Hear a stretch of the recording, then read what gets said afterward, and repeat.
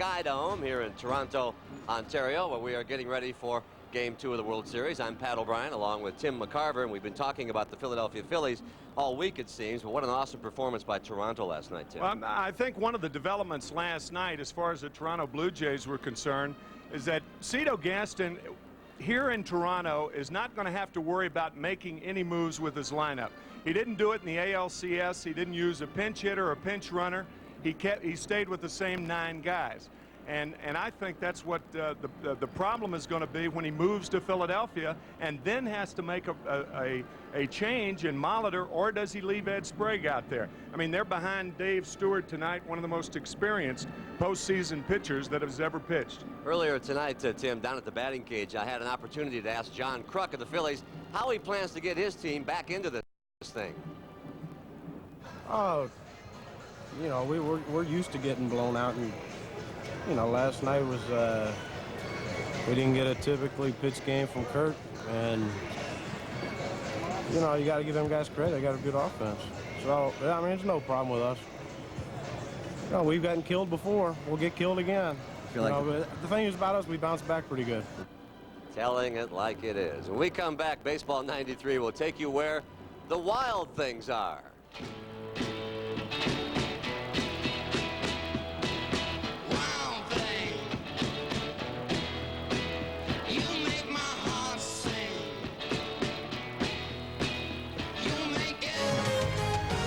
CBS Sports presents Baseball 93. Baseball 93 is sponsored by Michelin, because so much is riding on your tires. Ford Motor Company has 5 of the 10 Happy-go-lucky Philadelphia Phillies. You're right inside the dugout there live. You know, when you think about relief pitchers, you typically think about somebody who has impeccable control and can come in to pitch his team out of a jam. Well, Mitch Williams is the Phillies, of course. To put it mildly, not your typical reliever. In fact, when it comes to getting into the game, the jam is just getting started.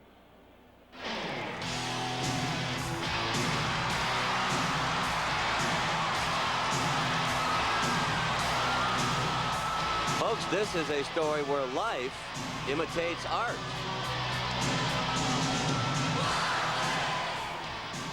In '89, when the movie Major League was released, they hung that nickname on me, and I've had fun with it. I mean, I'm not going to lie to anyone and say, well, it hasn't been fun. It has been fun. Yeah. And everything has been fun in Philly this year for the spontaneous southpaw who began his career in Texas before striking it big in the Windy City. Then Wild Mitch ran into a mild hitch.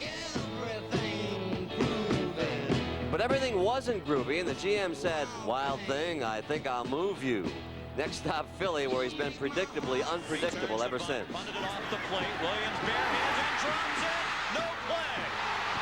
Does Mitch Williams just drive you out of your mind sometimes? No, not at all. Come on. I've been managing here 3 years, and the one thing, the way I look at it, when we get to that situation in the game, he's the best guy we have for that job. Practicing your hitting? Yeah, I might have to pinch hit in this series. How are you as a hitter? Good? Well, I batted 1,000 this year with 1 game-winning RBI, something small, nothing big.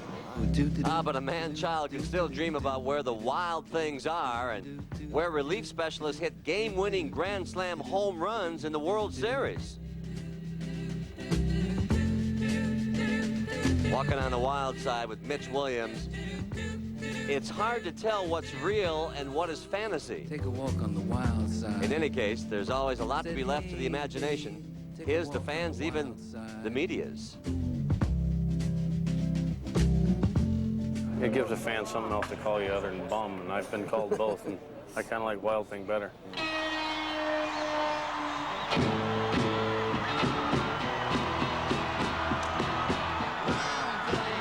Forget about the curveball, Ricky. Give him a heater.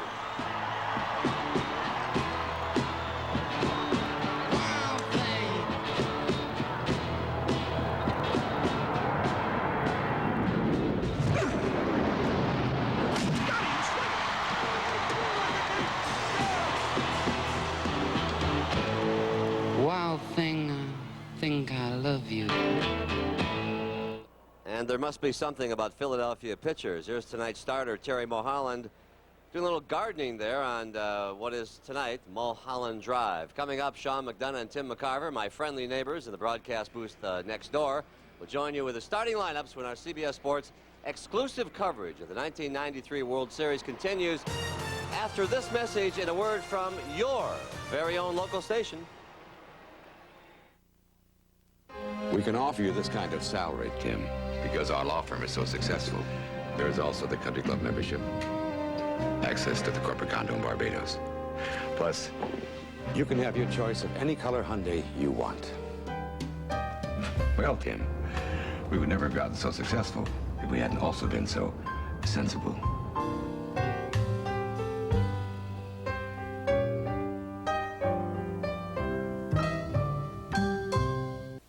When a man ran a grueling 26-mile marathon in a pair of dress shoes, what was he thinking? He was thinking, I'm glad they're Rockports. Rockport, you should be in our shoes. Put your heart into it. Be tough. I am not going to pay a lot for this muffler. By George, I think he's got it. Don't be bullied into paying a lot for a muffler. Now more than ever at Meineke, you're not going to pay a lot, but you'll get a lot. I guarantee it.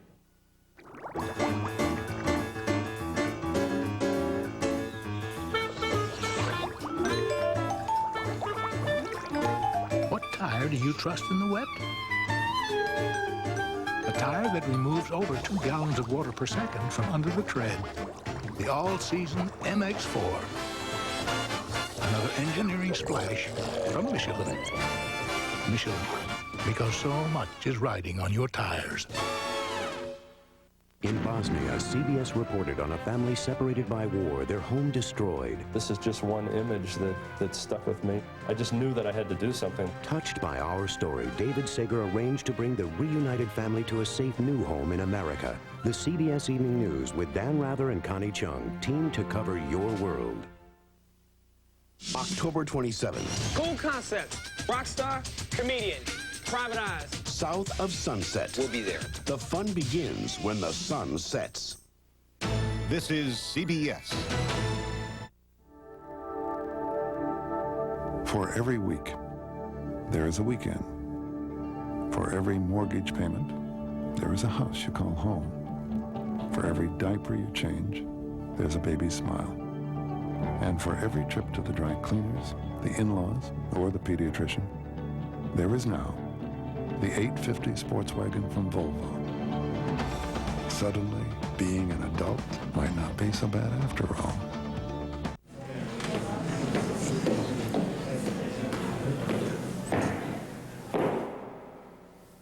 All real Pennsylvanians love to win. So lottery bingo is your game. Scratch here, match here, and bingo. Truck is built for tough. Now choose from 9 exciting Ranger models, including the newest, a Ranger Splash Super Cab 4x4. Plus, every Ranger now comes with a 24-hour roadside assistance program and is backed by a 3-year, 36,000-mile warranty. Now save $1,800, including $300 cash back from Ford. See the Truck Authority, your Quality Plus Ford dealer today. You better hit the ground running in a new Ford truck. Hey, hey. What makes the wild thing so wild? Herb will tell you Tuesday after the game. The Blue Jays and Phillies are wearing expressions you'd expect to see in October. In Game 1, Roberto Alomar expressed himself with his defense. And then the Blue Jay bats exploded. He hits that one down the right field line and deep, hook in toward the pole. Home run!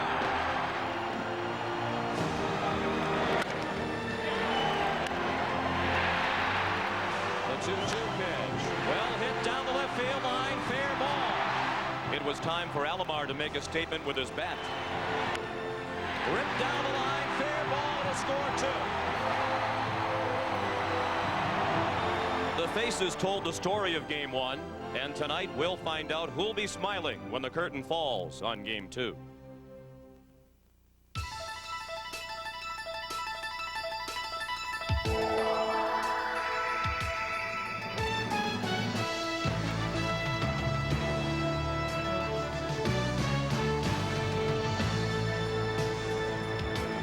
And the curtain is about to go up on Game 2 of the World Series as the Toronto Blue Jays play host to the Philadelphia Phillies at Skydome in Toronto.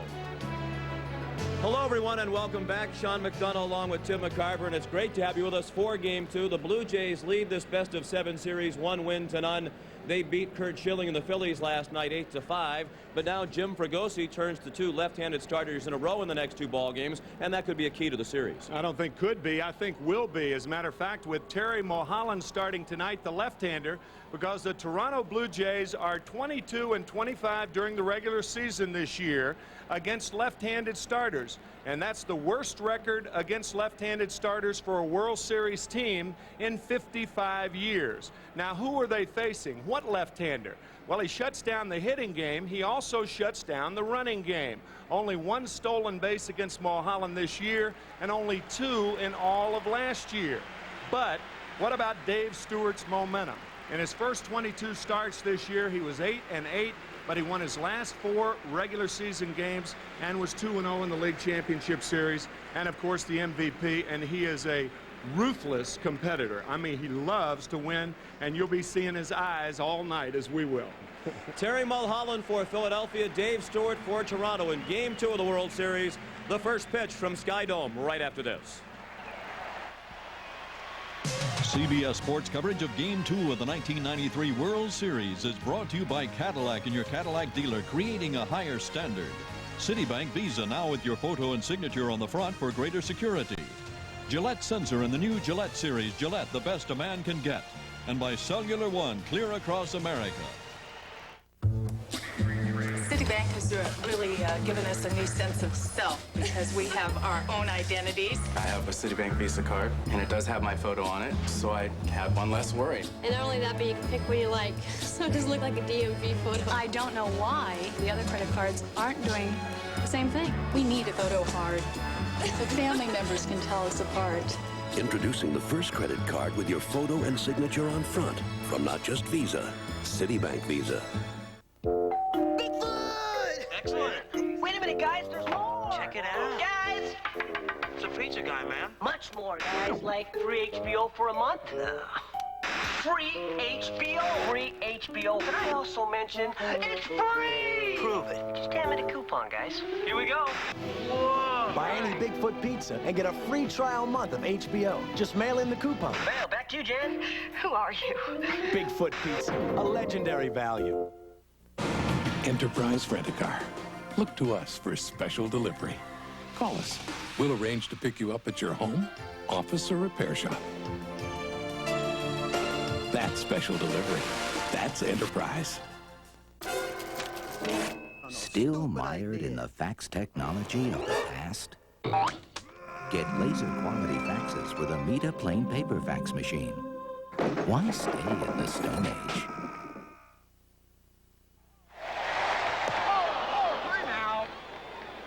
What are you thinking about out here? I don't know. I just don't think this perm looks natural. Perm? You think you've got problems?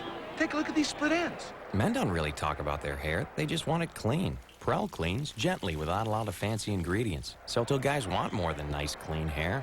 That's it. I'm bringing in Fisher. He's got those nice highlights. There's Prel. We're just talking clean. The view from the roof of Skydome. The roof closed again tonight. It has been a very rainy weekend here in Toronto. And this is one of those weekends during which you appreciate having a dome at your disposal. The Toronto Blue Jays take the field before another sellout crowd of better than 52,000. And here's a look at the lineup the Phillies will send at Dave Stewart tonight. Jim Fregosi has Lenny Dykstra leading off in center field. Batting second, the second baseman Mariano Duncan. John Kruk is the first baseman, hitting third. The cleanup hitter is the third baseman Dave Holland.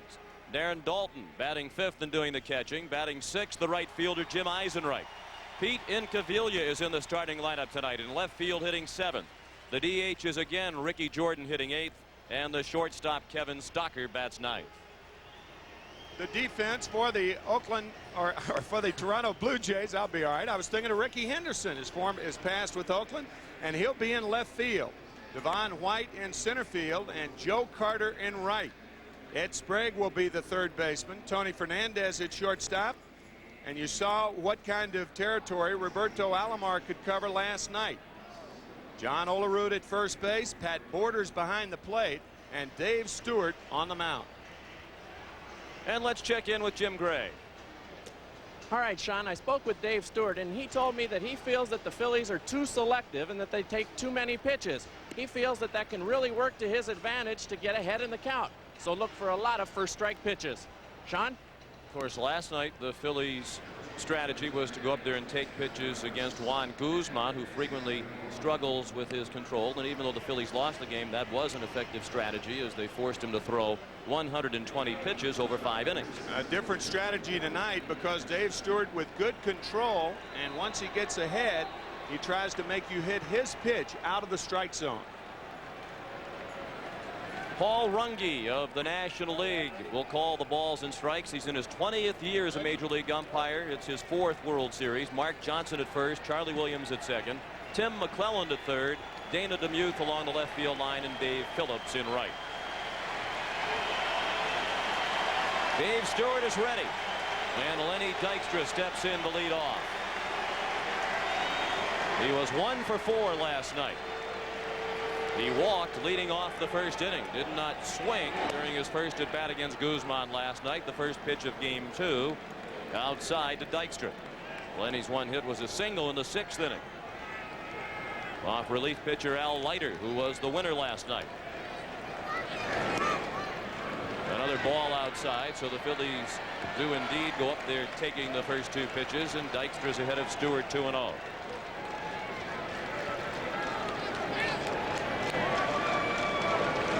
Ball 3. A big reason why the Phillies scored 877 runs to lead the National League, their patience. Dykstra, Dalton, and Kruk were 1, 3, and 4 during the regular season in walks in the National League. Barry Bonds, with 126 bases on balls, was second. There's an added factor. Not only are they on bases on balls, but they are hitting with a lot of 2-0 and 3-1 counts. Strike on the outside corner. Dykstra has taken 5 pitches and has gone to a full count. Taking 3-1 because for the most part he's going to get the same pitch 3-2 that he got 3-1, and that's a fastball.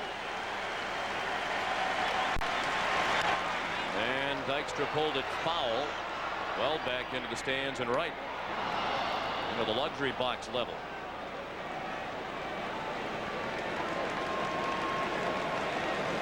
During the regular season, Dykstra had 773 plate appearances, a major league record, besting by 2 the mark set by Pete Rose in 1974. Another 3-2 pitch, routine fly ball to left. Ricky Henderson with the style points for the first out of the ball game.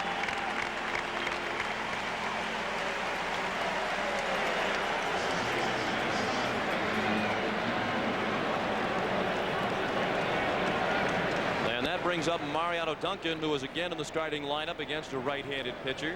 Why not after his performance last night? He went 3 for 5, stole a base and scored 2 runs. And Jim Fregosi told us before the game tonight that Mariano's rib cage injury is feeling much better these days. Breaking ball starts Duncan 0-1. Duncan had his best year against right-handed pitchers, batting .289 this year. That was the splitter from Stewart. And when he gets ahead, right-handers and left-handers will see a lot of those.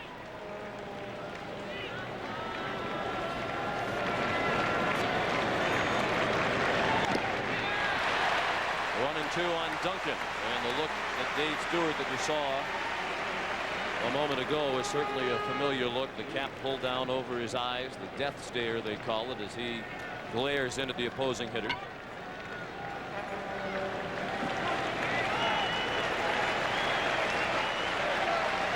1-2 to Duncan. Fastball fouled back to the screen. Talk about a guy who zeroes in on his target. Rarely does he take his eyes off Pat Border's mitt. A lot of you fans are familiar with Fernando Valenzuela, how he rolls his eyes up to the sky. Well, not Dave Stewart.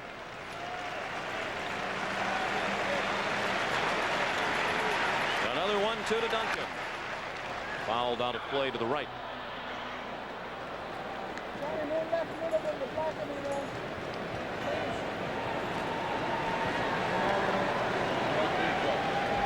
Right into your living room.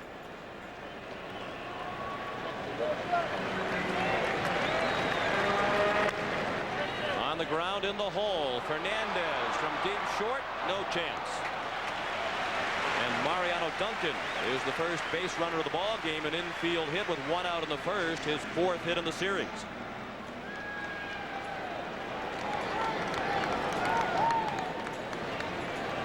Mariano is fisted with the split finger, and he hits one to his homie. Both Fernandez and Duncan from San Pedro de Macorís in the Dominican Republic. An infield hit for Duncan. He's at first with 1 out for John Kruk, who, like Duncan, had 3 hits last night. Kruk went 3 for 4, all of his hits singles.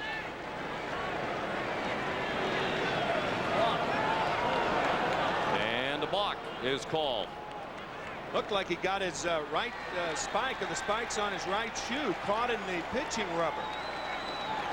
You see a lot of balks. Well, there's no doubt about this one. He is on the rubber.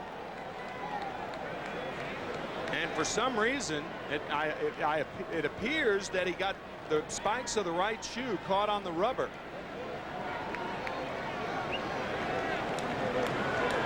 Sometimes that happens, but it is a rarity. But boy, that was a major league balk right there. Now runner in scoring position. And the first pitch to Kruk, the ball low.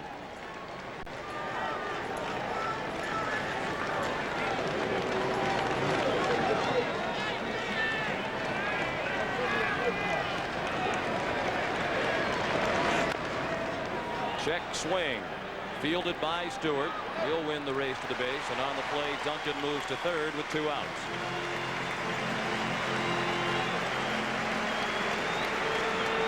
Dave Stewart has had phenomenal success in the postseason. One of his many impressive marks in the playoffs and World Series. The opponent's 137 batting average against him with runners in scoring position. That is best of all time. And the Phillies' Danny Jackson, who will start Game 3 at the Vet Tuesday night, is number 2 on that list. Dave Hollins, the batter. He walked his first time up last night, then went 0 for 4.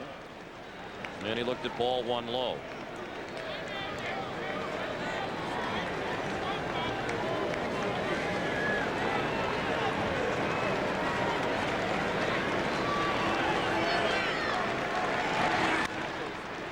Out of play and left. 1-1 on Hollins.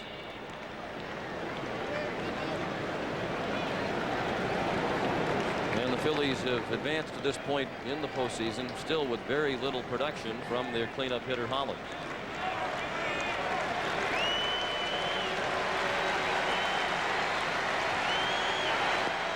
Check swing and a ball in the dirt. Everybody talking about the performance of the Phillies in the NLCS, and certainly they won it, but they were out hit and they made more errors than the Atlanta Braves, while also being outscored in the 6-game series. First time since 1924 when the Senators, in all 3 of those categories, won a series in postseason. 2-2 the count now on Hollins. That was a splitter right there. Hollins looked like a fastball, and Dave waves through it.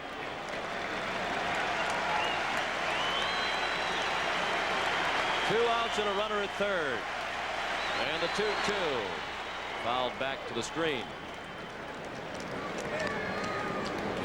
That pitch registered at 92 miles per hour on our gun downstairs. You look at Jim Fregosi. After 27 years as a major league player and manager, he has finally advanced to the World Series for the first time in his career. Ball 3.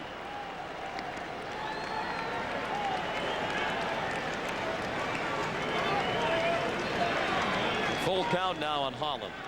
Should he reach, Darren Dalton would hit next. No score in the top of the first.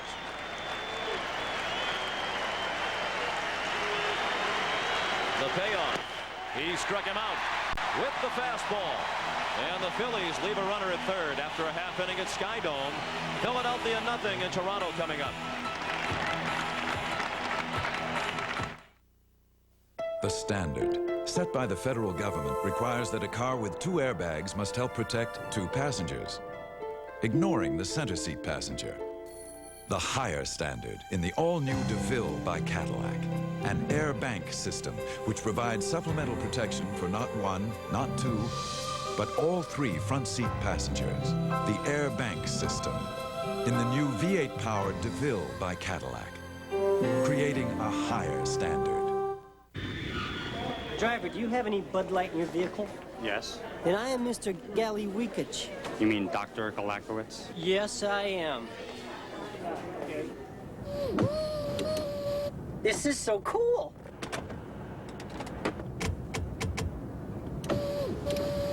First time in a limo? Doctor? In a limo this small. If you want great taste that won't fill you up and never let you down, make it a Bud Light.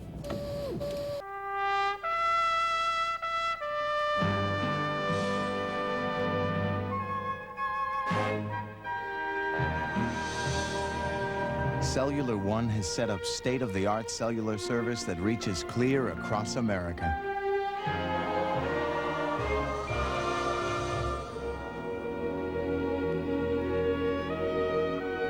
Beautiful, isn't it? Is Herman incurably romantic or just incurably weird? Women make your life a living hell. Then you die 6 to 8 years before they do. Evening shade. Then the family frog croaks. Shelly, come on, you're a doctor. I'm a plastic surgeon, Beth. You want me to do his eyes? Dave's World after Evening Shade, Monday. Can't you pump his little froggy arms? Cito Gaston has Ricky Henderson leading off again tonight in left field. Devon White is batting second in center field. Paul Mahler, the DH, bats third. He hit sixth last night.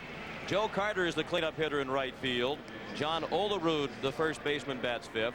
Roberto Alomar batting sixth tonight at second base.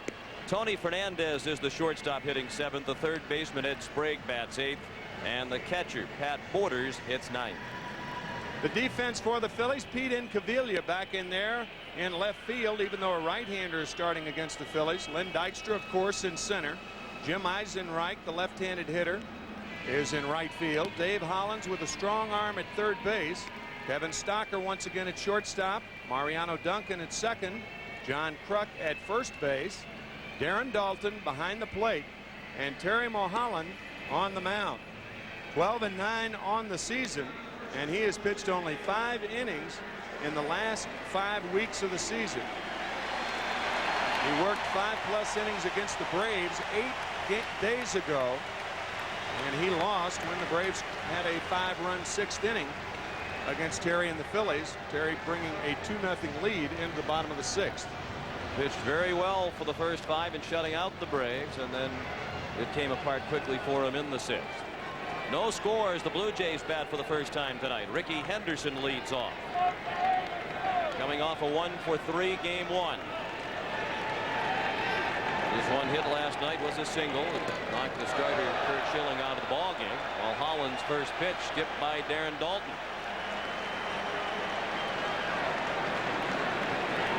A right-handed hitter in particular has a very difficult time picking the ball up off Terry Mulholland because the glove and the arm come together. A lot of hitters say that he throws out of his uniform, and often they are late picking the ball up. That's to Mulholland's advantage. This is Terry's first World Series appearance ever, and he has fallen behind Henderson 2-0. He's looked down at the mound twice, and now he's doing a little gardening out there. That's his second stint as a gardener tonight. We saw him during the pregame show with Pat O'Brien taking the rake to the mound in the bullpen.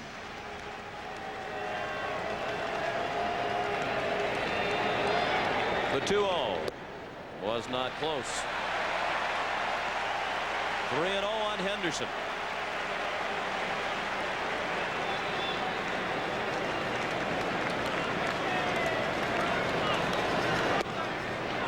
And Mulholland has thrown his first strike. Similar start to that of Stewart as he fell behind Dykstra, the first batter of the night. 3-0. And then came back to retire Lenny on a fly ball. That's ball 4 outside.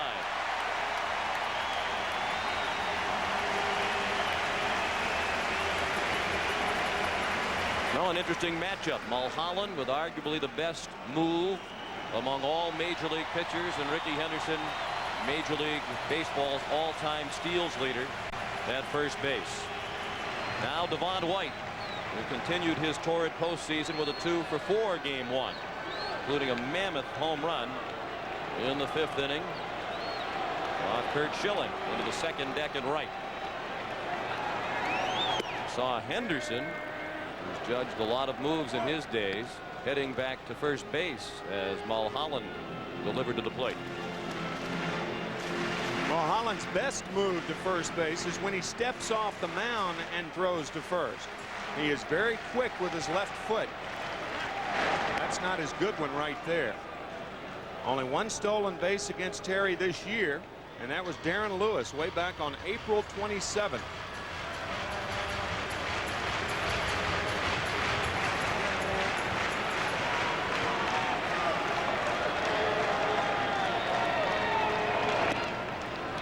Not been a stolen base this year against the battery of Dalton and Mulholland, because Todd Pratt was the catcher for Philadelphia back on April 27th when the Giants' Darren Lewis stole that base against Mulholland.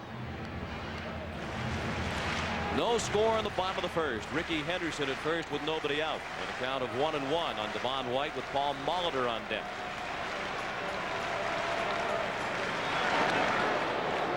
That was a step-off move right there, and you could see how quick that left foot was of Terry Mulholland's. The left foot steps off, he gets the arm up in time, and that is a very, very good move. He had 16 pickoffs to lead the major leagues last year. 1-2 now on Devon White.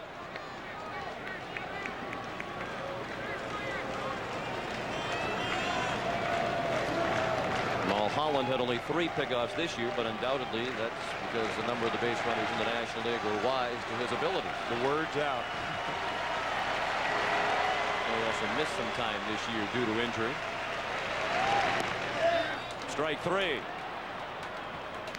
White tried to check his swing and could not, and that's the first out of the inning. Slider down and in. You can see the slider spin, and White goes too far.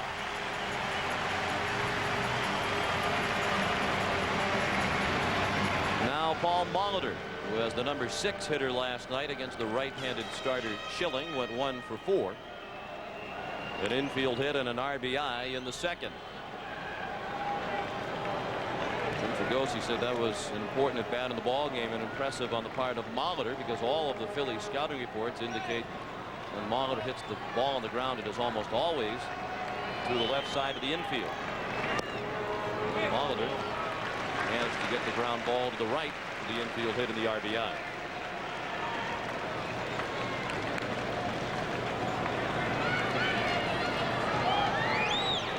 When a pitcher is tough to steal against, the other option is the hit and run. Boy, he's quick over there. On the hit and run play, the runner, even if he's as fast as Henderson, has to make sure that Mulholland goes home, and then it's up to Molitor. The responsibility shifts, and he got him. He did indeed. No, he didn't. Safe the call. We saw the arm flashing through the screen. It looked like Henderson was out, but called safe by Mark Johnson of the American League. He didn't get Henderson, he got me. Wow. That was very close, but again, that gives you an idea of how quick Mulholland is. Again, you saw Henderson leaning toward first as Mulholland went to the plate with ball 2, 2-0 on Molitor.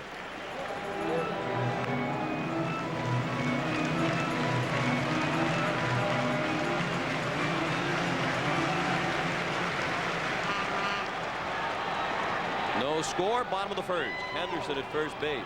1 out. He is running. The pitch is strike. The throw, a good one.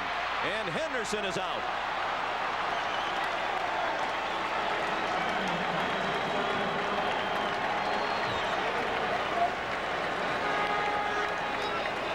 This throw is right on the money. And watch Mariano Duncan where he takes the throw. It's on the bag. Instead of taking it out front and bringing it back, he makes the tag right on the left shoulder, and Henderson's out easily at second base. Now the 2-1 to Molitor is ball 3. You had a feeling that Ricky would try it because he certainly welcomes the challenge of trying to steal against somebody like Mulholland. And the Blue Jays said prior to the start of the league championship series they weren't going to let the throwing ability of Ron Karkovice prevent them from trying to run, and they did attempt to run against Chicago. That throw by Dalton was right on the money. He caught 3 Atlanta Braves during the NLCS. Alomar did have a stolen base in last night's game. And Molitor is aboard with 2 outs on the second walk of the inning issued by Mulholland. Terry's 30 years old, Pennsylvania native from Uniontown, PA. Now makes his home in Scottsdale, Arizona. And here is Joe Carter.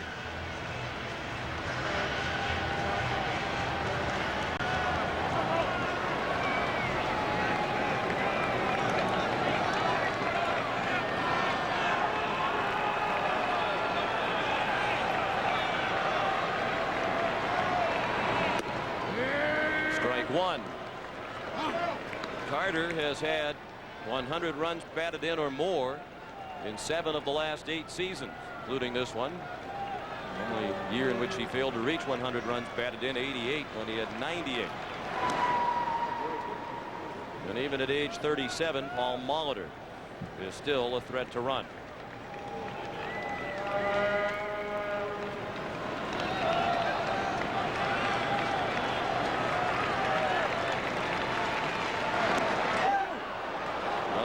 Play, and safe at first is Molitor. Not only is Mulholland quick with his left foot, but he's accurate in his throws. He gives the throw to Kruk right down around the ground. And Kruk, of course, being a left-handed thrower, it's much easier. All he does is have to drop the glove on the runner. Carter in the hole, 0-2.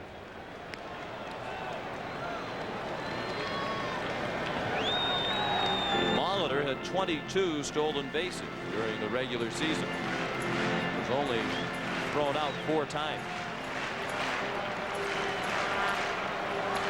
No score. We're in the bottom of the first. And the 0-2 to Carter is pulled down the line, foul.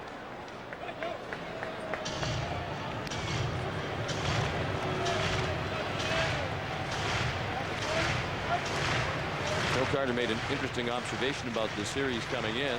Blue Jays had what ordinarily would be considered a big edge in terms of World Series experience. Many of their players have experienced it. Only 5 Phillies had prior to last night. Joe said these Phillies are so loose, something like a lack of World Series experience really isn't going to affect them. Yeah, I asked Joe if one of the things that worried the Blue Jays is the fact that the Phillies didn't worry. He said that's exactly right. Joe impressed that in the NLCS, the National League Championship Series, the Phillies never appeared to be down.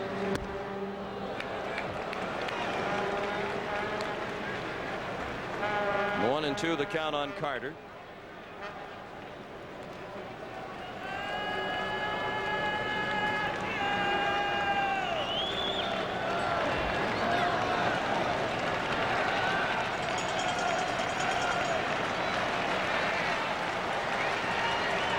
With a very short lead. 2-2 now.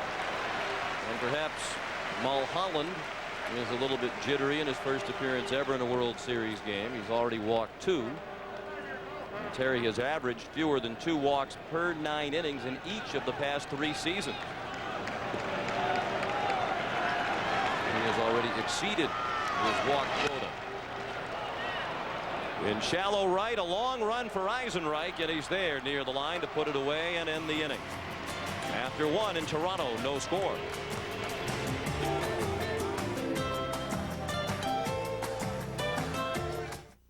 You're looking sharp.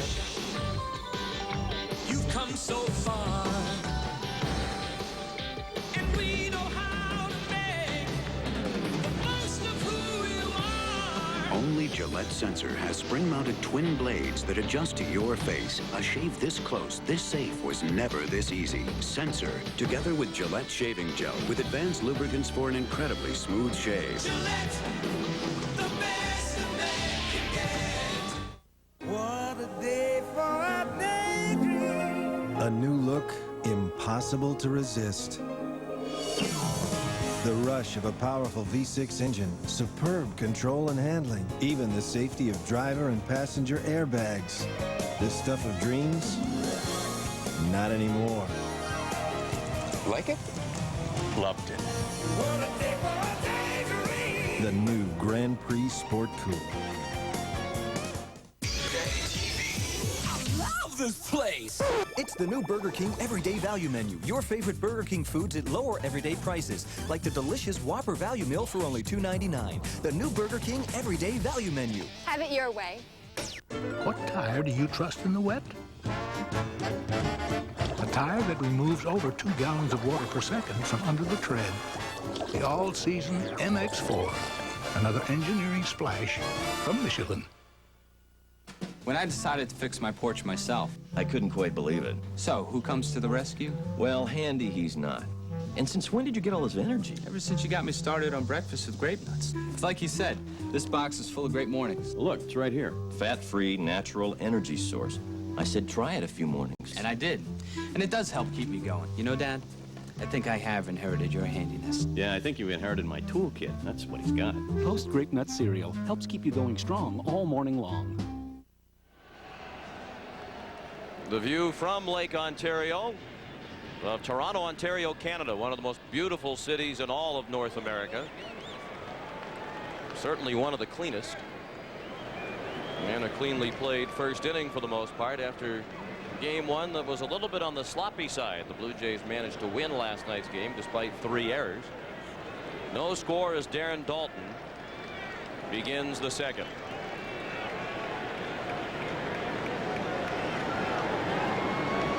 Against Dave Stewart. First pitch of the inning on the outside corner for strike one.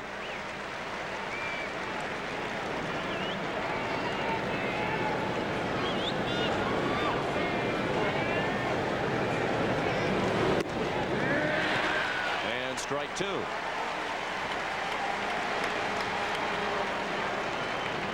Stewart in his first year with the Blue Jays. He signed a 2-year contract in the offseason as a free agent for a reported $8.5 million. And his career as a Blue Jay got off to a very slow start. As a matter of fact, he opened the regular season on the disabled list. He had a strained right forearm coming out of spring training. Popped up. Fernandez. 1 out.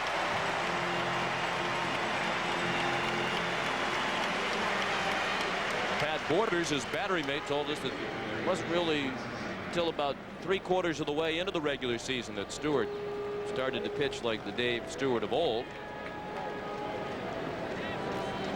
If you mention the numbers down the stretch, he has plenty of momentum coming into the World Series. Jim Eisenreich, the batter. He drove in a run with his 9th inning single off Wayne Ward last night. He went up there taking ball 1 low.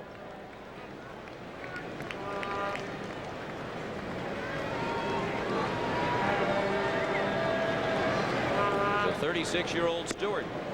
There was a fastball that missed. 2-0. So far, Dave, making it look very easy, but his career has not been easy. He signed with the Dodgers, arm problems, and then he signed with the Phillies, released by Philadelphia in 1986.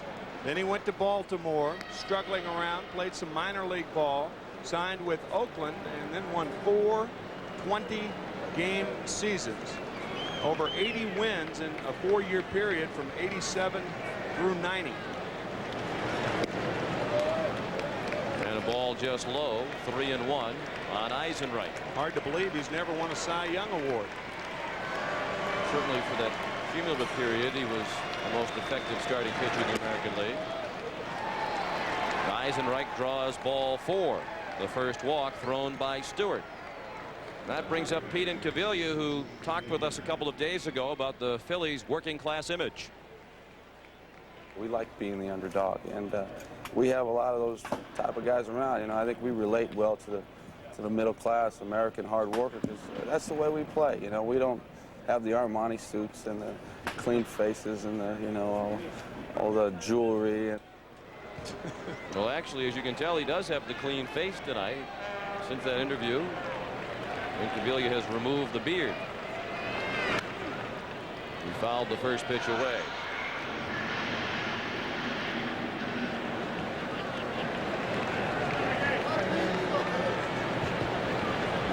Certainly a solid average for his career against right-handed pitchers, but didn't start many games against them this year, while platooning in left field with Milt Thompson. But Thompson struggled with the bat late in the regular season. That problem has continued in the postseason, so Incaviglia is in there tonight trying to generate a little more offense. Stewart tied him up. 0-2 the count. That's where most pitchers try to pitch Incaviglia in tight. He is so muscle bound, very strong, loves to extend his arms, and can hit the ball out in any part of the ballpark. 5 home runs to right, 5 to center, 14 to left this year.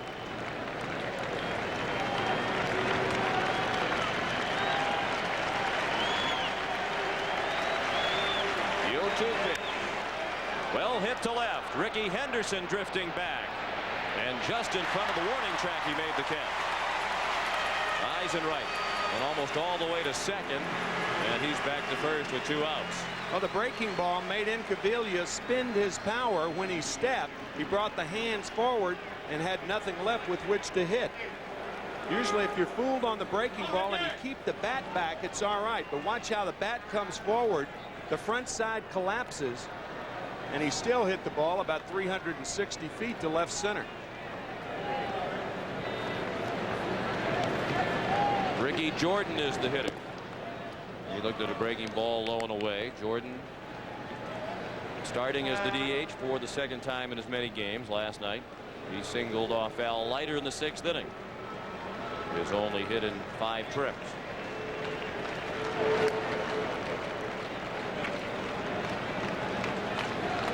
Eisenreich had 5 stolen bases without being caught during the regular season.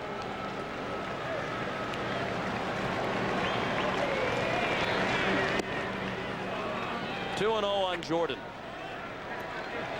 We mentioned during the National League Championship Series that his brother Flip is a drummer for the recording artist Bobby Brown. And last night, Ricky Jordan and Kim Batiste came out during the practice for the pregame ceremonies about 4 hours before game time, when Aretha Franklin was rehearsing the national anthem, and Jordan and Batiste got Miss Franklin's autograph. They were positively beaming about it afterwards. The 3-0 is a strike. Bobby Brown, by the way, the husband of Whitney Houston. Not to be confused with the American League president, Dr. Bobby Brown. Of course, there was a case of mistaken identity with Ricky Jordan during the playoffs. He was asked by a reporter if he missed playing football. And obviously the reporter had mistaken Ricky Jordan with Brian Jordan of the St. Louis Cardinals, who once upon a time was a defensive back for the Atlanta Falcons. Eisenreich running on a 3-2 pitch, and Jordan fouled it off. Ricky Jordan is unlike most of the Philly hitters. He walked only 8 times this year, over 190 plate appearances. Walked only 70 times in his career with almost 2,000 plate appearances. So he's a free swinger. And he swings away on the second 3-2 pitch. Ricky Henderson has to play it on a hop. He lost his cap, but not the ball. Eisenreich running with the 3-2 pitch made it to third, and Ricky Jordan has his second hit of the World Series and Philadelphia's second hit of the ball game. This is one thing you can do on the artificial surface. You can charge the ball and then smother it once it's close to you. You can't take that chance on a natural grass field. That's a ball that had enough hang time where it appeared that Henderson could have caught that ball easily. I don't know whether he saw the ball all the way, but that's a ball that Ricky Henderson usually sucks up. And he'd take another step or two instead of working hard to put the brakes on. He might have been able to catch that rather routinely. Kevin Stocker is the batter. He tries to bunt and pops it up. Borders can't get it. Sprague was also in pursuit, but Borders, the catcher, had the best shot at it. Interesting play by Stocker, trying to bunt with 2 outs and runners at first and third. He was trying to get Eisenreich in, and if you're on third with a batter that will bunt, you have to be alert for that play. No score. We're in the second. The Phillies left a runner at third base in the first inning. They have runners at first and third with 2 outs here in the second. Stocker had 1 hit, 3 at bats last night. Split finger and a count of 0-2. Larry Boa is the third base coach. His name has come up regarding the Houston Astros managerial vacancy. And Davey Lopes has been listed as the front runner in most of that speculation. The 0-2 pulled down to first, foul ball.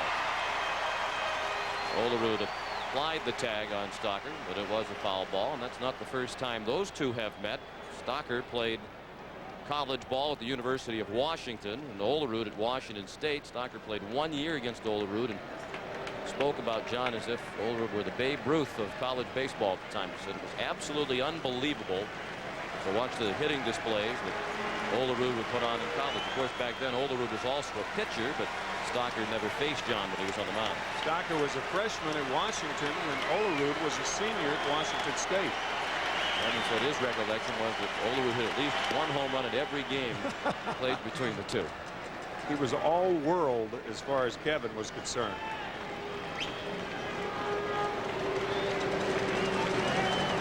The 1-2 the count.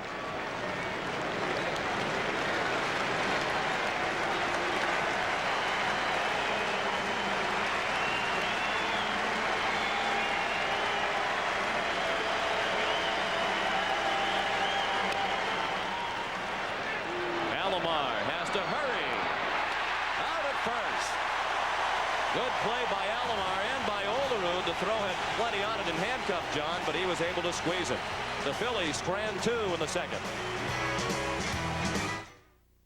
So what would you say if I told you to see your Oldsmobile retailer right now?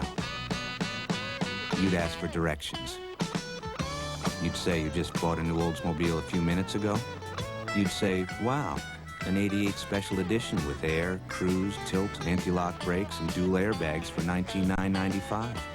Gee, so I was right the first time. It's your money.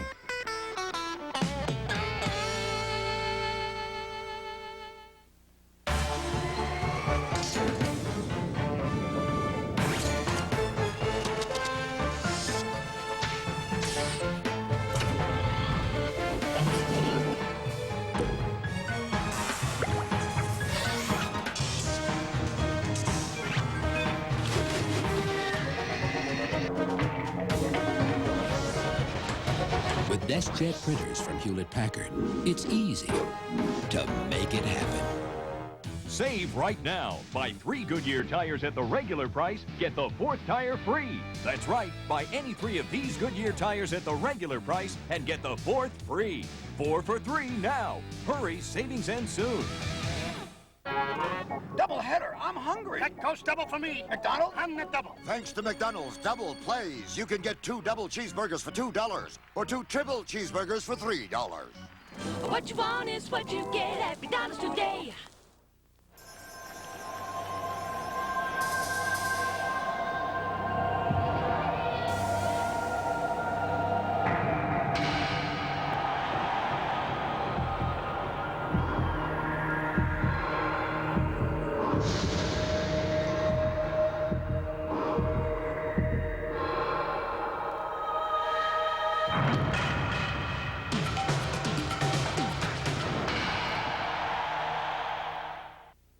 A message from Major League Baseball.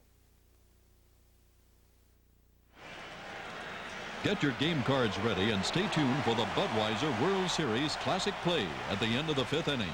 You could win $100,000. That's certainly a good reason to stay tuned. No score after an inning and a half. Terry Mulholland ready to face John Olerud, then Roberto Alomar and Tony Fernandez. First pitch to Olerud, bounced down to first to Kruk. He waves off Mulholland, 1 out.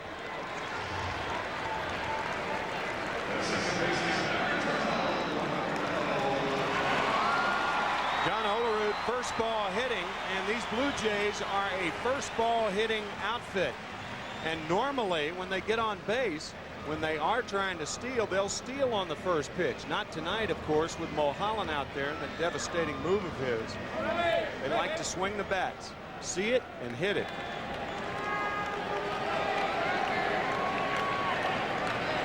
The hitter is Roberto Alomar, and he looked at strike 1. Roberto was the number 3 hitter last night against the right-handed starter Schilling. Went 1 for 4. He had a 2-run double off David West in the 7th inning. This is the way Cito Gaston has played it since Ricky Henderson was acquired. Against left-handed pitchers, ordinarily, Molitor bats 3rd and Alomar 6th, as is the case tonight. Cito Gaston does not have to manipulate his lineup like Jim Fregosi does. As a matter of fact, Gaston, in 7 straight postseason games, has not used a pinch hitter. He's not used a pinch runner. The only difference being he shuttles Molitor from the 6 hole to the 3 hole and Alomar to the 6 hole from the 3 hole against left-handed pitching. Other than that, everybody else is straight up. Swing and a miss for strike 3, and the bat went flying past the 3rd baseman Dave Holland.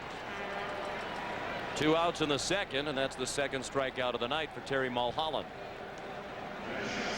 Players refer to this as a little helicopter. He swings through it and it chops down in front of Holland.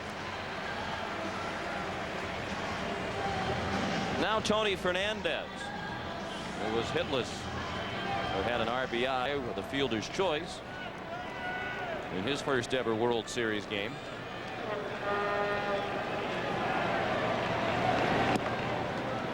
Again, Mulholland looked down at the mound as he delivered ball 1 to Fernandez.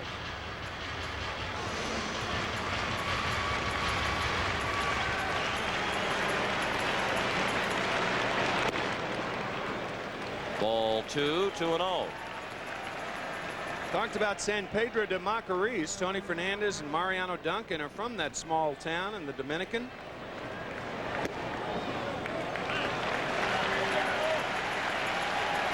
You have to approach it from the east, as that arrow would suggest, or fly to Santo Domingo and drive.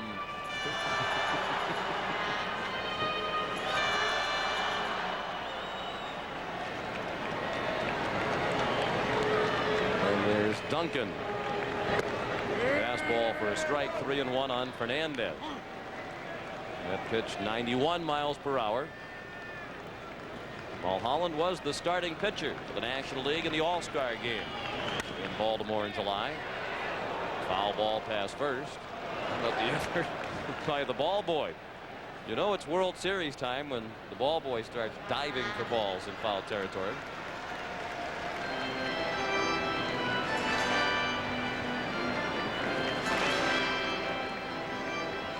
Full count now on Fernandez.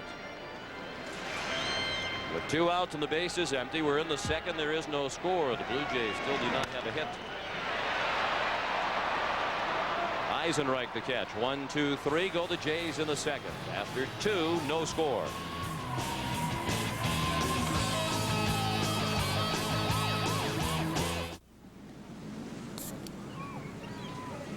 Hi. Is this face taken? No. Then I'll sit down. You want a Bud Light? Not yet.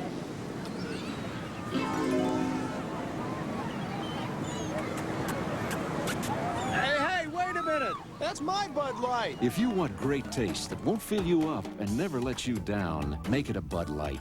How about a little help here? Imagine a wonder drug that could help reduce minor arthritis pain so the Panthers wouldn't lose their star shortstop. One that could relieve headaches so more boys could come out to play. A drug that studies show reduces the risk of second heart attacks. Imagine a drug that holds answers to all these ailments so families could gather for years to come. A wonder drug? Yes, it's genuine Bayer aspirin. The wonder drug that works wonders. When Oldsmobile tested its 88 LSS against the Acura Legend L and Lexus ES300, people had a few questions.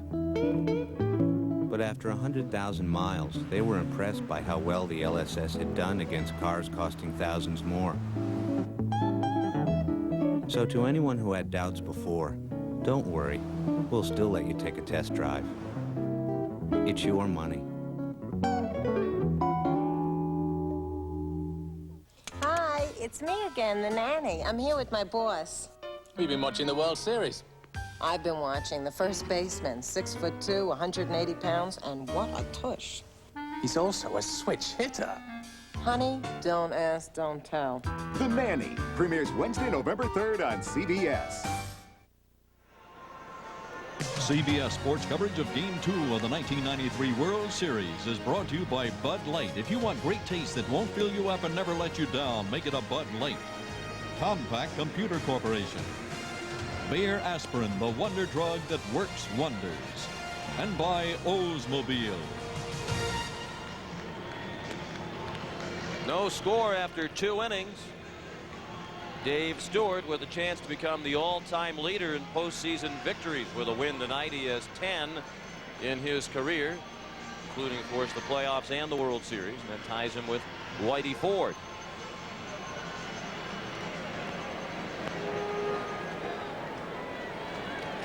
Stewart's all-time postseason record is 10-5. Whitey Ford was 10-8. Lenny Dykstra, the batter. He started the ball game with a fly ball to left. First pitch breaking ball for ball 1. Whitey Ford also with the most postseason starts, 22. Next was Catfish Hunter, and then Dave Stewart. This is his 17th time that he has started a postseason game. And in all but one of those times, he has gone past the 6th inning. Game 1 of the 1990 series against the Cincinnati Reds, he went only 4 innings, and that was the only game he didn't go at least 6. 3-0 on Dykstra, and he went ahead and count 3-0 his first time up before Stewart came back to get him on the fly ball to left. You heard about intimidating pitchers. Dykstra's an intimidating hitter, the way he hangs over the plate. He dares you to throw the ball inside. Figure if you're a pitcher right there and Len Dykstra hanging over the plate, where do you throw the ball? If it's outside, it's right in his wheelhouse. He's quick enough if you throw the ball inside to get around on it. Always seems to have the count in his favor. This is almost a carbon copy of Dykstra's first at bat. You'll recall what Jim Gray said just before the first pitch of the ball game. Stewart thought he could use the Phillies' patience to his advantage tonight. Look at Lenny Dykstra and you think, here's a guy who hits the ball on the ground, doesn't have a lot of power. Well, he certainly has power. 19 home runs, 17 of those against right-handers. But an odd category. He led the National League in balls hit in the air for outs with 222. You see that out of a leadoff hitter often. That's in the air down the right field line. Hooking foul.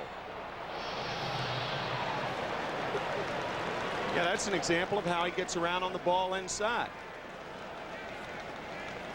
If you crowd the plate, you have to be quick on balls inside, and Dykstra is.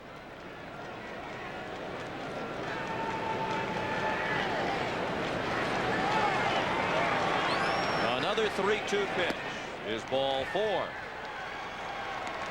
So this time Dykstra's patience is rewarded. And the Phillies have the lead man on for the first time tonight. That's the second walk issued by Stewart.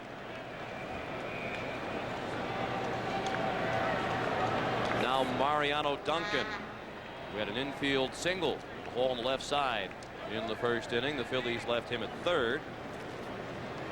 Philadelphia has stranded 3 base runners through the first 2 innings. 2 of those men left at third base. Stewart over the plate at the knees with strike 1 to Duncan.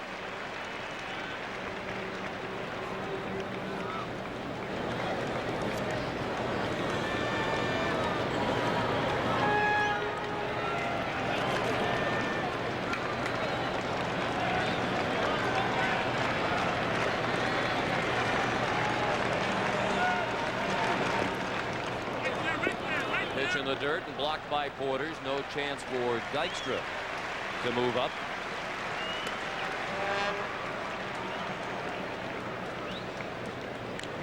Mariano Duncan with that bat held very low. John Kruk, who is on deck, with the bat held very high. Doesn't matter where you start your swing, but it's where that bat is in the body and the front side, especially when the ball's about halfway to the plate.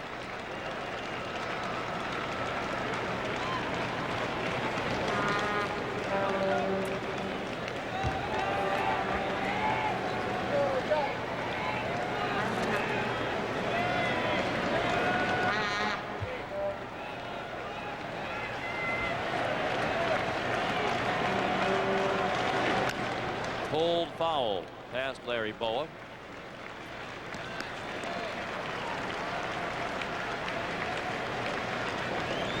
One and 2 the count. Nobody out, top of the third. The Phillies have Dykstra at first, and a count of 1 and 2 on Duncan.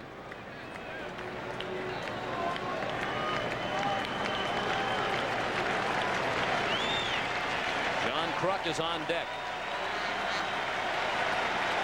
They pitch out. Porter's down to first, and Dykstra is back safely.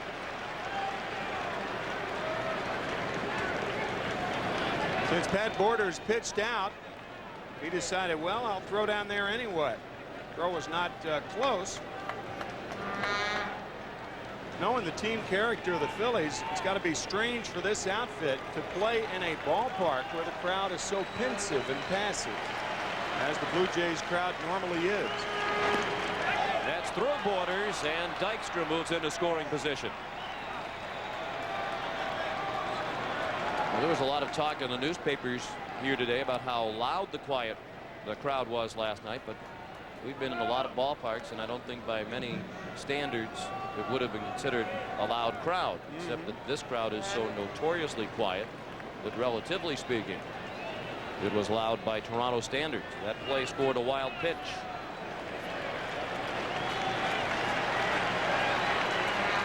Dykstra at second with nobody out. And the payoff pitch to Duncan. Breaking ball. Borders and Stewart can't figure out where it missed. And Stewart has walked 2 to open the inning.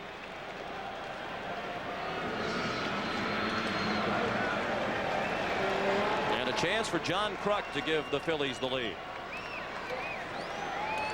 He had a chopper along the first baseline that Stewart fielded, and Stewart beat him to the bag.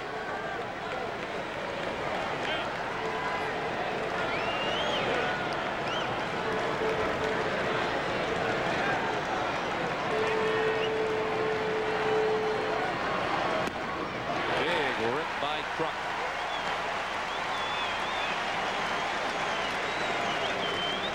He says, I'm not an athlete. I'm a baseball player.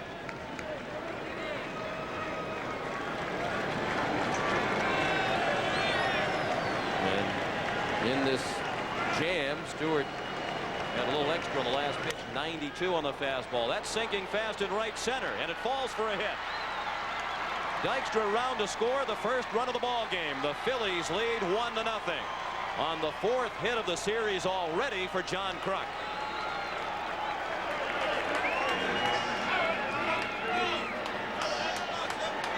Fourth hit, third RBI. As Kruk delivers, not only does he score Dykstra, he moves Dunk into third base. So 2 for the price of 1. And the Phillies take the lead. Notice that pine tar on John Kruk's bill of his cap. Bill Lyon, a writer for the Philadelphia Inquirer, said that cap looks like John came out of mine number 5.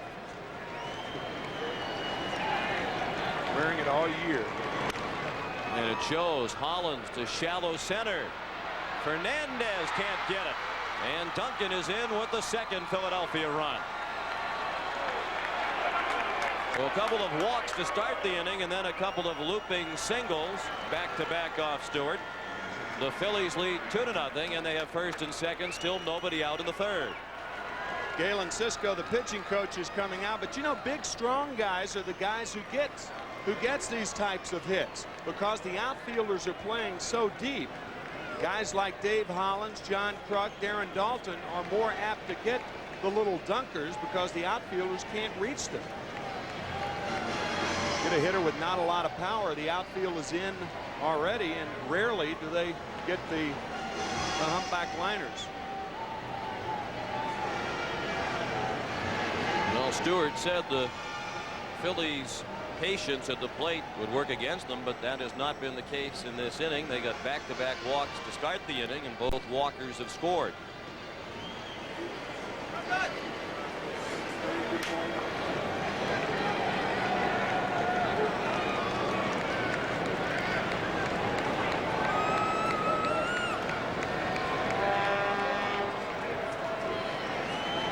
Darren Daulton popped to short his first time up.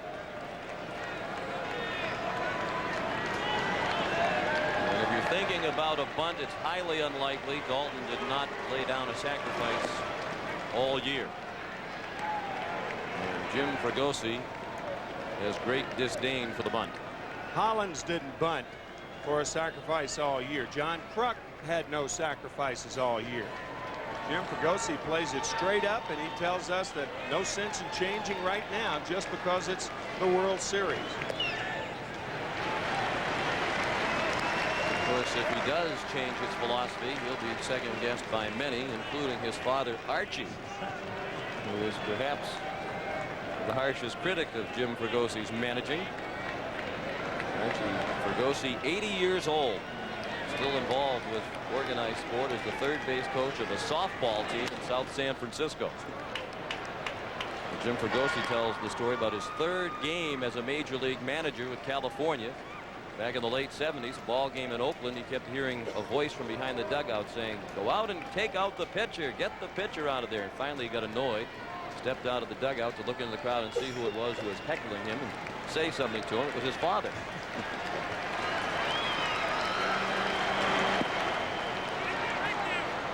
Ball in the dirt. 2-2 now on Daulton.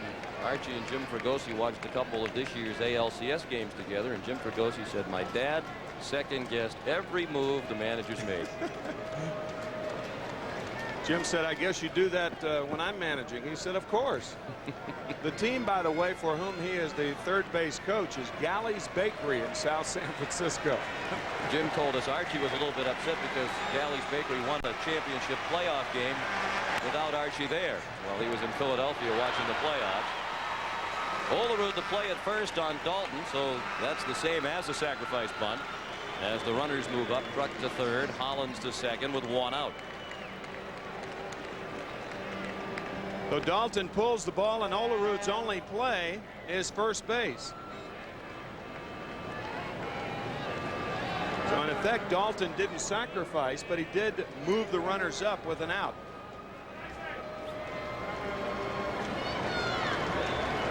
Blue Jays will play the infield back in the third inning, trailing 2-0 with 2 men in scoring position and one out. And Jim Eisenreich is the batter. He lashed at the first pitch and fouled it out of play to the left. You might think with the right-hander Incaviglia on deck, why not walk Eisenreich and get to Incaviglia? You're already down by 2 runs, and managers, I think, are properly reluctant to walk more runners on base. If Incaviglia gets a hold of one, the game's out of reach for the most part. Pulled foul past Mel Roberts in the first base coach's box. Saw John Kruk running on contact, and that's what the Phillies do a lot of. A ball hit on the ground with the infield back, Kruk will try to score. If he sees that he's caught at home, he'll try to get in a run down and allow the other runners to move up. The 0-2 to Eisenreich. Fly ball to right, well hit. Carter sprinting back. It's over his head and over the fence. A 3-run homer for Jim Eisenreich. And the Phillies lead 5-0.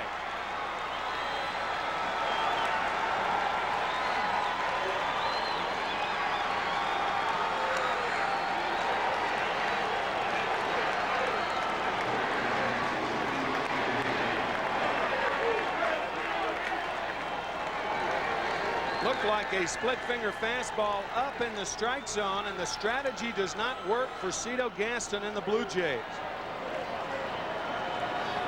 Eisenreich with 7 home runs during the season, and he gets all of this one. Look at the crowd standing up. They were ready for it.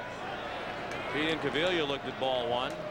Tim, that brings to mind the point Jim Fregosi was making before the ball game tonight, talking about veteran pitchers who have been in a number of pressure situations before. And when they get in a jam, if they're patient and continue to do the things that they do well, they can get out of the jam with minimal damage. And he talked about Stewart as an example of that, and he said Mulholland struggled in that regard in the game in Atlanta. Once he got in trouble, Mulholland was really racing to get out of the jam as quickly as possible and didn't make good pitches. In that instance, Stewart was ahead in the count 0-2 and gave Eisenreich the ball he could really handle. You don't normally think of Dave Stewart making a mistake like that, but certainly with the count 0-2, it was that.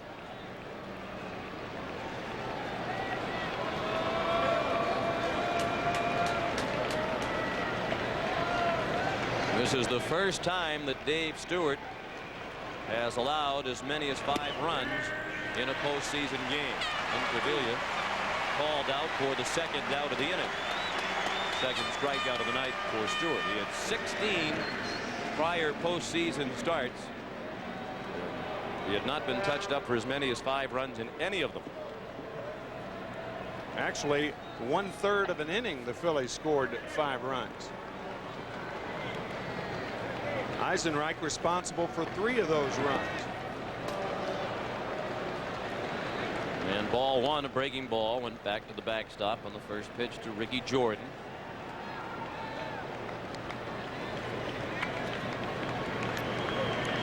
Jordan, the 8th batter of the inning. Sprague, nice play to his left. And that ends the inning. We'll return to Sky Dome after this message and a word from your local station. In Bosnia, CBS reported on a family separated by war, their home destroyed. This is just one image that stuck with me. I just knew that I had to do something. Touched by our story, David Sager arranged to bring the reunited family to a safe new home in America. The CBS Evening News with Dan Rather and Connie Chung teamed to cover your world. Emmy winners Tom Skerritt and Kathy Baker return in the Emmy-winning Best Dramatic Series. CBS invites you to experience television's best. Picket fences in 5 days. This is CBS. What makes the wild thing so wild? Herb will tell you Tuesday after the game. We labored to make the new Dodge Ram the standard for quietness in a pickup. We triple sealed the doors. We coated the hinges with friction-reducing material. And to help eliminate wind noise, we even came up with a special sound-deadening antenna cover. As pleasant and comfortable as our new truck is, we just couldn't allow it to whistle while it works. New Dodge Ram. The rules have changed. U.S. Healthcare. Sometimes the best medicine of all is a good laugh.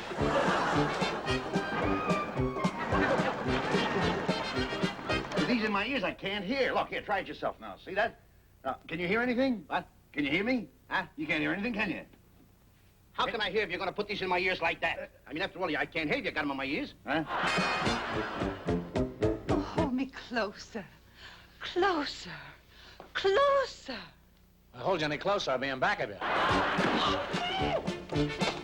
This gift is from Jackie. Oh, golly, oh, shucks. I hope that you like it. It costs $40. All other husbands have their wives behind them. Napoleon had Josephine behind him. George Washington had Martha behind him. Mark Antony had Cleopatra behind him. What have I got behind me? Don't you dare!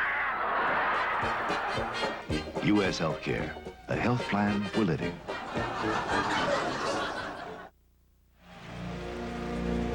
Now look back at Game 2 from last year's World Series.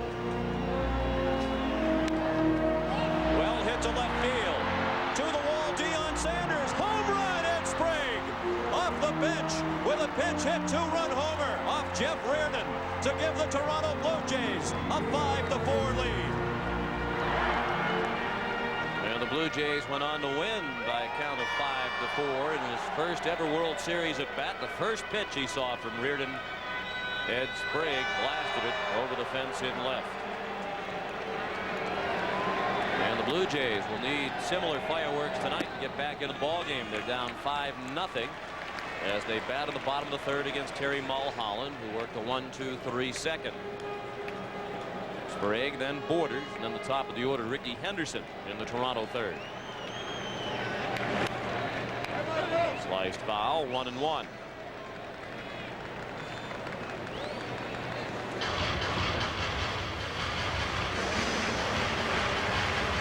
Ed Sprague Jr., his dad, was a major leaguer and is now a scout for the Baltimore Orioles. And he must be a pretty good scout. He signed some of the Orioles' best players, including Mike Messina, the pitcher, and Jeffrey Hammond, considered Baltimore's top prospect when he was recalled during the season from the minors.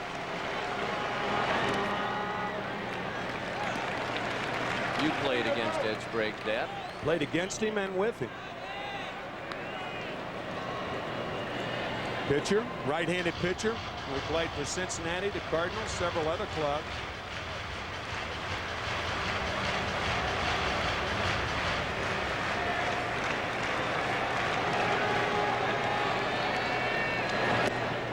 Jack swing and a ball in the dirt. 3-2. Cito Gaston still has not decided if it'll be Sprague who comes out of the lineup when the scene shifts to Philadelphia and the pitchers have to hit. A pop-up in foul ground between home and third. Dalton has room, and the ball 1 out.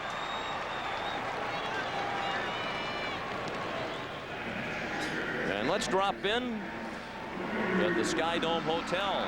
A room out in straightaway center field. They tell us the rooms at the Sky Dome Hotel are going during the World Series for anywhere from $350 to $1,175 a night.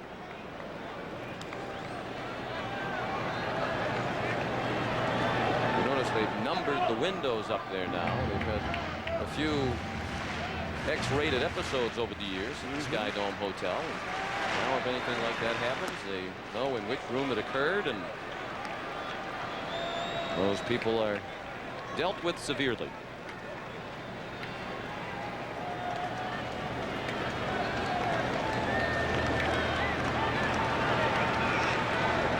They do post warnings in those rooms that the people in the ballpark can see into the rooms in the Sky Dome Hotel. Pat Borders, the batter, the MVP of last year's World Series, quickly behind in the count, 0-2. Pat says he has little recollection of last year's World Series when he was the MVP. It all seems like a blur. And there is the possibility, and Pat has raised it himself, that this might be his last World Series with the Blue Jays. They've talked about trimming the payroll in the offseason. They have a top prospect in Carlos Delgado, who is a catcher. Anything, he's ready to play at the major league level. Yeah, they think he's ready to hit at the major league level, but catching at the major league level could be a mistake for the Blue Jays, as Borders slices one to right field for the first Blue Jay hit. You can't rush catchers like you can infielders and outfielders, because catchers have so much to do with the success of the pitching staff. Not only do you have to swing the bat, but you've got to be a good defensive player. There are just a lot of things in the development of a catcher much more important, many more things than most players. With that hit, Borders has now hit safely in 21 of his last 22 postseason games. That's interesting, isn't it, Sean? John Kruk still holding Borders on with Mulholland on the mound, and Mulholland with a 5-0 lead throwing over to first base.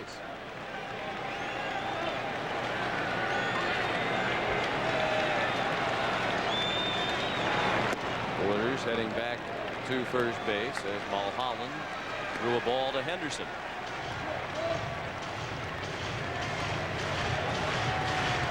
That's what the runner Borders saw.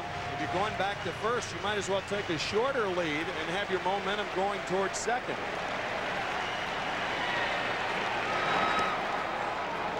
So the likelihood of picking Borders off in a situation like this almost nil. I think if I were Jim Fregosi, I'd play Kruk behind Borders. The chances of Borders running non-existent with a 5-0 trailing by 5 zip. If Henderson squeaks a ball through on the right side, the Phillies could regret it. Of course, Henderson is a pull hitter. There is a big gap on the right side with Kruk holding the runner on.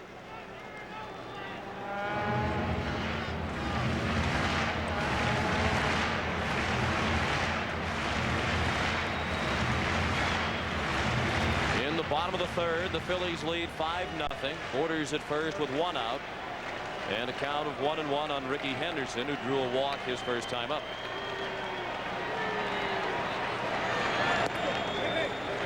Ball 2, 2-1.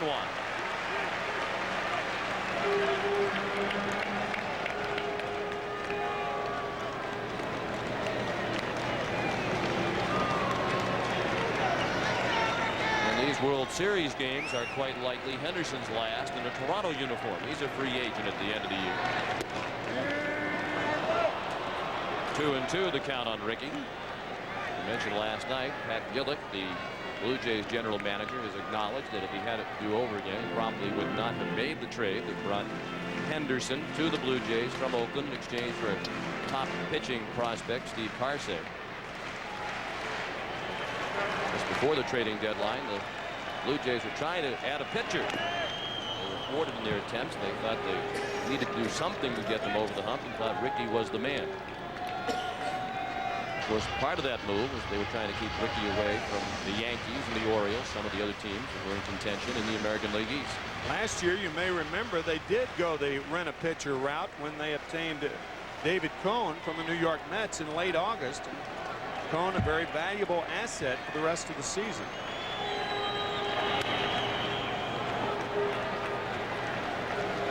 And despite his troubles with Toronto over the second half of the season, Ricky Henderson expects when he goes out in the free agent market that he will be rewarded with the contract that will rank him among the top 10 highest paid players in the game.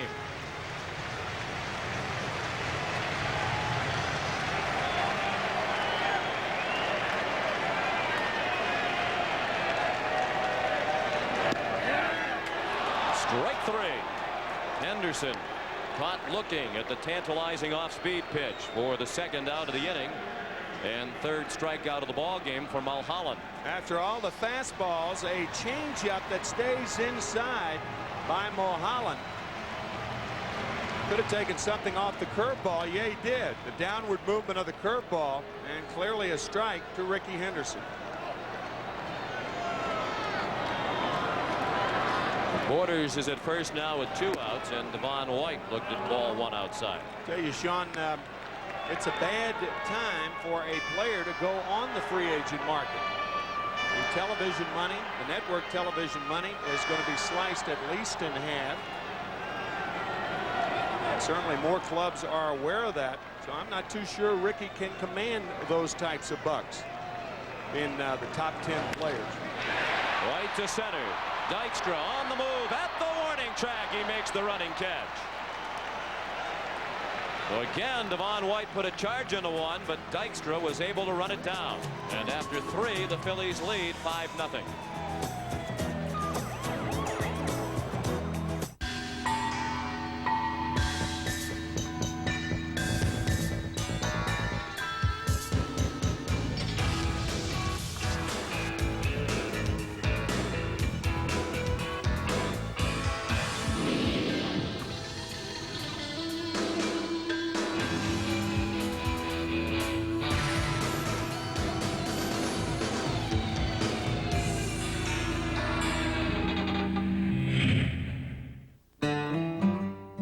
At Compaq, we realized that buying a computer raises a lot of questions. So we came up with the answer, Compaq Presario.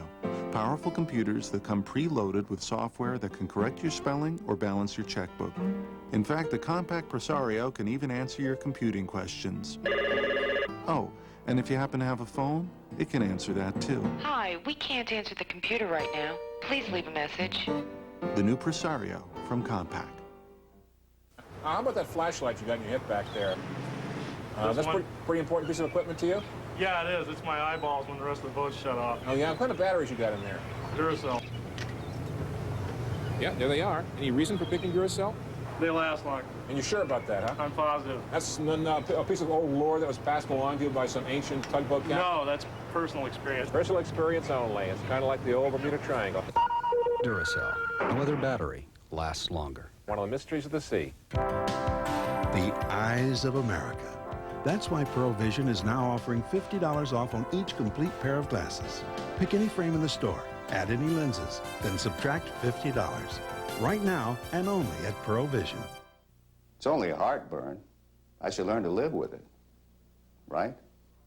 You know, frequent heartburn may be a sign of a more serious medical problem. Your doctor has treatment plans that can help. Frequent heartburn. Isn't it time you talk to your doctor?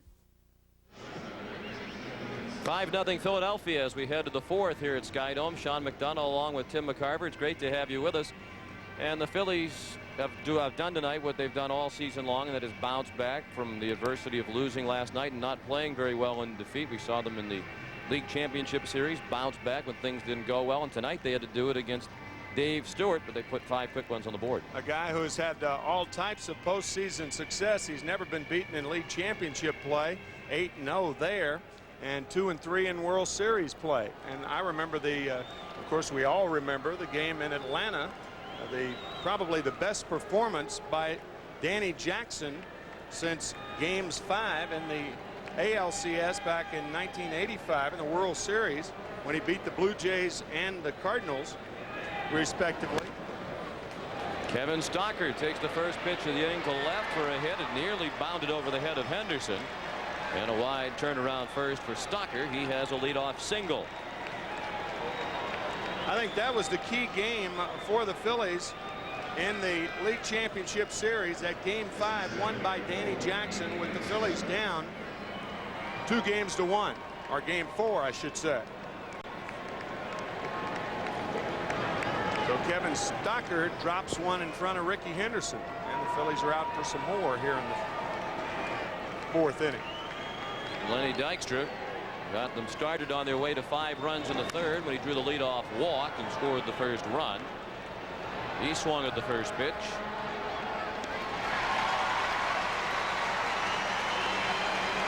One out. Stocker still at first. At the conclusion of tonight's game, Tim and I will select the Chevrolet player of the game. Chevrolet will donate $1,000 in the player's name to the Special Olympics. Interesting that Dykstra, who went to a full count the first 2 times up without swinging the bat, swung at the first pitch, perhaps thinking that Stewart would be thinking that Dykstra would be taking. That's right. Now Duncan looked at a first pitch breaking ball for strike 1. He's been on base twice again tonight. An infield hit in the first. He walked and scored last inning.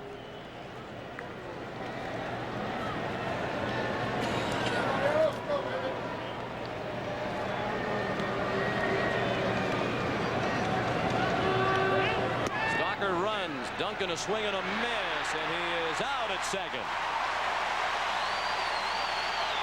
Thrown out by Pat Borders for the second out of the inning.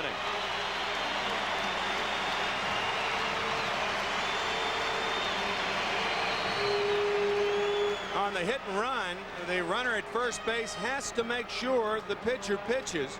You can see the look by Stocker. Duncan swinging through it. Responsibility shifts to the hitter. He has got to make contact. Stocker was dead. As is Duncan. And all of a sudden, the inning is over. After 3.5, still 5-0 Philadelphia. Tonight's top story, storms on the East Coast causing delays up and down the entire eastern seaboard.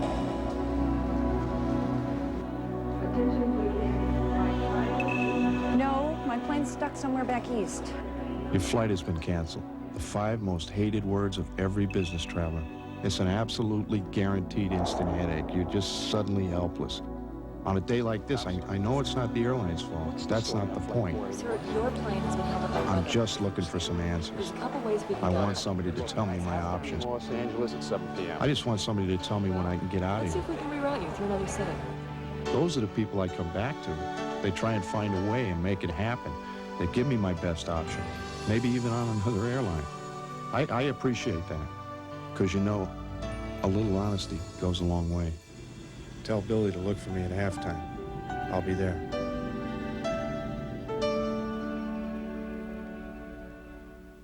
Question: if your cold pill's so good, how come your symptoms keep coming back? Because your pill doesn't work 24 hours. Introducing Effidac 24, the first cold tablet so effective just one works 24 hours. Look, Sudafed drops off after 6 hours, Tavis D after 12. So your symptoms keep coming back, but just one Effidac gives consistent relief for 24 hours. So your symptoms don't come back. New 24-hour Effidac keeps cold symptoms from coming back. I want the truth, not a song and dance. I want better, not more expensive. I want a car I can afford and like. Hey, I just want my money's worth. Okay, actually, I want more than my money's worth.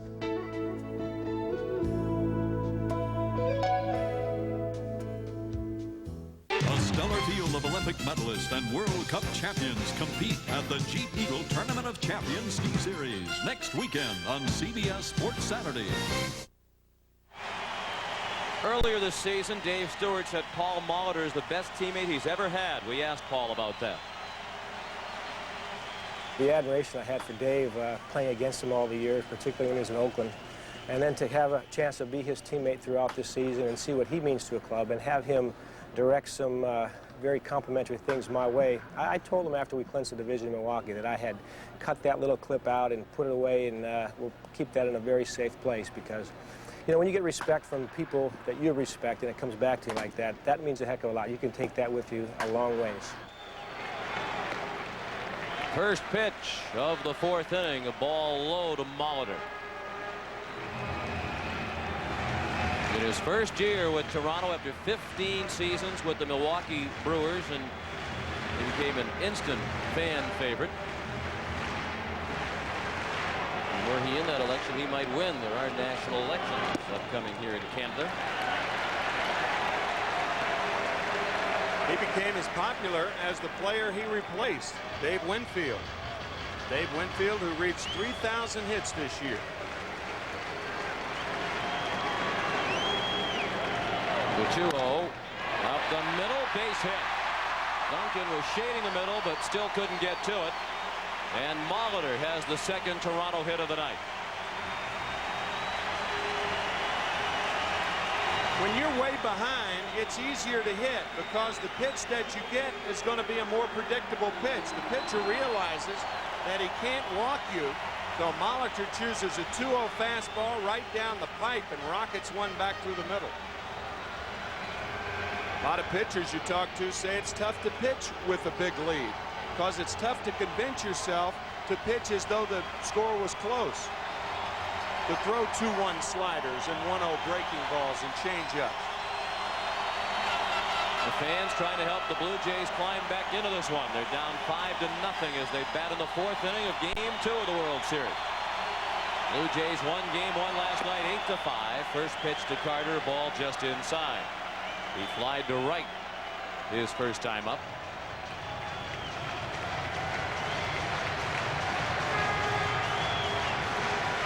Molitor held on by Kruk. Carter at the plate. John Olerud is on deck. The 1-0 is low. 2 balls and no strikes.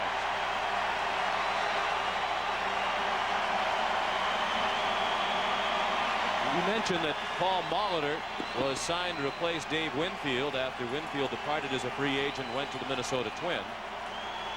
That sequence of events really surprised the Blue Jays front office. They knew that they would have a big turnover in their roster because they wanted to trim the payroll and simply couldn't afford to keep many of the members of last year's World Championship team around. They really believed that Winfield was one of the players who was going to stay. They were pleasantly surprised in the other direction when Carter decided to stay. But it was only when Winfield decided to leave and go to the Twins that the Blue Jays pursued Paul Molitor, and they wooed him with a 3-year contract for $13 million. They've been repaid for their wooing. That's a lot of woo. Pulled foul.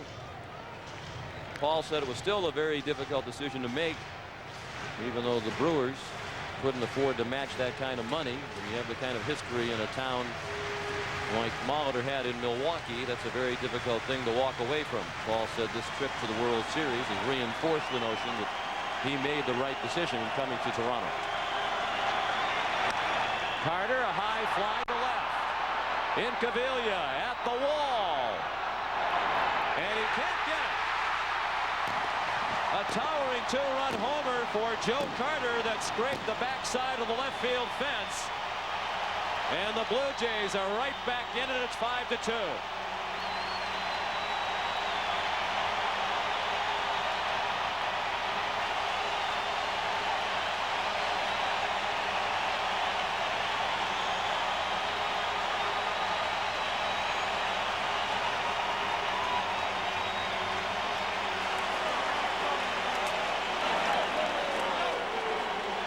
This ball was a wall scraper. Towering fly ball. And watch how close it comes to hitting the top of the fence. About 6 inches. So 2 runs in, still nobody out for Toronto. And John Olerud looked at ball 1. Sometimes if you're the runner at first base, you're watching the ball, the hitter's watching the ball, and there is a danger on balls with that much hang time for the guy who hit the ball to pass the runner. That didn't happen there, but it has happened in the past. Happened to me. That's why I said that. I know it did. Yeah. Would you like to share the details, or are they too embarrassing? Well, no, bases loaded, and I did it. Went from a grand slam home run to a grand slam single. Past Gary Maddox in 76. 3-0, the count on Olerud. That was the first extra base hit of this postseason for Joe Carter. He had 8 singles in the games against the White Sox and Phillies prior to tonight. And boy, the price of his card might have just gone up. They have a card machine. And Joe Carter's card cost $1.50 Canadian. About $1.15 in United States currency. What don't they have at Skydome? The 3-0 right down the middle. Olerud was taking all the way. That's a point about that big lead, though, Sean. Molitor hits a 2-0 pitch. It's a fastball down the middle. Joe Carter, he was ahead in the count. And now Olerud is ahead in the count. But he cannot capitalize. He's out on the pop-up to Dave Hollins in foul ground. 1 out. We're in the 4th inning. The Phillies lead 5-2. They've out-hit the Blue Jays 6-3. Each team has one home run tonight. A 3-run homer by Eisenreich, and now a 2-run blast by Carter. And here's Alomar, who struck out swinging in the second. That's well hit to center. Dykstra on the run, still going, and he makes a terrific leaping catch. Lenny was playing relatively shallow and had a long way to go.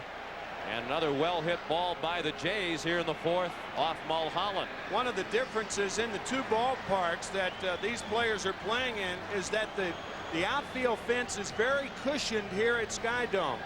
You said, what else could you have at Sky Dome? Well, cushioning for the outfielders, and a guy like Dykstra, who plays as hard as he does, no fear going into that wall. The wall at Veterans Stadium, however, is a little harder.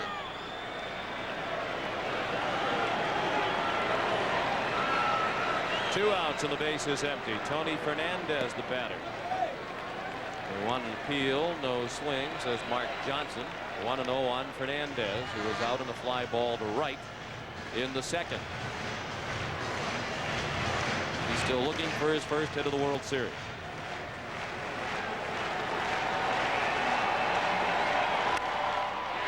Another line drive in the inning, and another base hit for Toronto.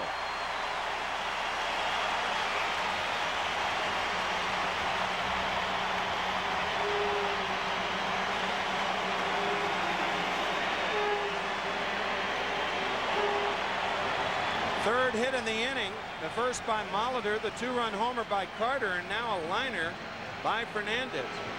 I know what you're driving at. It took a good play by Dykstra to catch the ball hit by Alomar, so 4 of the 5 hitters this inning have hit the ball very hard. And you'll recall that in his start in the league championship series against Atlanta, Mulholland pitched shutout ball for 5 innings and then came apart quickly in the 6th. And both Terry and manager Jim Fregosi said it wasn't a matter of stamina, despite the fact that Mulholland pitched only 5 innings over the last month of the regular season. He had only thrown 63 pitches entering that 6th inning. And Mulholland said it was simply a matter of not locating his pitches as well in that fateful 6th. But Ben Rivera is warming up very quickly in the Philadelphia bullpen. And all of a sudden, the tying run is in the on-deck circle for Toronto. Ed Sprague, the batter. And he waits as Fernandez drew a throw. Tony stole 15 bases during the regular season after joining the Jays.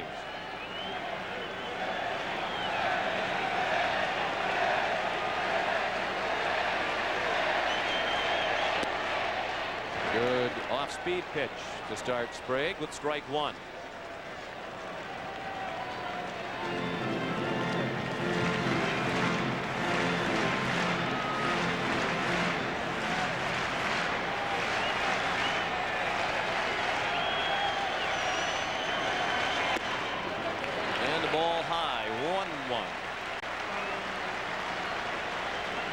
At Borders, hoping to get a chance to hit here in the 4th. The Phillies lead 5-2.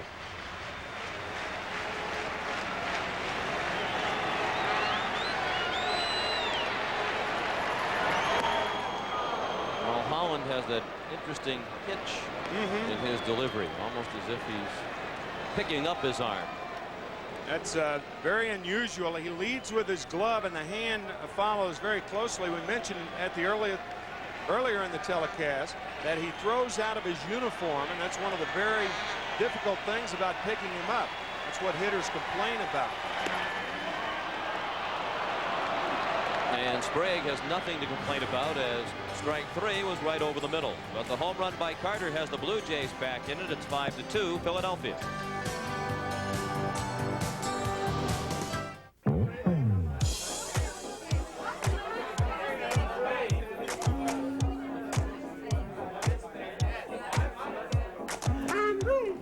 Bud Light, please. Tonight's ladies' night, and there's a special on Bud Light. If you want great taste that won't fill you up and never let you down, make it a Bud Light. Oh no, it's Ted from accounting. Broncos. Cherokees, Pathfinders, any pickup or 4x4, on-road or off. Introducing the tough new LTX Light Truck Series from Michelin. I wonder what the warranty covers. How does Prism's 24-hour roadside assistance work anyway? Can I get anti-lock brakes? Are the dual airbags really standard? Before you buy a new car, you have a lot of questions. Call 1-800-GET-TO-KNOW and get to know all the answers about the new Geo Prism. How about if I just take this one?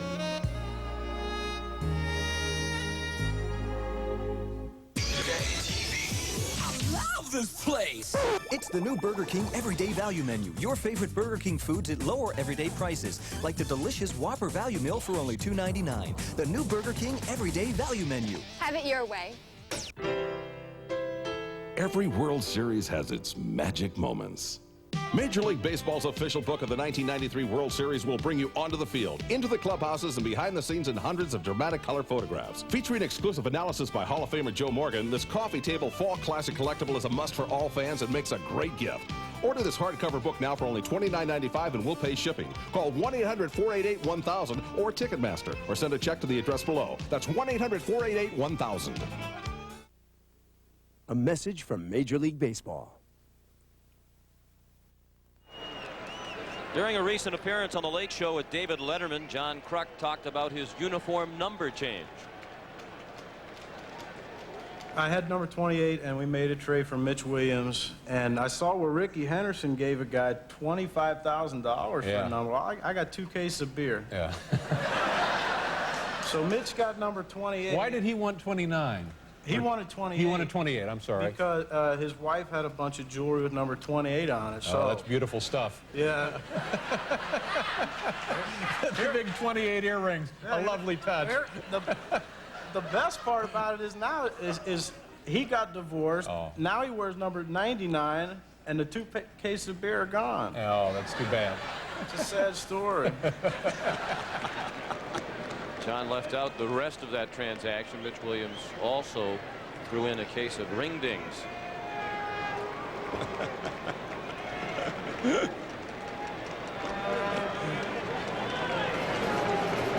Kruk leading off the 5th. It's a 5-2 Philadelphia lead. Dave Stewart has fallen behind 2-0. Been a big part of the Phillies offense in the postseason, and tonight Kruk has driven a run and scored one. That came during the 5-run third. Yeah, he has been a Kruk driver in this series so far, driving in 3 runs.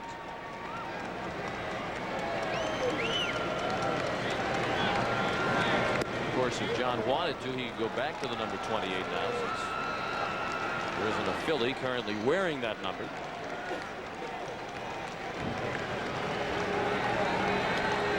Collins and Dalton against Stewart in the 5th.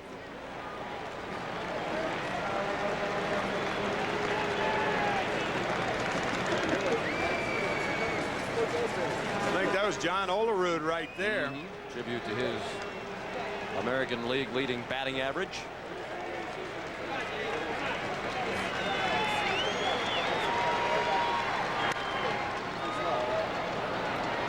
Matter of fact, for the season, John Kruk hit .316. That was 8th in the National League, but 5th among National League first basemen.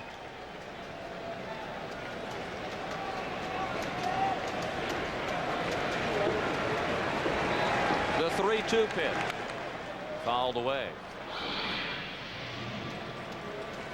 Andres Galarraga led the National League in hitting, the first Venezuelan to ever lead a league in hitting. And then there was Mark Grace, Greg Jeffries, and Jeff Bagwell, all hitting ahead of John Kruk, who strikes out.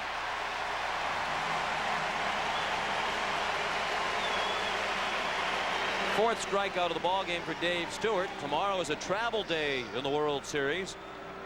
And the World Series resumes Tuesday night at the Vet in Philadelphia. Airtime here on CBS 8 Eastern time. The first pitch at 8:12. Pat Henkin and Danny Jackson, the Game 3 starters. That's Tuesday at 8 here on CBS. Means 3, 4, and 5 if necessary. Will be played at the vet. Dave Hollins.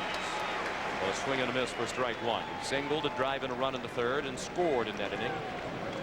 He struck out swinging in the first.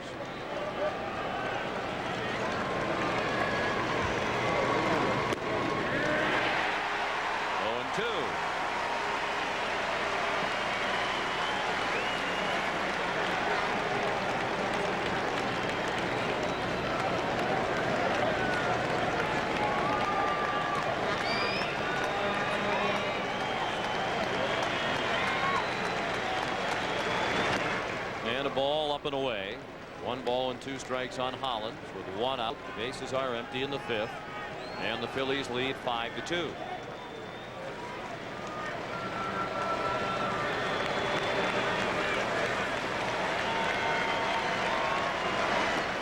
I mentioned earlier that Dave Stewart was briefly a Philadelphia Philly. He was traded to the Phillies in September of 1985 by Texas from a pitcher named Rick Surhoff, and then was released by Philadelphia early the following season, May 9th of 1986. So it was simply a lack of opportunity. He didn't get a chance to pitch there. Holland pulls 1 foul. Stewart said while he was with the Phillies, John Felsky was then the manager, they wouldn't let him throw the split finger pitch. Dave said it wasn't as if I couldn't pitch. Shortly thereafter, he was signed by Oakland to a free agent contract, went to the minor leagues for 1 start with AAA Tacoma, then was called up to Oakland, wound up winning 9 games that year for the Athletics. He went 9-5 during the remainder of 1986. Holland rattled the mask of Pat Borders with the foul ball, 2-2.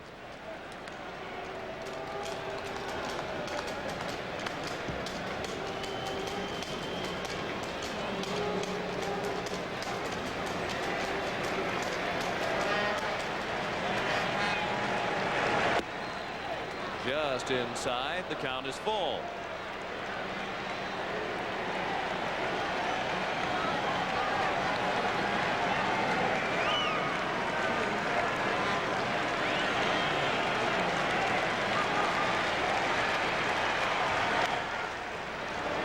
Of course, Stewart wanted to stay in Oakland. That's his hometown. He enjoyed pitching for the Athletics, and he was very involved in the Oakland community in a number of worthwhile charitable endeavors. He says the Athletics were offering a contract at about $1 million a year pay cut what he was making last year.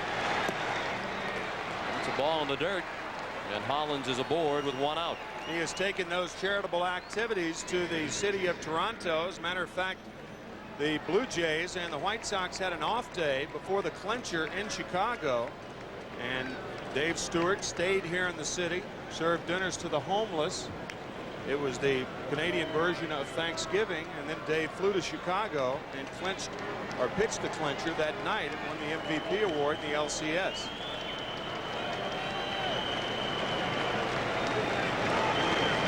A performance for which Canadians everywhere gave thanks. They fed over 600 homeless people that day, thanks to the efforts of Dave Stewart. He says he'll divide his time in this offseason between Toronto and the San Francisco Bay Area. Darren Dalton 0 for 2 tonight. Count even at 1-1. Phillies lead 5-2. They're batting in the 5th, and again they're making the Blue Jays starter throw a lot of pitches. Guzman 120 in 5 innings last night. Stewart has now thrown 102. 1 out into the 5th. Outside, 2 balls and a strike. The Phillies, for the most part, and it's been said over and over and over again, they are a very patient team, and they won't bite at those balls just off the plate.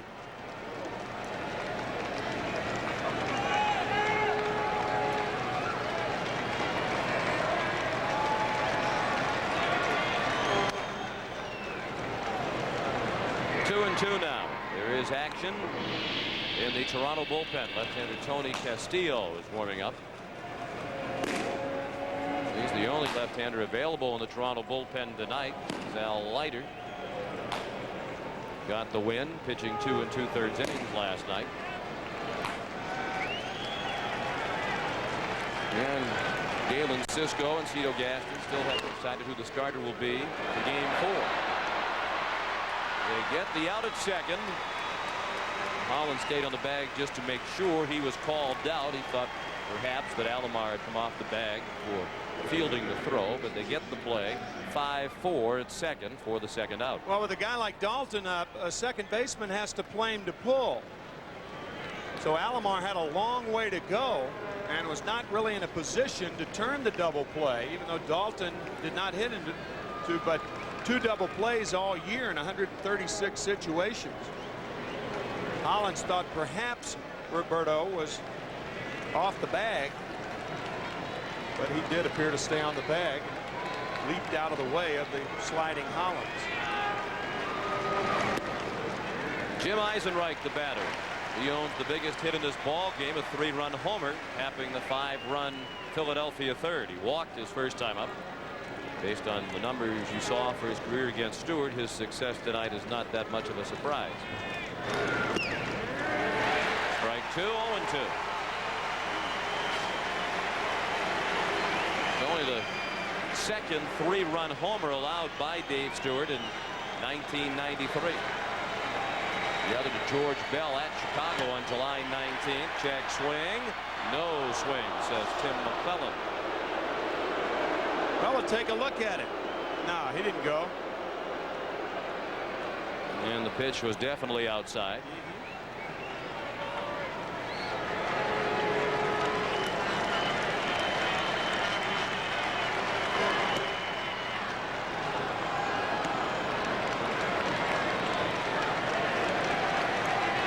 Dalton at first with 2 outs. In the 5th inning, the Phillies lead the Blue Jays 5-2. They've out-hit Toronto 6-4. After a couple of close calls, Eisenreich is called out on strikes. 2 strikeouts in the inning for Dave Stewart, and halfway through the ball game, it's 5-2 Philadelphia.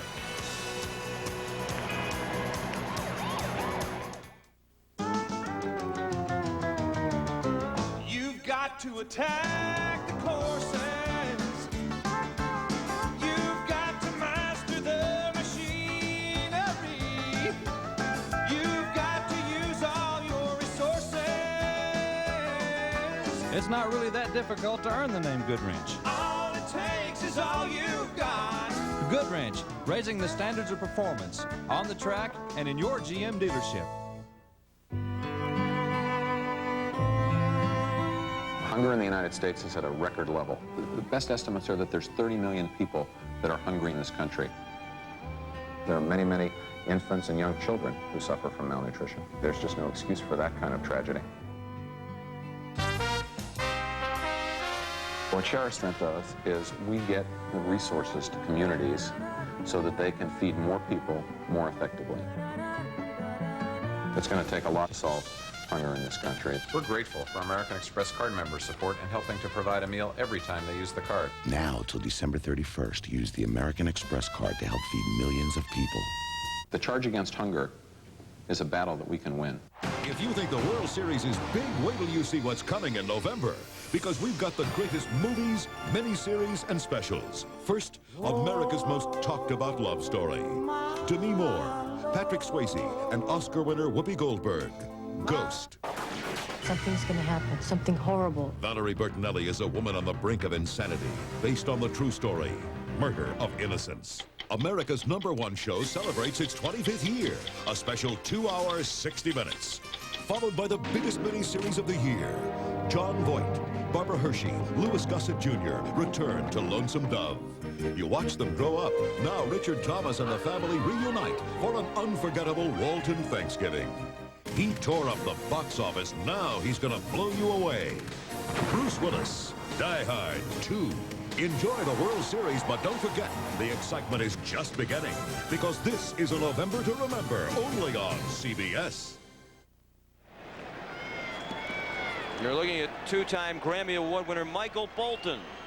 who sang the United States national anthem before the game tonight. Popular Canadian songstress Rita McNeil performed the Canadian anthem. And halfway through the ball game, it's 5-2 in favor of Philadelphia. Pat Borders is at the plate and in the stands. His wife Kathy and their son Levi. 1-1 the count. Borders, Henderson, and White coming up against Terry Mulholland. Included in that run for Pat Borders is a 16-game hitting streak that ended in the ALCS. Second longest postseason hitting streak of all time, behind the 17-gamer of Hank Bauer. It's a great name, isn't it? They have a son named Levi Borders. Sounds like he was in the cast of The Unforgiven. Levi Borders. And there he is. You could say he has excellent genes. And Borders is out. Pat, that is, on the ground ball to short.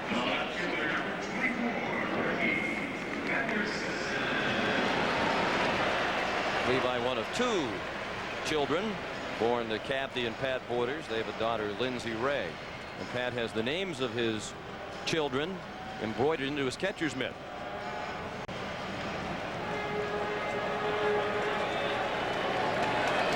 One out in the fifth inning. 5-2 Philadelphia. And the batter is Ricky Henderson.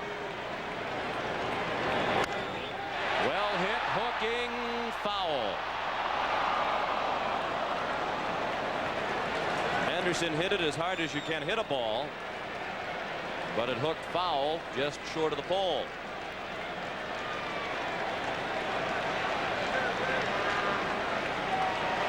Situation of a guy getting up, looking for the fastball, getting it, and being just a little out in front. Ricky with 21 home runs on the year.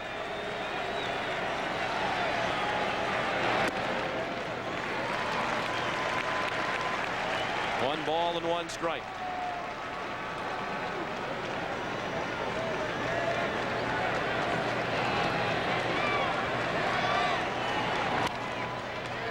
Old foul just past the bag. We saw last inning an example of the humor of John Kruk from his appearance on the David Letterman show. Well, Terry Mulholland's parents, Terry and Pat, drove round trip from Philadelphia down to Atlanta and back during the National League Championship Series with John Kruk's dad, Mo Kruk. And Mulholland's parents told Terry that Mo is every bit as funny as John is. That certainly helps.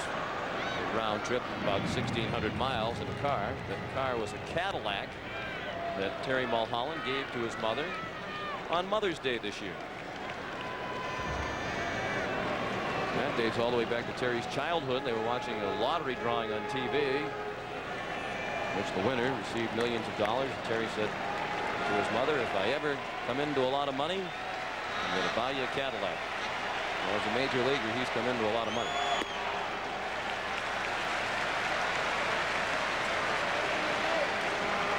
Two and two, the count on Henderson.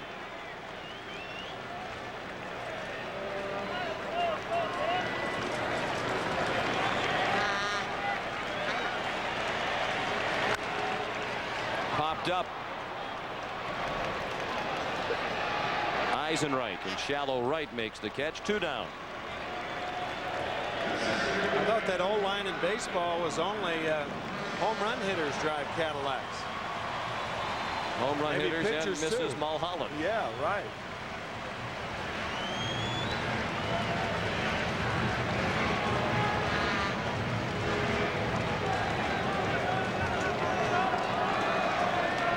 Devon White 0 for 2. He flied to center in his last at bat. He struck out swinging in the first. 1 strike on White.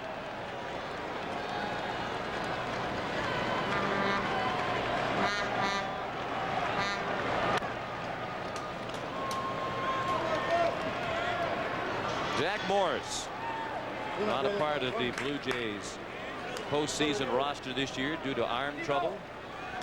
And in all likelihood, he will not be a part of their roster next year. If he comes back, the Jays would have to pay him in the neighborhood of $5 million. They can buy him out for $1 million, and in all likelihood, that is what they will do. Morris had a disappointing season. Went 7-12 with an ERA of over 6. And in his late 30s, it's unlikely that a team trying to reduce the payroll would spend that kind of money on a guy whose future is shaky at best. So Jack continues to maintain he thinks he can return to the form that made him a 20-game winner next year. He missed the ALCS. Matter of fact, he didn't even suit up. He was driving to his ranch in Montana and was telling a newsman in an article about how difficult it was to be driving to his ranch in Montana and listening to his team playing in the American League Championship Series.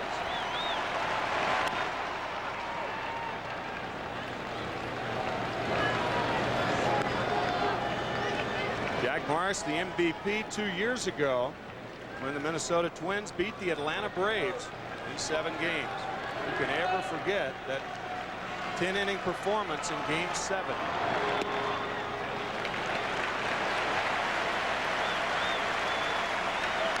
White has battled his way to a full count.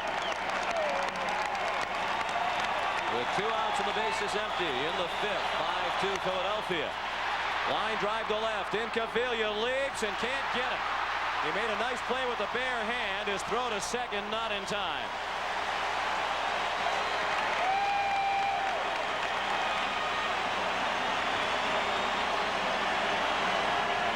I'm surprised that the wall survived that collision with Pete Incaviglia. He went hard into the left field fence.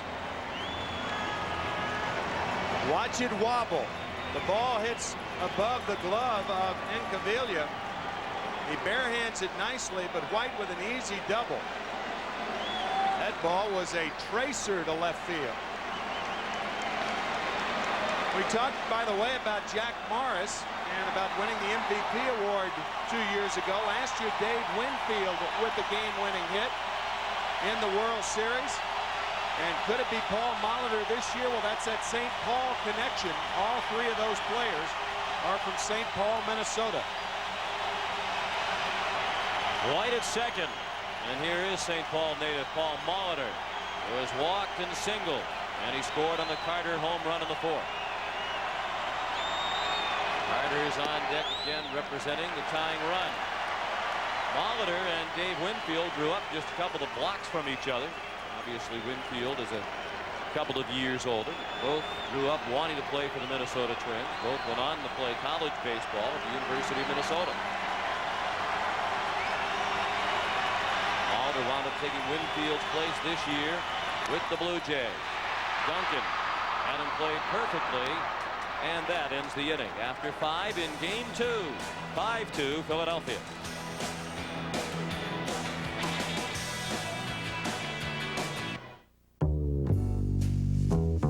Over 20 million vacationers visited the city of Toronto last year. Not one of them, however, was a Lexus engineer. Why? Let's just say they were busy.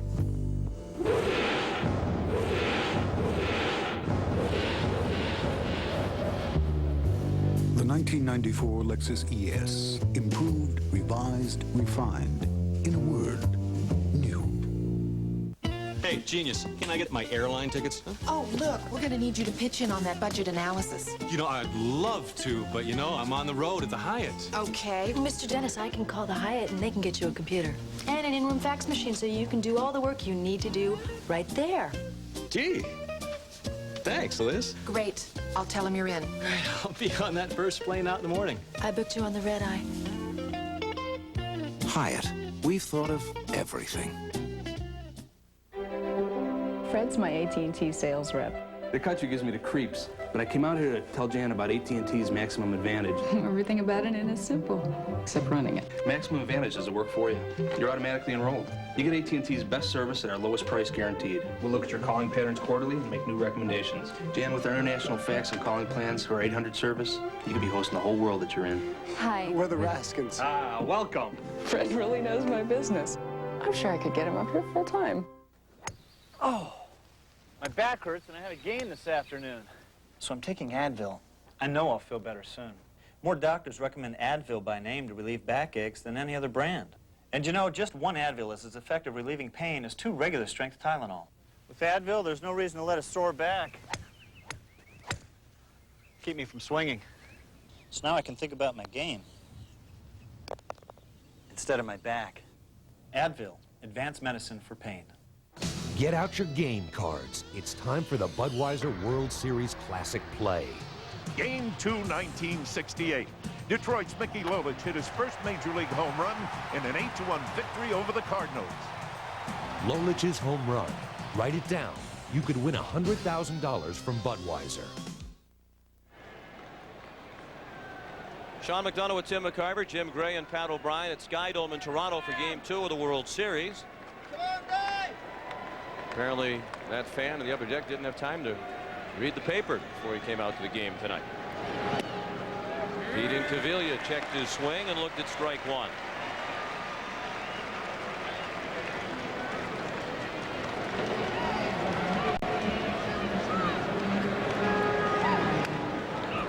Pace of play has been really plodding for these first 2 games of the World Series. I think you find that with the Phillies because they take a lot of pitches and they walk a lot. And when that happens, obviously, more pitches are going to be thrown. Took 2 hours to play the first 5 innings here tonight. And it was a similarly slow pace last night. Incaviglia gone on 3 pitches. He's 0 for 3 tonight.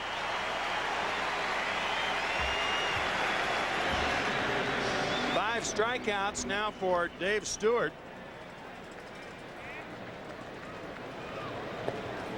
Make that 6 strikeouts for Stewart as Incaviglia waves at an outside fastball.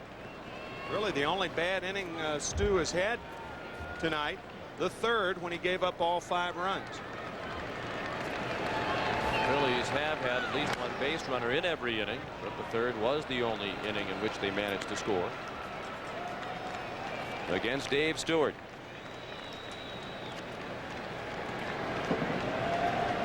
Who's working to Ricky Jordan. Fouled the first pitch away for strike 1. Jordan singled to left in the 2nd, bounced to 3rd in the 3rd.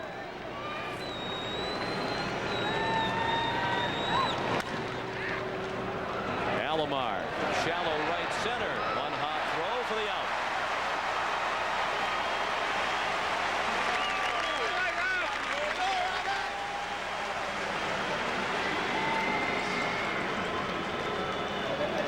He is just remarkable with that range of his, backing up on the ball and a design throw to first base, a bounced throw that gets a guy who can run fairly well pretty easily.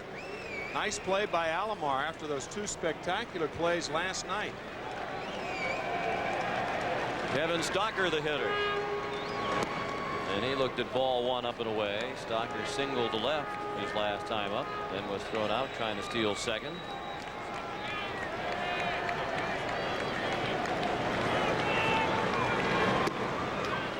Ball 2, 2-0. You've heard of playing baseball in your own backyard. For Alomar, it's almost true. He lives here at the Sky Dome Hotel and has since his trade from San Diego. No reason to live anywhere else, really. Doesn't have to commute.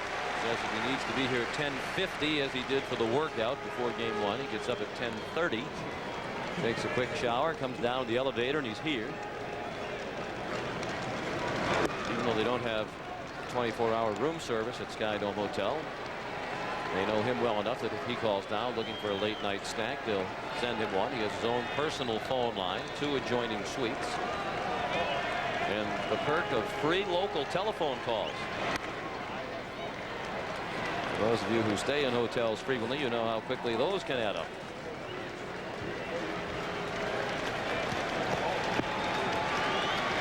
Full count on Stocker. 2 outs and the base is empty. Top of the 6th. 5-2 Philadelphia. Stewart trying to work his first 1-2-3 inning. He hasn't had a perfect inning yet.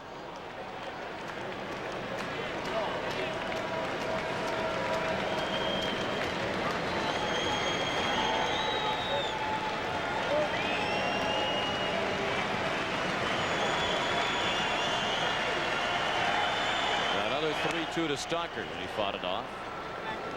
If the Blue Jays come back to win tonight, they will have accomplished something that they did not do during the regular season. The Blue Jays did not come back from a 5-run deficit to win a game this year.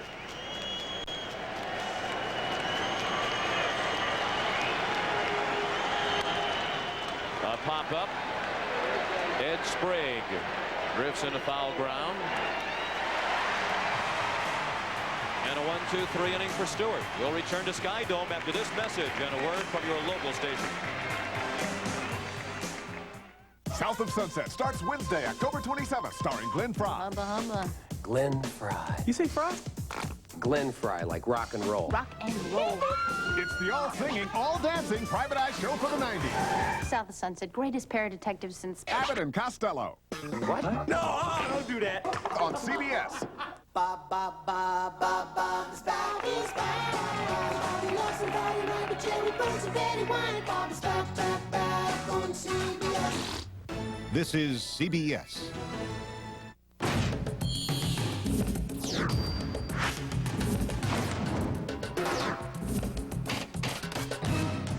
It's here, the new 94 Plymouth Voyager. Dual airbags, reclining integrated child safety seats. The safest minivan in the world. And with air and automatic, you get all this for just this. Want the safest minivan ever? Come to the minivan store. Only at your neighborly Chrysler Plymouth dealer. Have you been waiting a long time to hear good news on home equity loan rates? Well, here it comes now. Because at PNC Bank, you can get a home equity loan at a very affordable rate. You can also get great rates on personal loans, credit lines, even auto loans. So call or visit PNC Bank today. It'll be well worth your time.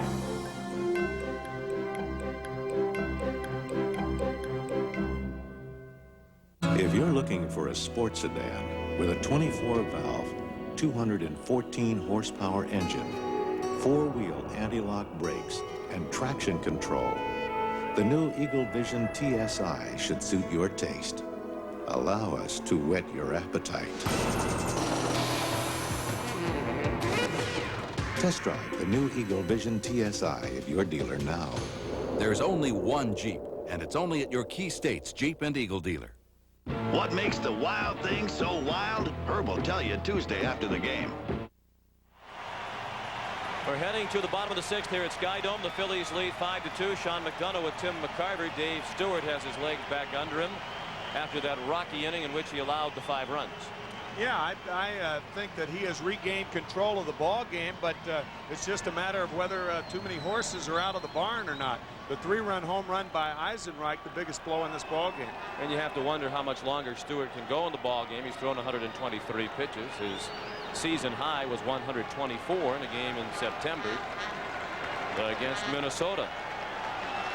Joe Carter has provided the Blue Jays with their only offense tonight off Terry Mulholland, a 2-run homer. That was in the 4th. Towering fly ball that scraped the backside of the left field fence. To right center. Long run. Dykstra is there, and he makes the running catch. Of course, a key play in last night's game was the miscommunication between Dykstra and Milt Thompson, who was then the left fielder. Play that resulted in a 3-base error on Milt Thompson. And it was, they said, a matter of simply not hearing each other. Ball hit by Devon White to lead off the 3rd inning. And the ball tailing back to Thompson and going away from Dykstra. And the error was given to Milt Thompson.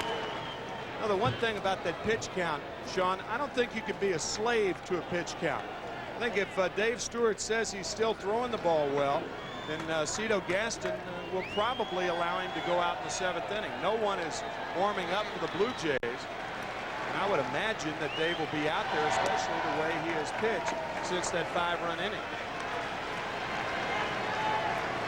1-1 the count on John Olerud.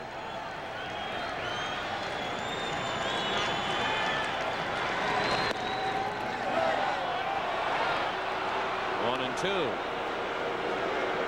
Common sense will tell you that guys feel differently on different days. Sometimes they're stronger. Sometimes they can go longer in a game than they can on others. Pulled down to first. Kruk to Mulholland for the out. 2 gone in the Toronto 6th inning. John Kruk has been nursing a sore lower back throughout the postseason play. He makes a nice play and a nice underhand toss to Mulholland to get Olerud.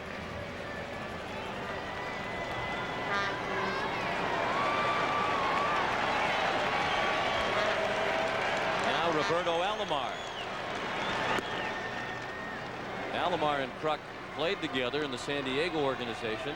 Kruk was the first baseman for 1 year with Alomar by his side at second base. Kruk says he used to play right on the first base line because he knew Roberto would cover the rest of the ground between first and second. That was a grass field, and now on the artificial surface, I think his range is about 5 feet farther to his left and right. Good pitch on the outside corner. Alomar in the hole, 1-2.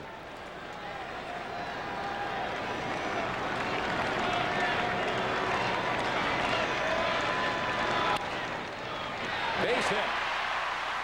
Past the diving Hollins. So again, the Jays have a 2-out base runner. They got a 2-out double last inning from Devon White and left him standing at second. Alomar kind of one-hands the slider away from him, and he takes that wide turn at first base, giving himself every opportunity to go to second if Incaviglia bobbles the ball.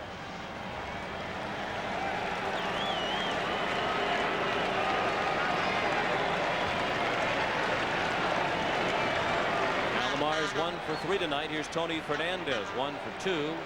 He singled to left his last time up.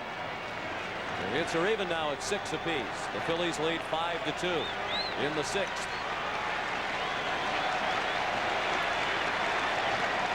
Alomar stole 55 bases during the regular season. And he has never been thrown out while trying to steal in postseason play. That's 15 times without being caught. Most consecutive steals in postseason history. He is less likely to steal now with the Blue Jays trailing by 3, 2 outs.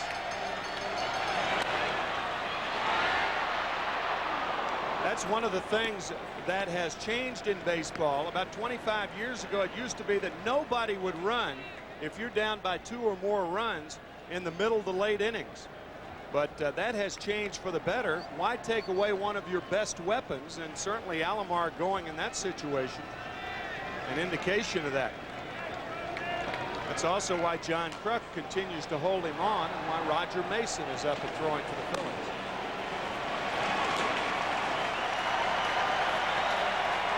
Alomar at first with 2 outs. 6th inning, 5-2 Philadelphia. The 1-1 to Fernandez in the air in left center. Incaviglia can't get it.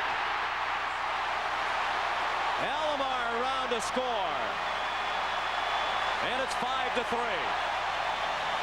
It looked like Incaviglia slowed down, thinking that the ball was going to come to him. And then when he realized that it wasn't hooking toward him, he tried to pick it back up again. But by then it was much too late. He went after it like he lost the ball. He goes after it hard, and then he slows down almost to a stop, and then he picks it up again. And by the time he gets to it, it is a double for Tony Fernandez, and the Blue Jays are 1 run closer.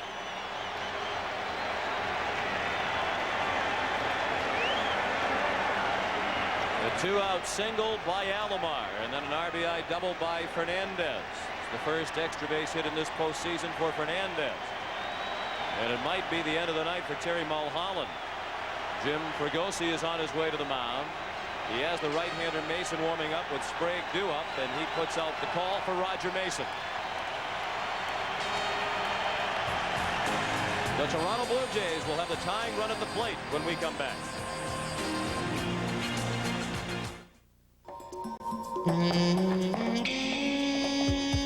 A startling proposal heads for New Orleans. A hard-fought contract is Chicago-bound. 3 sets of contact lenses are expected in Tampa by tomorrow morning. Express mail from the Postal Service will get them there. Overnight, guaranteed, from just $9.95. Every day, overnight, we deliver for you.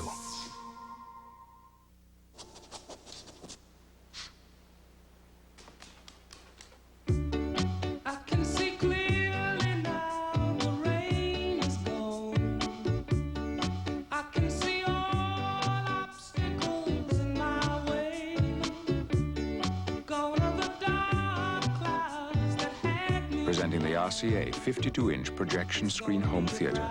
It's bigger and brighter than almost anything out there. JCPenney would like you to meet some of the smartest men in America. They're not just scientists or scholars. They're men who know about value. These are the men of Stafford. From the wool and wool blend suits to the all-cotton shirts and pure silk ties, the Stafford collection gives these men a very smart look at a very smart price, which is why the smartest men in America are wearing Stafford, exclusively at... In Alaska, you'll find 586,000 square miles of untamed wilderness, 17 of the tallest peaks in the U.S., 427 species of birds, and more than 100,000 glaciers. But you'll find there's just one way to experience it: Princess. Because there's no place on Earth like Alaska and no cruise line like Princess. It's more than a cruise, it's the Love Boats.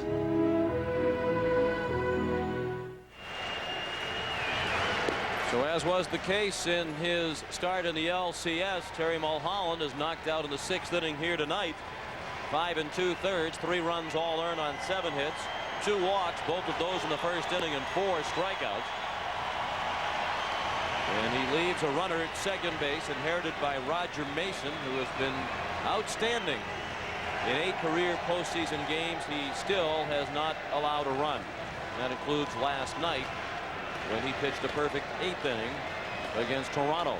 Opponents in the postseason hitting only 108 against Mason.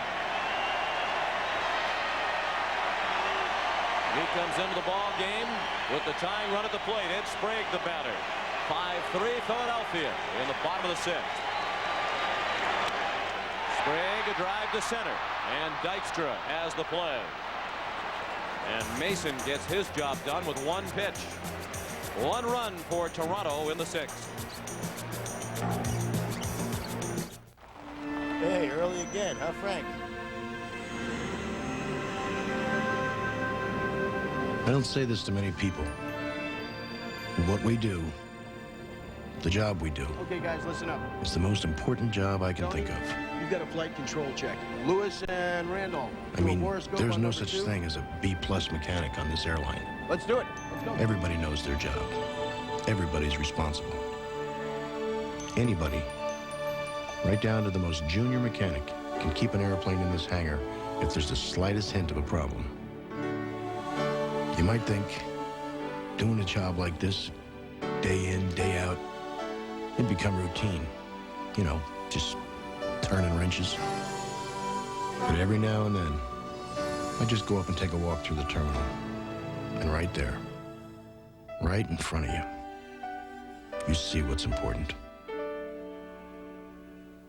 Airbags, seat belts, and anti-lock brakes, child safety seats, careful driving, and a set of Michelins. Over 1.5 million vacationers toured the canals of Venice last year. Not one of them, however, was a Lexus engineer. Why? Let's just say they were busy.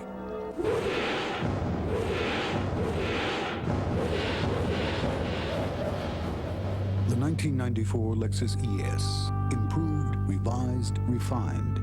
In a word, new. CBS Sports coverage of Game 2 of the 1993 World Series is brought to you by Toyota and their full line of quality cars and trucks. Toyota, I love what you do for me. American Airlines, something special in the air. Hewlett-Packard, DeskJet, and LaserJet printers. And by AT&T, we help put your world within reach. We hope you'll be with us Tuesday night for Game 3 of the World Series as the scene shifts to Veterans Stadium in Philadelphia. Airtime 8 p.m. Eastern. The first pitch at 8:12. Pat Henkin, who won 19 games during the regular season, will be opposed by Danny Jackson, who was so impressive in his start against the Braves in the National League Championship Series. And after 6 innings from the starter Dave Stewart, Cito Gaston has summoned Tony Castillo, who was 3-2 in 51 games, and he's back with the Blue Jays. He signed as a non-drafted free agent with Toronto back in 1983, traded by the Blue Jays to Atlanta with Francisco Cabrera in '89 for pitcher Jim Acker, and then traded to the Braves, from the Braves to the Mets in the Alejandro Pena deal, and then granted free agency from the Mets and signed with Toronto last January. He's on the face of the top of the order. Castillo is 30 years old, just 5'10", 190 pounds. He's from Lara, Venezuela. Dykstra, Duncan, and Kruk due up in the 7th. The Phillies lead was 5-0. Now it's 5-3.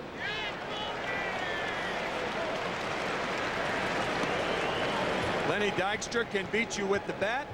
Seen that. And he can also beat you with the glove. Catch off the bat of Roberto Alomar in the 4th. Constant motion is Lenny Dykstra.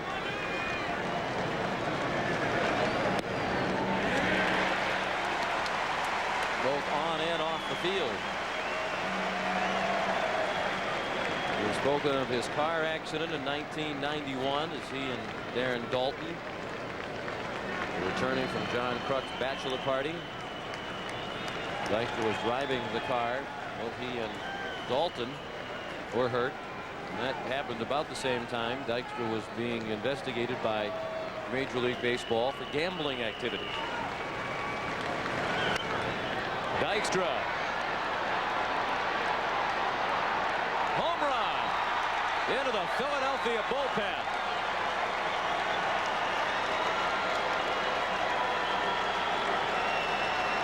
A rude greeting for Tony Castillo, provided by Lenny Dykstra. And it's 6-3 Philadelphia. And on a 1-2 count, Dykstra gets a fastball right down the pipe. He really smokes this ball. It looked like a curveball from Castillo. Had a little wrinkle in it.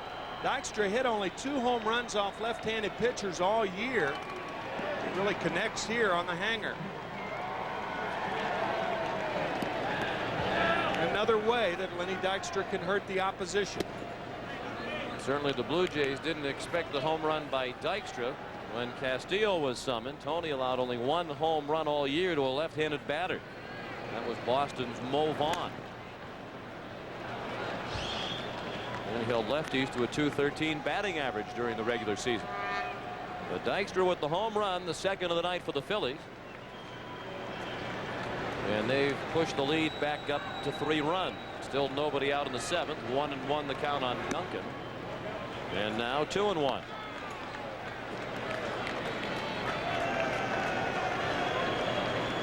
Last time she was out. And there's Mrs. Mariano Duncan, Julia, and their son Mariano. And that's well hit to right. But Carter has a play, 1 out. Duncan himself is from a large family. He's one of 11 children, 7 brothers and 3 sisters.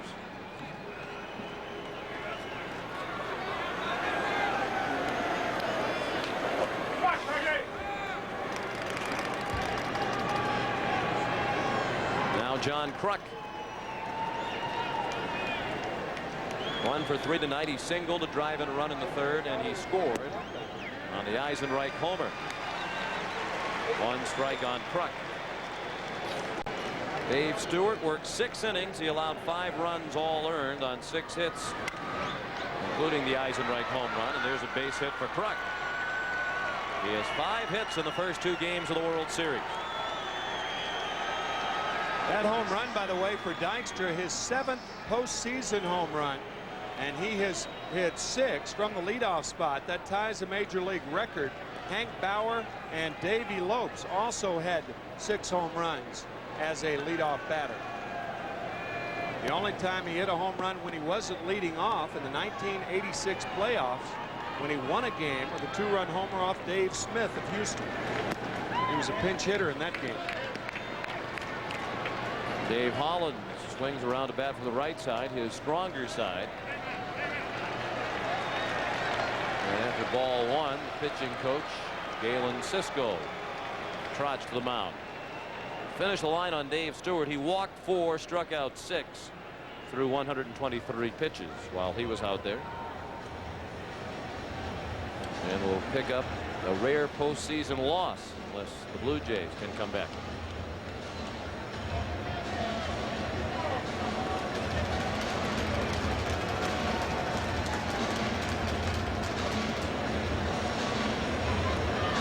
And perhaps before the ball game is finished, we'll see Mitch Williams. If the situation remains as it is now, he'll certainly be on later on.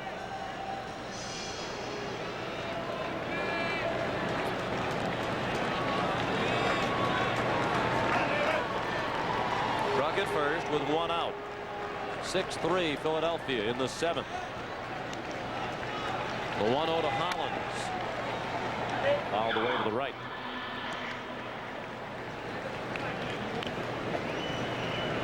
Dave singled a drive and a run back in the 3rd, and he scored on the Eisenreich homer, and he walked in the 5th.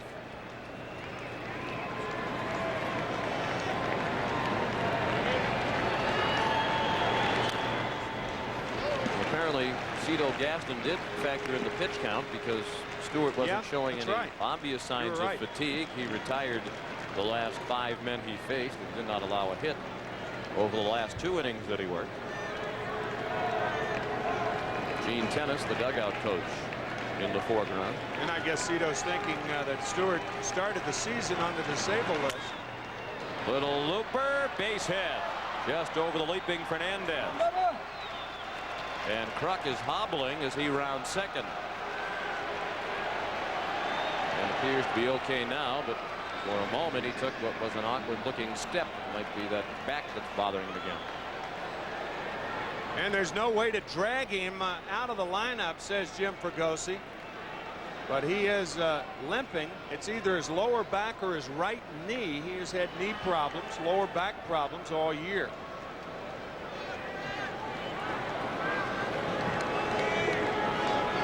So Castillo has not fooled anybody to this point. He's only recorded 1 out, and that was on the line drive to right by Duncan. Darren Dalton looked at the ball low. There is action in the Toronto bullpen. Mark Eichhorn is warming up.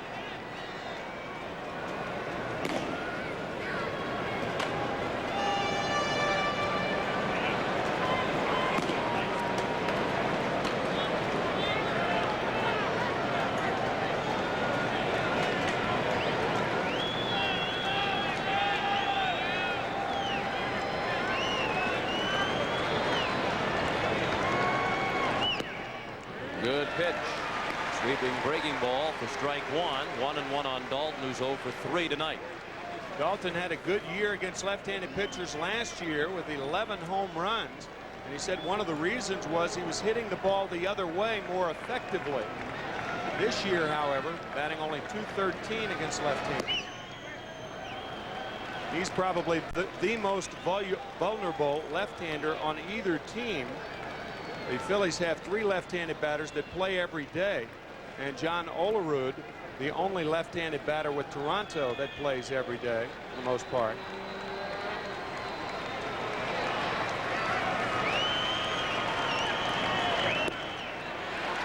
Two and two. Dalton has only 1 hit in 11 at-bats in the postseason against lefties. This ball out of the strike zone. Dalton normally does not swing at balls. You can see how he brought the bat in, really forcing the bat through the strike zone on that pitch down and in. Chopped slowly to second. Tough play for Alomar, and he made it look easy.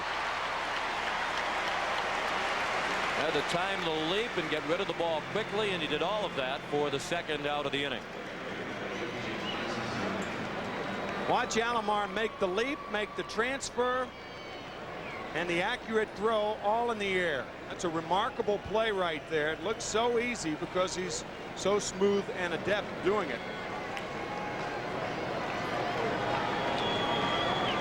Big spot on the game right here. Two more big runners standing in scoring position. Major difference at this juncture between a 3-run lead and a 5-run lead. Eisenreich has already driven in 3 tonight with his 3-run homer in the 3rd.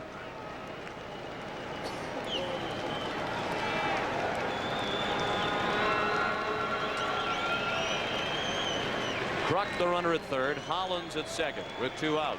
1 run in here in the 7th on the Dykstra homer. Eisenreich to center. White sprinting back, and he makes the running catch. The Phillies have stranded 6 tonight, and at the 7th inning stretch they lead 6-3.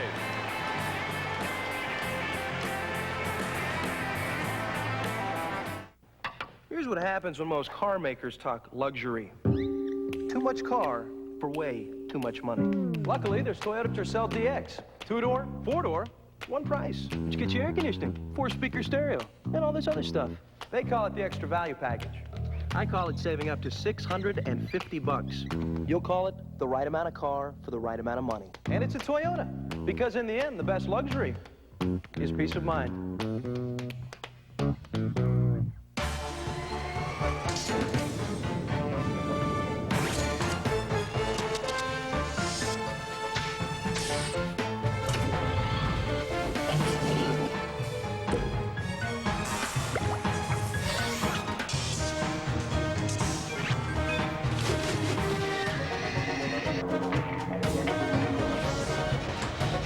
DeskJet printers from Hewlett-Packard, it's easy to make it happen. You need 2 hands to count all the special rates and discounts on Allstate car insurance for more than 1 car. Pickup trucks, anti-lock brakes, airbags. Good drivers, excellent drivers with Allstate home insurance, and retired drivers over 55. Just pick up a phone and call an Allstate agent for details. For lots of ways to save, you're in good hands with Allstate. Movie dinner. I love this place. It's not a party without the new Burger King Everyday Value Menu. Don't you have any refreshments around here? The Value Menu has tasty flame-broiled burgers fixed your way for just 99 cents. Anything you want. Almost. Like, can you get with a $1.99 croissant sandwich combo? No problem. And a Whopper Value Meal for only $2.99 every day. You know who we're doing it for. For me. Check your Burger King Value Menu for their everyday low prices. We all gonna shoot over to Burger King. Burger King? Try the new Everyday Value Menu. It's the jam. Monday on Late Show with David Letterman, Dennis Miller and Tony Bennett. What is John Kruk really chewing? Monday on CBS. The Phillies lead now 6-3, courtesy of the home run in the top of the 7th by Lenny Dykstra. Jim Fregosi calls him a red light player. When the spotlight is on, when the red light of the cameras is pointing at him, he delivers, much like the man known as Mr. October. And in fact, Lenny Dykstra has more home runs per at bat in postseason play than Pelé. Sounded like Joe Namath for a minute. Then Reggie Jackson, and the all-time record holder in that area, Babe Ruth.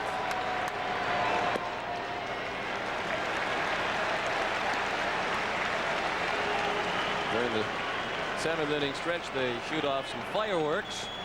And even though Sky Dome is a smoke-free facility, that applies only to fans, not the fireworks. That was just a little play on words. A little play on words. You were getting ready for the World Cup next year in '94. Famous soccer player, Joe Pelé. Pelé by Pelé. Yes. Borders looked at a borderline pitch. 2-1 the count. Borders appeared to be taking all the way against Mason. Not inside. Down to 3rd. Holland waiting for Kruk to get to the bag, and Borders is out. And for those of you who might just be returning from a Sunday evening out, here's how we got to this point. The Phillies scored 5 runs in the 3rd, capped by a 3-run homer by Jim Eisenreich. The Blue Jays got on the board in the fourth. Joe Carter, a 2-run home run off the starter Terry Mulholland.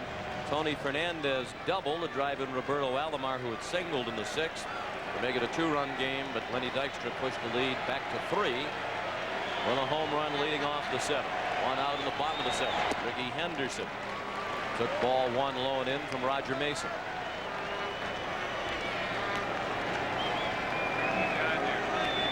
Well, we've heard of cone heads.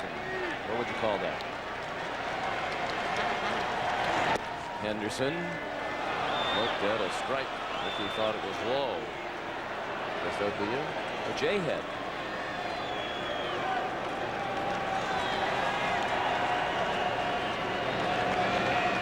Ricky 0 for 2 with a walk back in the first inning. 1-2. John Kruk, during his appearance on the David Letterman show, talked about Ricky Henderson's number change.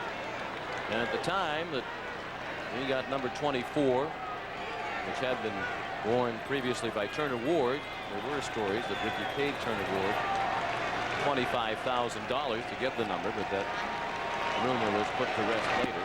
Ricky actually bought Turner Ward a pair of cowboy boots to get Ward to switch numbers with Ricky. When he first arrived here in Toronto, he was wearing number 14.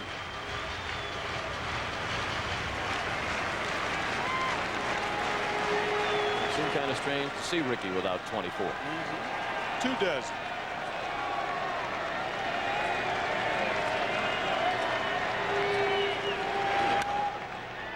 Out of play and right.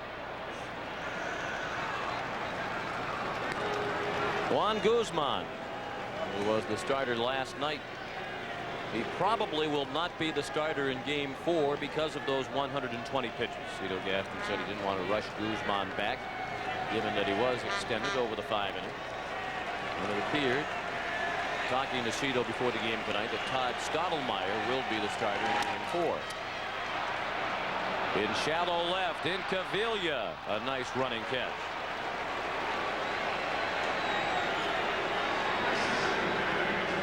Minky's still in there in the 7th, but would you expect if the Blue Jays come up in the 8th and the Phillies still have the lead, we might see Milt Thompson out there? And Cavilla leads off the 8th inning, and I think that's why he's in there for defense here in the 7th.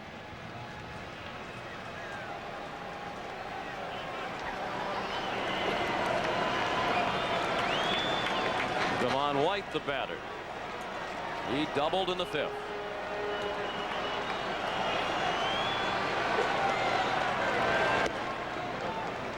Mason missed outside. 1-0 on White. I think if Cito Gaston does start Todd Stottlemyre in game 4, he'll have Al Leiter backed up right behind him. And the Phillies will have their left-handed hitting lineup probably. Jim Eisenreich, Milt Thompson possibly. And then if Leiter can come in and do the job that he did last night, it would give the Blue Jays a better chance.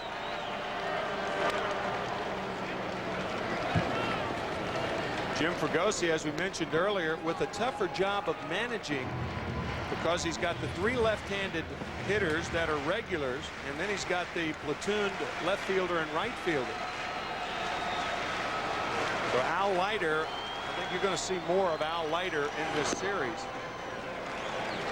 after that terrific job he did last night, getting the win with 2 2/3 scoreless baseball.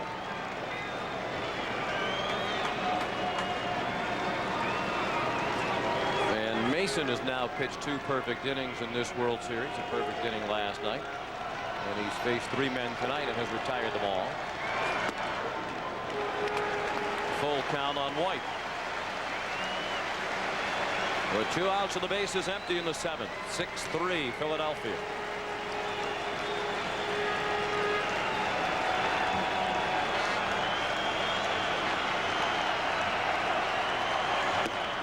He struck him out. First strikeout for Mason. It ends the inning. We go to the 8th. 6-3 Phillies.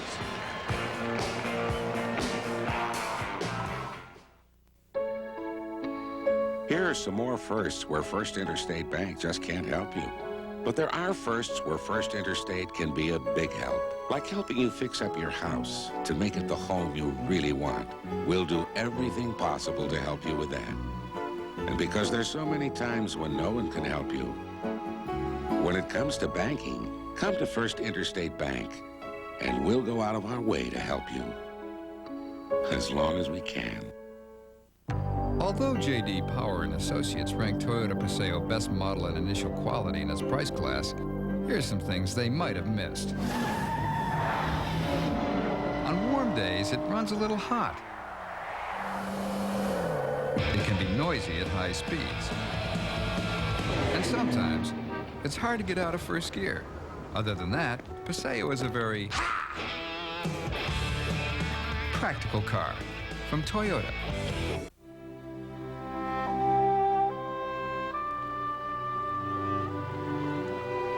My family has been brewing beer around here for 120 years. Every now and then, I think that's a big accomplishment. That's when it's time to come out here. It's nice to get a little perspective.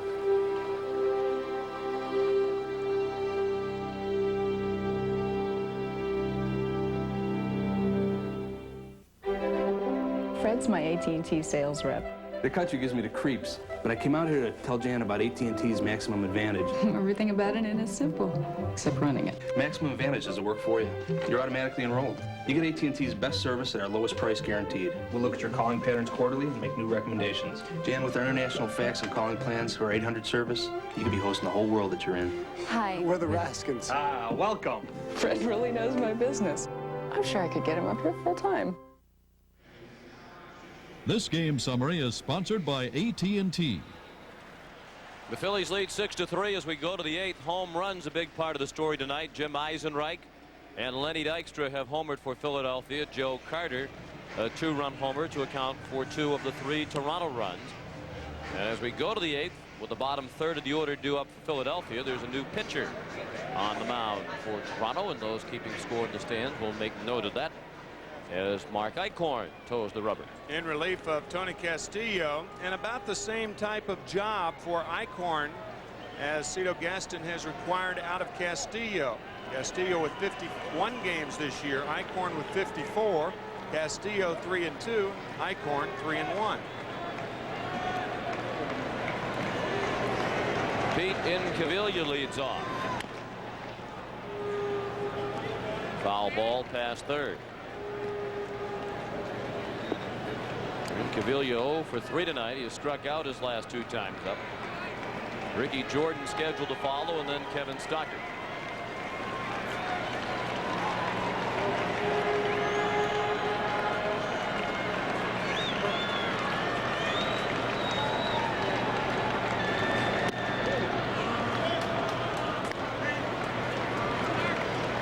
One and one on Incaviglia.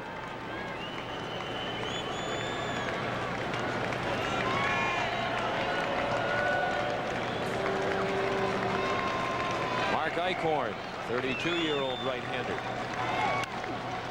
That's a fair ball, knocked down by Sprague, and Incaviglia has a hit. Well, if Jim Fregosi is going to take Pete out for defense in late innings, he will probably pinch run for him here with Milt Thompson. This ball hit down the line. Sprague does a nice job knocking it down, but he loses the ball, and Incaviglia has an infield hit. And Thompson does come in to run for Incaviglia, who has his first hit ever in World Series competition. And the Phillies have 10 hits tonight. Thompson the pinch runner at first with nobody out. And Ricky Jordan is the hitter.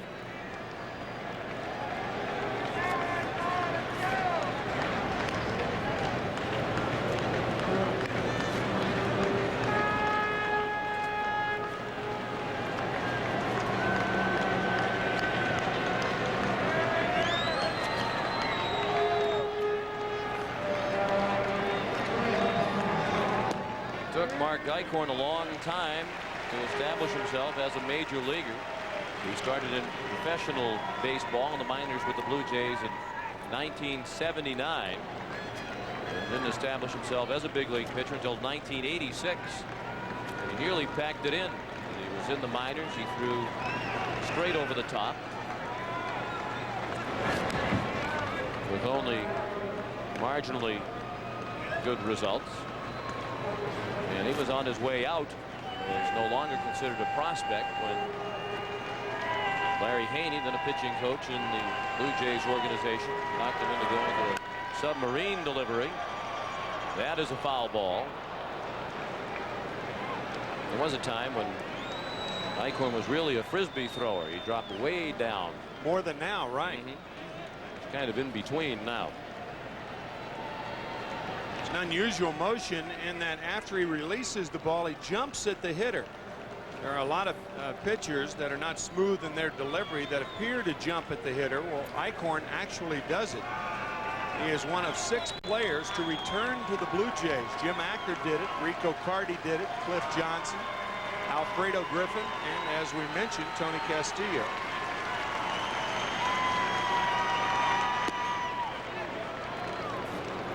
Tony Fernandez, being the 7th, should add to that list. 1-2 on Jordan. We're in the 8th inning. The Phillies try to even the World Series at 1 win apiece, lead 6-3, and they have Thompson at first with nobody out.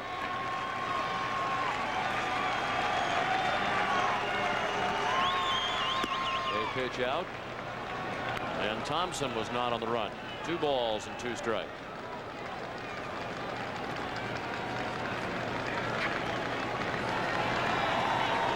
Eichhorn is a native of San Jose, California. Jordan is from Northern California, from Sacramento.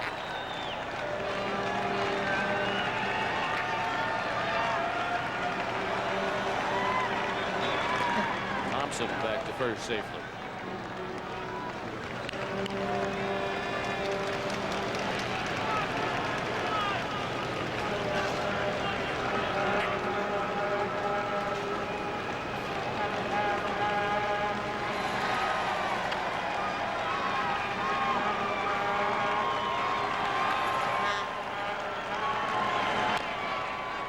Was running on the 2-2 pitch, and Jordan fouled it at home plate.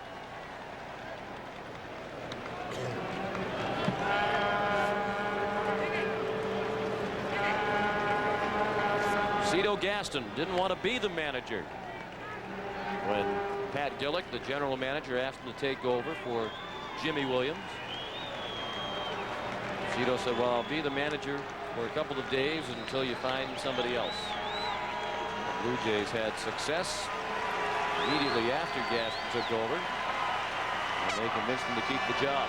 Too much success as far as Cito's concerned. Cito with that mentor mentality, telling us yesterday that he would rather teach the art of hitting, or at least as much as managing, and someday go back to that. Fine player in his own right with the San Diego Padres. Boy, did he have a gun for an arm. He and Ollie Brown. Cito was in right field, Ollie Brown in left field, downtown Ollie Brown, and both of them with flat throw. Thompson is not running this time, and Jordan took ball 3 inside. Cito Gaston, the 3rd manager to reach the postseason in 4 of his first 5 years. He took over early in the 1989 season. Jimmy Williams was let go. Thompson running on the 3-2 pitch, and Jordan bounced it foul.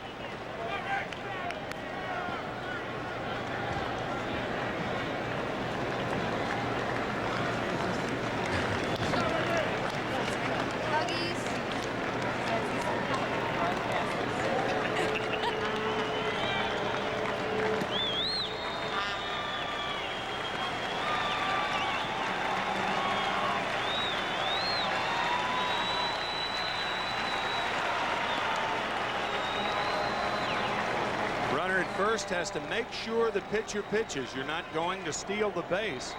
Again, the hitter must make contact or take it for ball 4.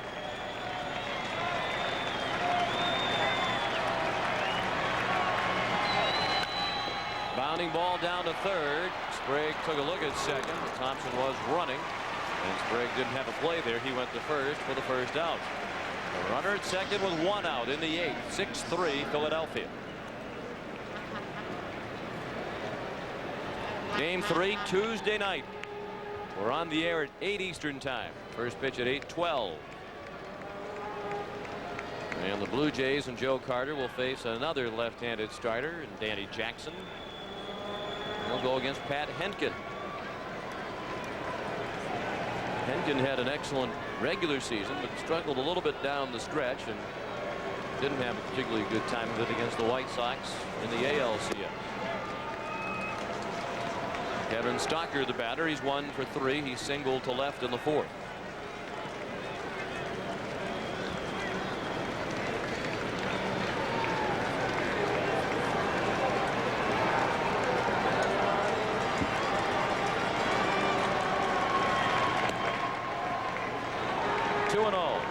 Mentioned last night, Kevin Stocker, only 23 years old. He only played 70 games for the Phillies. Only one shortstop with less experience at the major league level to play in postseason play. That was Joe Sewell back in 1920. Ball 3. However, there have been younger shortstops to play in postseason play. Travis Jackson was younger with the Giants back in the 20s. Frankie Crosetti in 1932 was not quite 22 years old. Tony Kubek, our pal Tony, about 22 years old in his first postseason series. You mentioned that Jim Fregosi said he wasn't concerned about Stocker's youth, relative lack of experience when he was called up at midseason. Jim said, by the time I was his age, I had about 5 years in the majors, and our Steve Hurt researched it. Fregosi had played in 370 major league games by the time he was 23. He was a very good player, 6 times an All-Star. Had a long wait, as we noted earlier, to get to the World Series. 18 seasons as a player, and this is his 10th as a manager. And only 2 other individuals in this century have played and or managed for more years without reaching the World Series. Gene Mauch, 35 years, and Joe Torre, 29 years. Neither has ever been in the World Series as a player or a manager.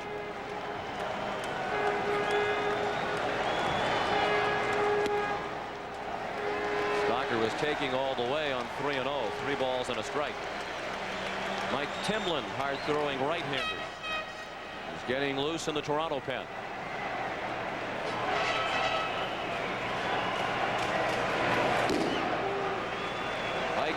Working very slowly, and he missed outside with ball 4. First and second for the Phils.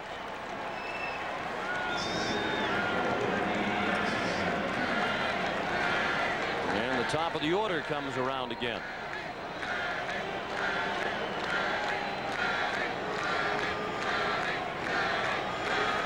Lenny Dykstra homered, leading off last inning against Tony Castillo. He walked and scored in the third, and he will face a new pitcher. It's the second trip of the inning, so a pitching change has to take place, and Mike Timlin will be summoned. With the score, the Phillies 6 and the Blue Jays 3. Start saving $300 a month when you're 23, and you could retire a millionaire. Start at 30, and you might reach $600,000. At 40, about $200,000. Which is why you need Prudential's Financial Assessment Program. A personalized computer analysis of where you are, where you want to go, and how we can help. Because nobody plans to fail. They just fail to plan. Call Prudential Insurance now. We have to have a communication system that never fails. Patty was losing calls. Losing calls to her could possibly mean losing a life. If the ambulance crews can't talk to the dispatch center, we can't run an ambulance business. If I could bring my monthly costs down, I could afford to budget state-of-the-art telephone system. That's what MCI did. I had a great sense of responsibility. MCI backs the product. You try to do the good thing. She sat there and really listened. Introducing a cereal from Kellogg's.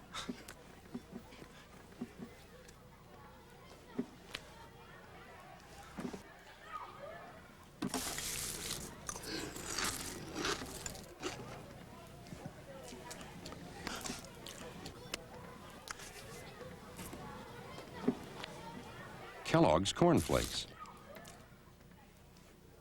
Taste them again for the first time.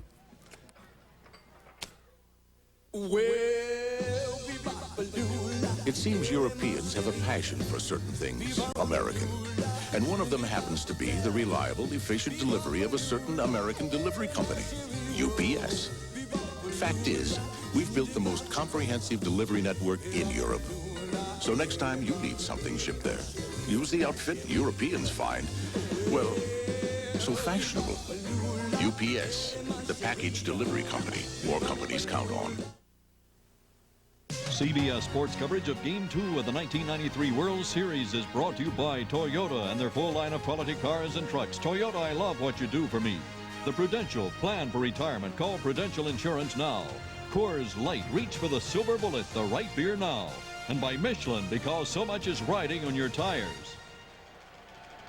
This copyrighted telecast is presented by authority of Major League Baseball and may not be reproduced or retransmitted in any form without the express written consent of Major League Baseball. Top of the 8th inning, Philadelphia has a 6-3 lead. Had runners at first and second with 1 out. Lenny Dykstra at the plate, and the new Toronto pitcher, the 4th Blue Jay hurler of the night, is Mike Timlin. His first pitch swung on and missed by Dykstra for strike 1. Dwayne Ward used to be the setup pitcher for Tom Hinkie, and that's what Cito Gaston has tried to groom Mike Timlin as, the setup man for Dwayne Ward. Timlin 4-2 in 54 appearances this year. Great natural movement on his fastball. Base hit right field. Thompson will be stopped at third by Boa.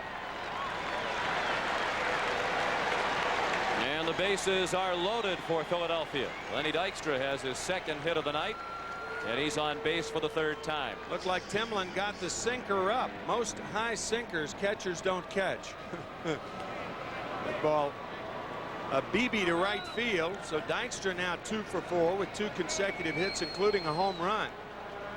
Cito Gaston sending Mike Timlin down to Dunedin in August to work with Bill Mamboquette, who is the pitching coach down there, and trying to impress upon him, just try to find the middle of the plate. Your natural action on your fastball will take care of the rest. Don't try and be too fine.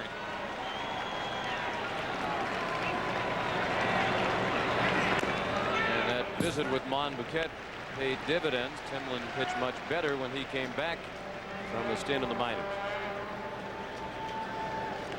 Duncan, 1 for 3, an infield hit in the first inning. He walked and scored in the 3rd.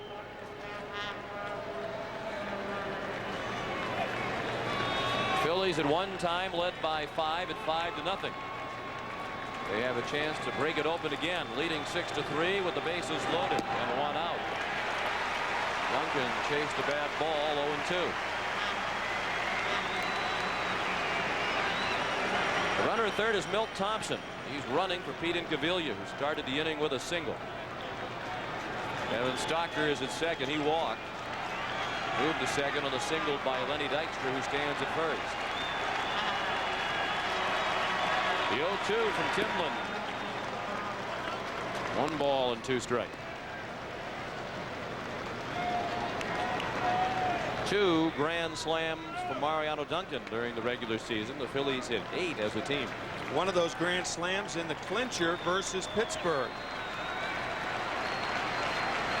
Called his mother after that game, told her about the grand slam that clinched the division. She cried in the phone, and his father got on the phone and said, "You should be more patient at the plate." Kind of a typical dad, isn't he?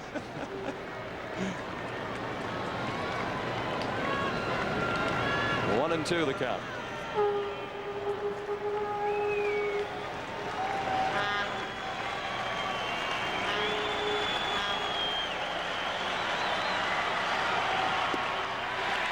Swung at another bad pitch for strike 3. Big second out of the inning on the strikeout by Timlin. Remember, the 1-2 pitch was a ball up and in, and this slider out of the strike zone, and Duncan goes for it, but Timlin certainly not out of the woods yet with John Kruk, the batter. and the Blue Jays do not have another left-handed pitcher to bring in to face him. Not with Al Leiter going 2 2/3 yesterday, and Tony Castillo pitching earlier in this game. Another big point in the ball game. Bases loaded and 2 outs. 6-3 Philadelphia in the 8th. Kruk 2 for 4 tonight with 2 singles and an RBI. He has scored a run. They shade him slightly toward left in the outfield, as you saw.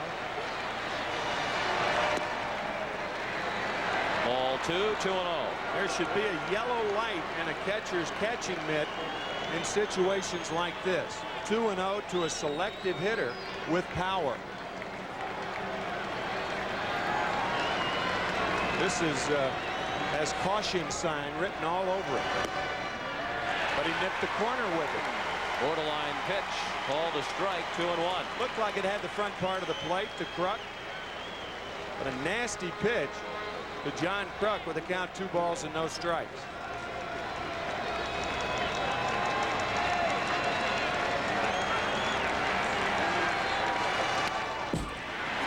Two balls and 2 strikes.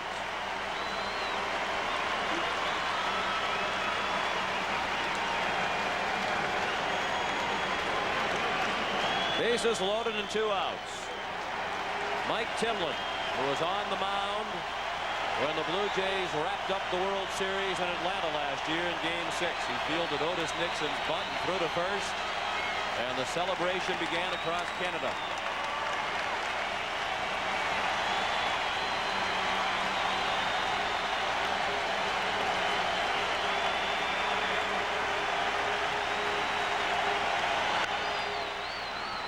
Alomar throws him out, and the Phillies leave the bases loaded in the 8th.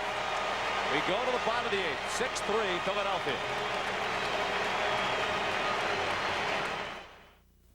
Rangers, Cherokees, Broncos, Explorers, Pathfinders,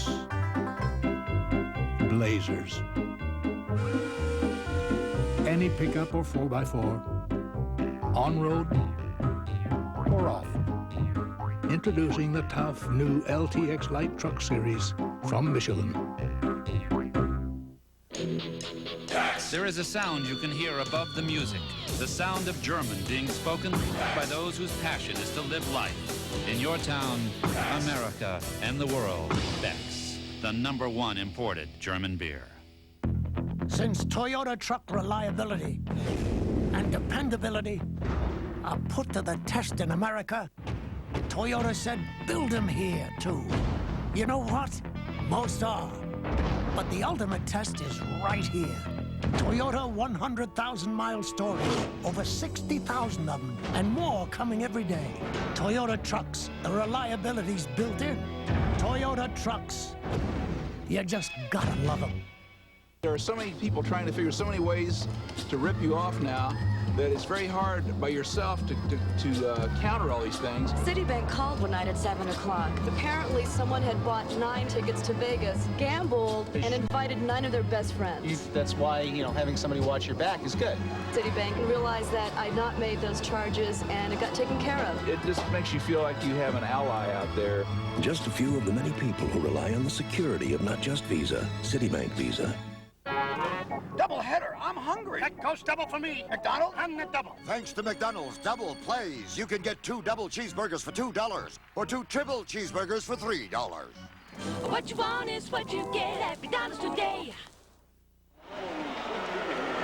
And business is booming at one of the souvenir stands here at Sky Dome. The fan might want to hustle back to his or her seat because, as you pointed out during the break between innings, this is still very much a ball game, 6-3 as we go to the bottom of the 8th. Yeah, I think the Phillies had a chance to blow them out in the top of the 8th inning. They failed to do that when Duncan struck out. John Kruk grounded to second. And with the Wild thing down and still in the bullpen, a lot could happen in these last 2 innings. Meat of the order coming up for Toronto. Paul Molitor leads off. against Roger Mason, who's pitched an inning and a third of perfect relief. Molitor, Carter, and Olerud due up.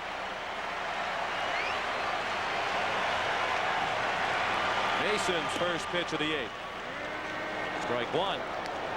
Molitor walked in the first, singled and scored on the Carter home run in the 4th, and bounced to second in the 5th.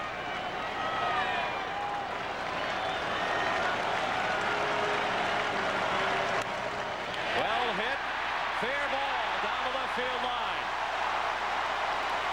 And Paul Molitor has a leadoff double.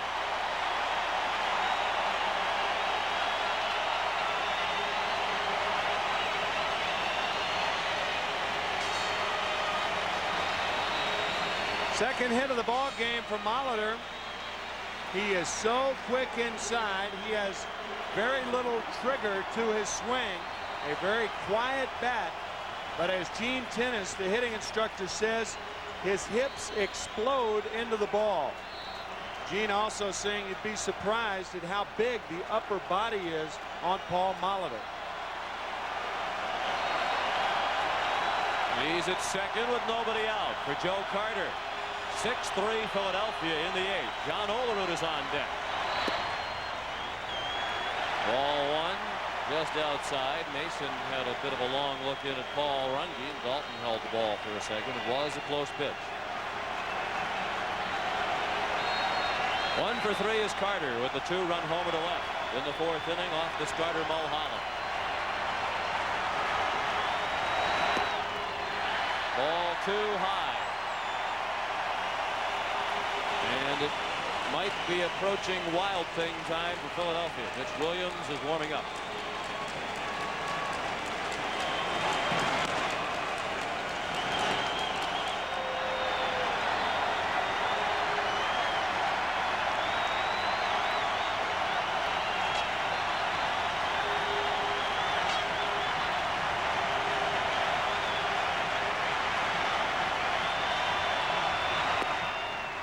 Appear to be taking all the way. It's 2-1. Tim, this will likely be a recurring theme throughout this series because a weakness of each of these two teams is that middle relief. With the way these two teams can hit, it's quite possible that the teams will feast on the other's middle relief pitching if the starters are knocked out early. Mike Timlin had that left thumb taped between innings. Fortunately, it's not his pitching hand.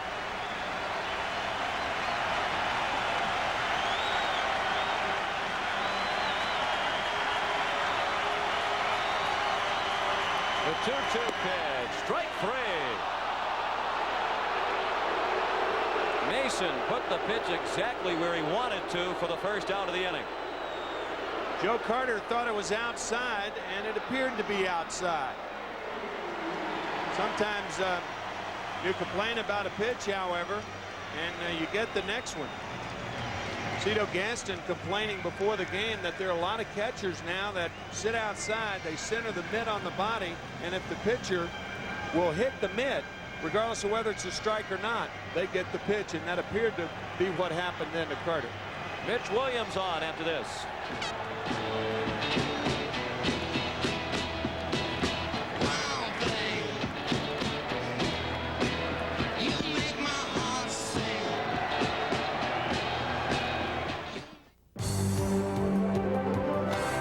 Toyota proudly presents All Around Champions.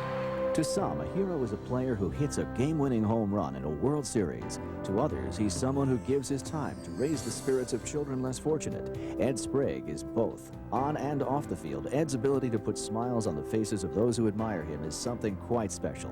Toyota is pleased to salute all-around champion Ed Sprague by contributing $1,000 to the Hospital for Sick Children in Toronto.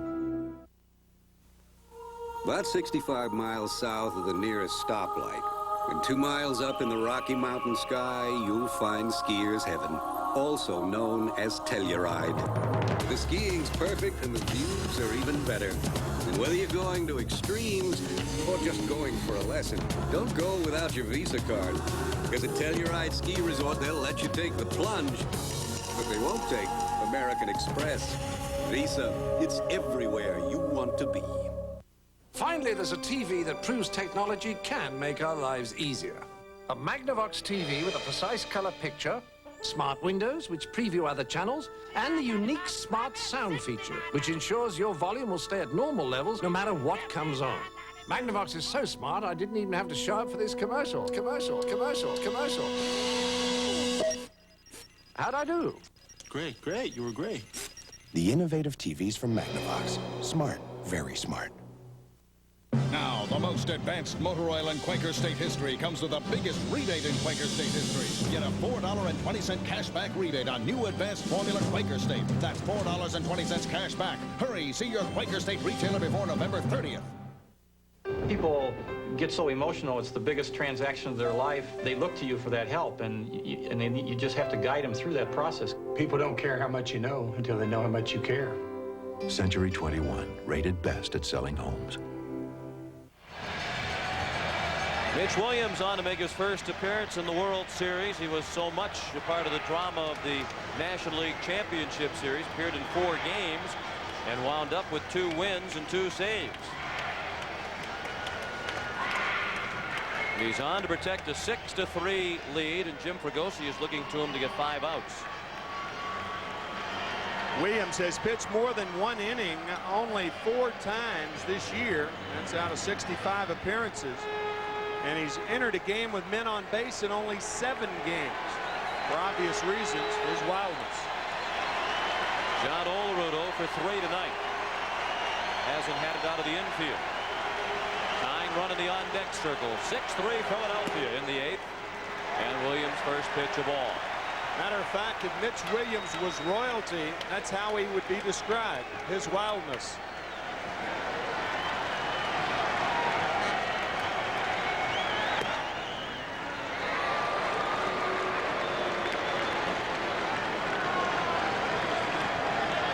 Fregosi during the NLCS received 1,000 packets of Alka-Seltzer and a case of Maalox from fans who were watching Mitch Williams. They let Molitor go to third without paying any attention to him. So 1 more chances now for the Blue Jays to get him in. That's right. If it were the 9th inning, it wouldn't matter that much. But since it's the 8th, if they tack on 1 more, it makes it easier in the 9th. Popped up. It will be close. And it's into the front row behind the Blue Jay dugout there. And Dalton went down a step into the Toronto dugout.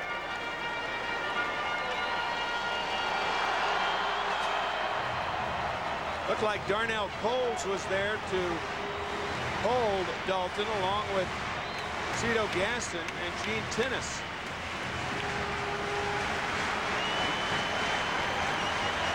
Two and 2 on Olerud.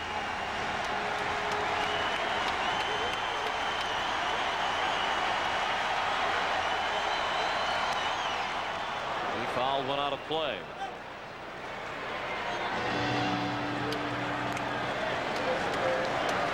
Roger Mason pitched an inning and 2/3. He allowed only 1 hit. That was the double by Molitor leading off this inning. Mason struck out 2 without issuing a walk. Terry Mulholland is the pitcher of record.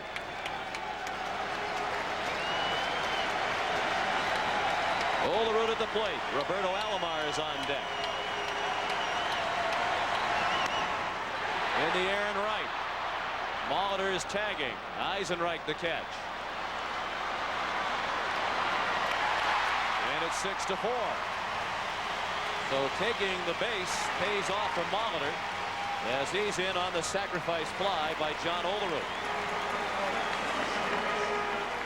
Jim Fregosi will certainly keep that in mind if a runner gets on in the 9th inning. But Williams, and it wasn't Mitch's fault as much as it was the middle infielders, both Kevin Stocker, Mariano Duncan, paying no attention to Molitor, and he took advantage of it, stealing third uncontested.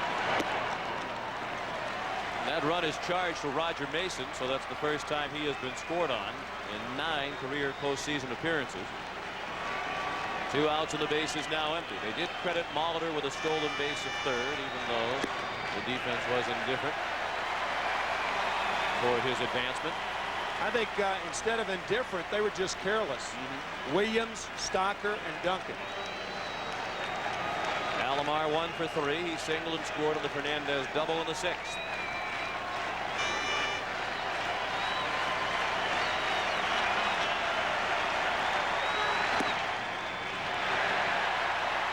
Dalton and Williams wanted to know where that one missed. 3-0 on Alomar. Well, when you have a reputation like Mitch Williams does, you're not going to get the close pitches. You're a Dave Stewart who can hit the corner. You'll get those pitches, but not Mitch. Strike. 3-1.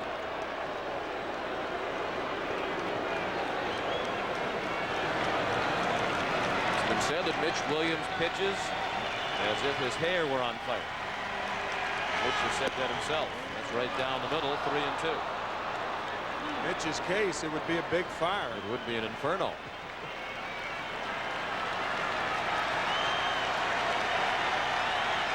Now the payoff pitch, way outside. That'll bring the tying run to the plate.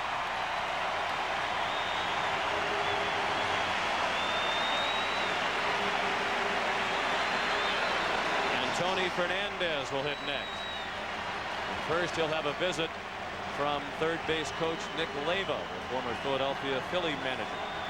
I wonder if Leyva is telling Fernandez to give Alomar a chance to steal the base, maybe take a pitch or two. I doubt it because of Mitch Williams' move. I think Mitch Williams has a better move to first base than Terry Mulholland. Reason is he picks his right leg up. He rarely will step off and throw over there. He'll do it occasionally. We'll see if Alomar is thinking about running here. 6-4 Philadelphia in the bottom of the 8th. Alomar at first with 2 outs. First pitch to Fernandez, a ball inside. Tony's 2 for 3 tonight. He singled in the 4th and he doubled to drive in Alomar in the 6th.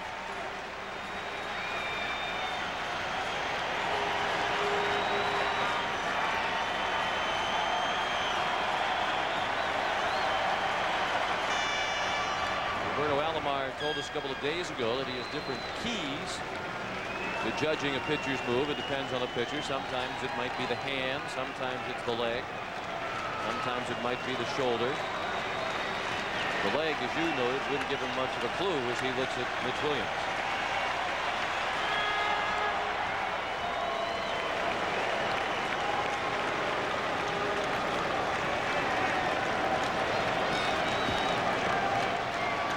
Actually, there were 9 stolen bases, and Mitch Williams picked off no one this year.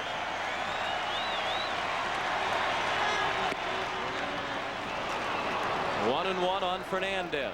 Hollins is guarding the line at third with Tony up there. Last time Mitch Williams pitched in Canada was on the 19th of September against Montreal. He lost that ball game and was booed soundly when he got back to Philadelphia. As a matter of fact, they played at Veterans Stadium the next night, and he wore Larry Anderson's shirt out to the bullpen that night. He thought he'd trick the people. Well, he didn't. They knew him. They knew Larry couldn't grow that much hair that fast.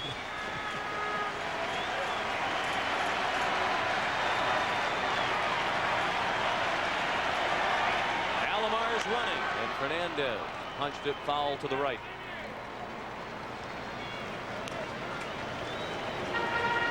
Six runs, 11 hits for Philadelphia. 4 runs and 8 hits for Toronto. Neither team has made an error. Jim Fregosi says Mitch Williams doesn't have ulcers, but he is a carrier.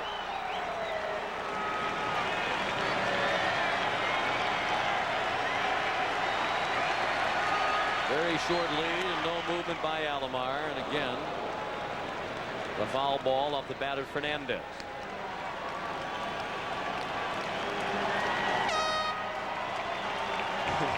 Fregosi saying Mitch doesn't give ulcers, or doesn't have them, he gives them.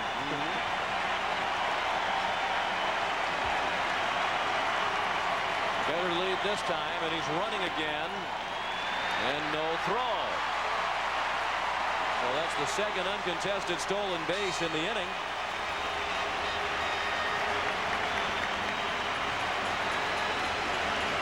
Evidently, Alomar sees something in the move. It's probably the right leg going behind the left leg. Once that happens, a pitcher is committed to go home. And now Williams steps off, and Alomar is out trying to steal third. And that's a terrible play right there. Terrible. And it's the first time ever that Alomar has been caught stealing in postseason play. 6-4 as we go to the ninth. Elvira here, Mistress of the Dark and sometimes Surfer Babe, because Coors Light is the official beer of Halloween, and the party's at the beach, Malibu Beach, where you can hang 10. Look, Frankie and Annette. And of course, when it's time to chill, just reach for that cooler of Coors Light.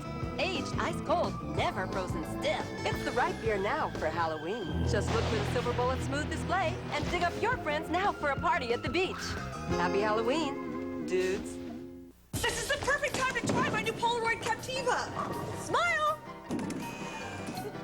Hey, where's the picture? There's no picture? Did you see the picture come out? How can that be a Polaroid camera if there's no picture? It doesn't look like a Polaroid camera. It's not a Polaroid camera. Introducing the new Polaroid Captiva. It's sleek, it's stylish. Its pocket-sized pictures stay in a special compartment till you take them out, so you're free to shoot and shoot. Maybe if you shake it. Yeah, shake the camera. The new Polaroid Captiva. The pictures stay in till you take them out.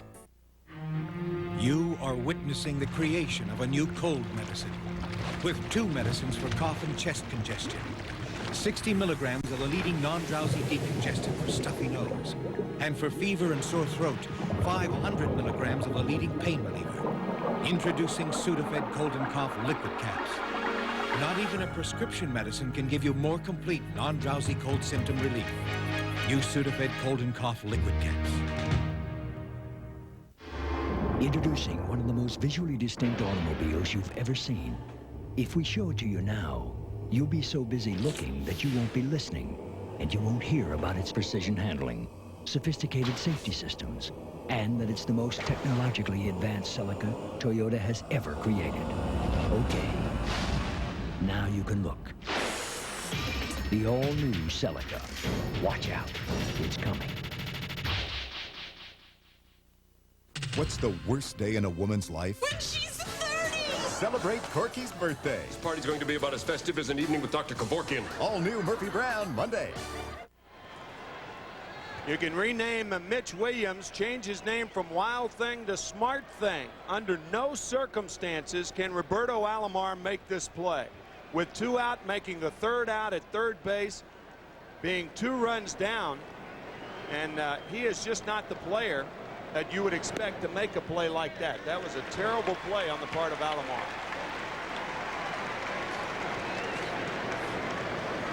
Mike Timlin's first pitch of the ninth, the strike to Dave Hollins. Hollins, that is a foul ball, just foul past first. You might be thinking at home, well, why not? Molitor went to third, but there was 1 out when Molitor went to third. And he showed how valuable that was when he scored on a sacrifice fly. But with 2 outs, you're 2 runs down, and for the most part, you're as well off at second as you would be at third, and that's why you can't make that play under any circumstances. 0-2 on Hollins, who has 2 hits and a walk tonight. He's driven in a run and scored 1. And he strikes out, couldn't catch up with the fastball from Timlin. So Mitch Williams allows Alomar to steal second, but not third. It's almost like he had a 6th sense that Alomar was thinking about third, and he wheeled and then threw to Hollins for the out. And that ends the longest consecutive stolen base streak in postseason history. Alomar had swiped 16 without being caught in postseason play before that one.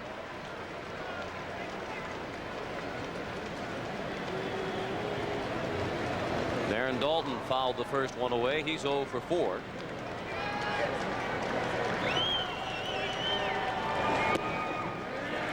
He's the only Philadelphia starter who has not reached base tonight.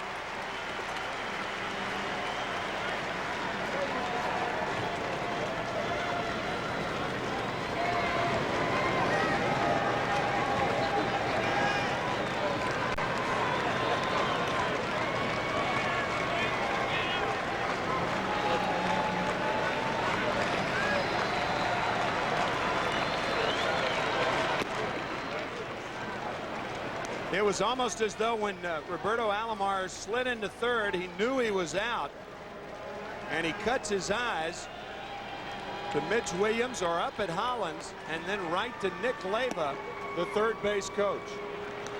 But you could almost see him. He was like a kid with his hand in the cookie jar. You just do not see Roberto Alomar make that kind of mistake. The 2-2. Chopped slowly down to first. Olerud to Timlin, safe.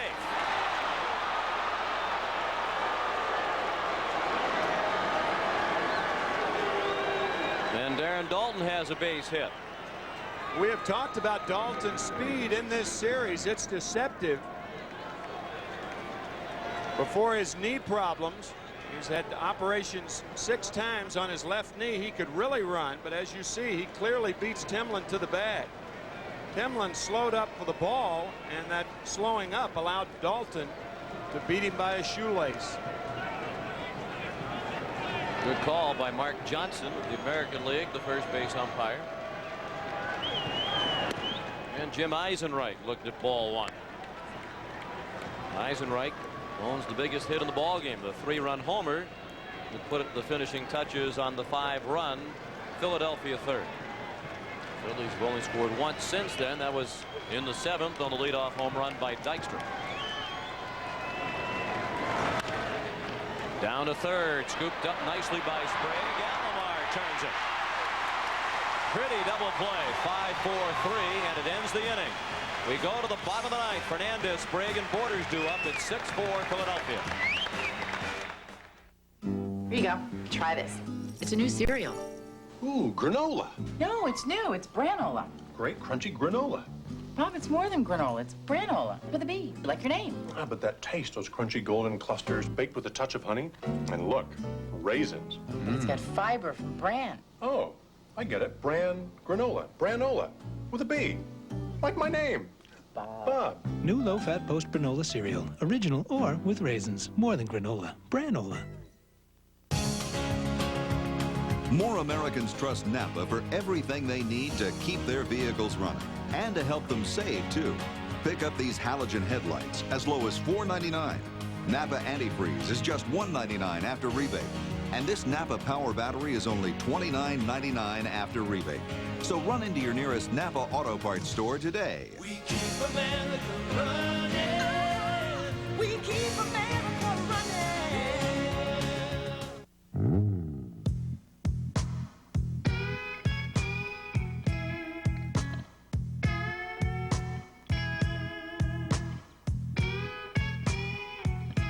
Brute. Men are back. Do you want a jam? Get new Nestle Crunch Jammin' Bars. Rip into rock, unwrap the wrap, jazz, and reggae. Collect all 12 Nestle Crunch Jammin' designs. You want a jam? Get new Nestle Crunch Jammin' Bars. Watch how Daulton barrels in to Roberto Alomar, and just like Edwin Moses, Alomar clears that hurdle. So the Phillies lead is still 2. That was 6'2", 201 pounds. And Darren Daulton, about as solid a package as you'll ever see in a baseball uniform, bearing down on Alomar. Tonight's coverage of the 1993 World Series is produced by Bob Dekas and directed by Bob Fishman. The associate director is Steve Shear. The coordinating producer of Baseball 93 is Eric Mann. Baseball 93 produced by George Veras.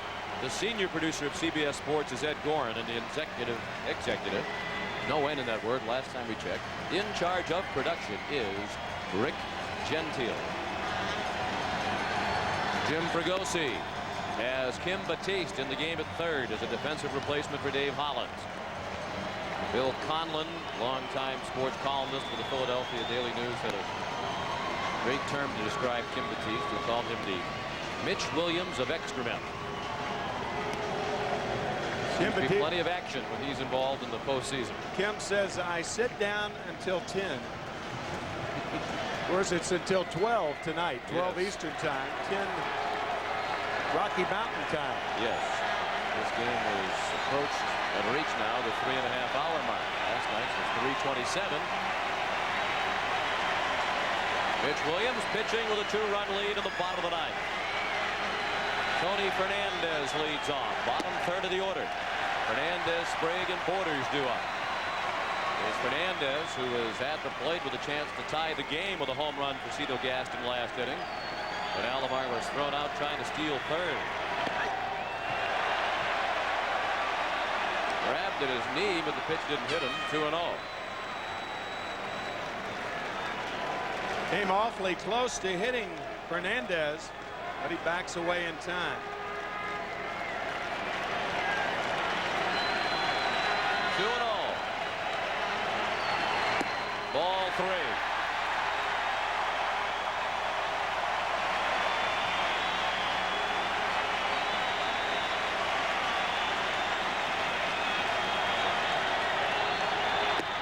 And ball 4 high. Williams walks the leadoff man on 4 pitches. He has faced 3 hitters in this outing and has walked 2 of them. And that brings the tying run to the plate for Toronto. And it brings the pitching coach Johnny Padres to the mound.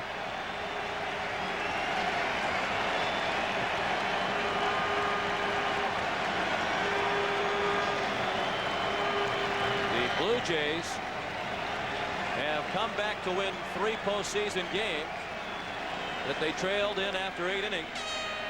And when you consider that the Yankees and Dodgers have played many more, several times more, postseason games than the Blue Jays and have only 1 more such comeback. That's a lot of 9th inning magic over a short period of time for Toronto. Ed Sprague, a first ball fastball hitter, and some of the Phillies don't want to watch. 5 straight outside the strike zone. And we've seen this shot before, Kurt Schilling. That was when he was pitching.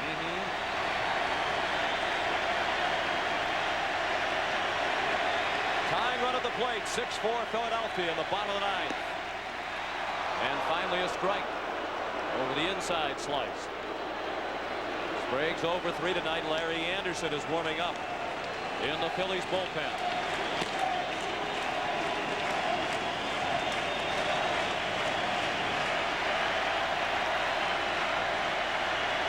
The 1-1 to Sprague, ball 2.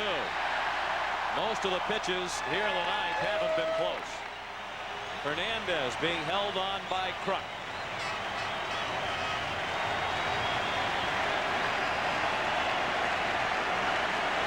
Most of the fans on their feet at Skydome. The 2-1 inside. And Williams is in danger of walking Sprague and putting the tying run on base and bringing the winning run to the plate.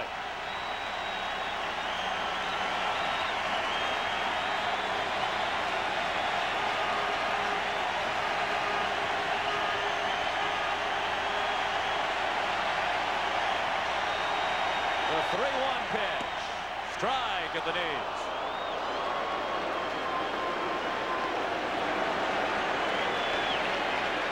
Outfielders reminded to throw the ball to second base and cut down on the double. Forget about Fernandez at first because you have a 2-run lead, not a 1-run lead.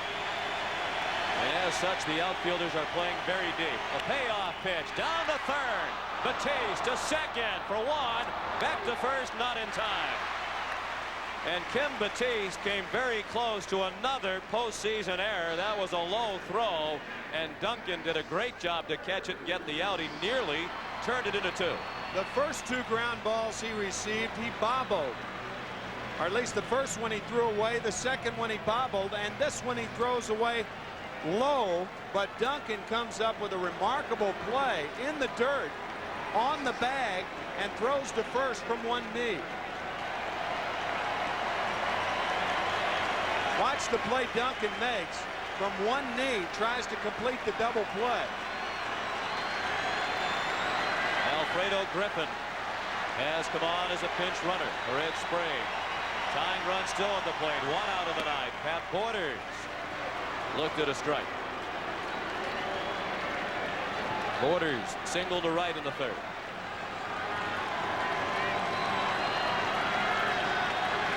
Batiste guarding the line. The outfield still deep. 6-4 Philadelphia in the ninth.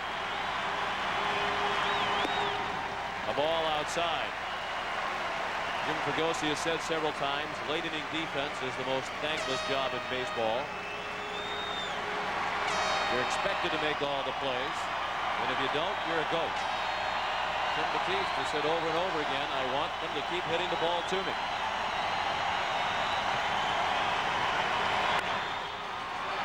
A double play ball. Duncan turns it. And the World Series is even at 1 win apiece. Mitch Williams picks up the save with the usual flair for the dramatic in the ninth.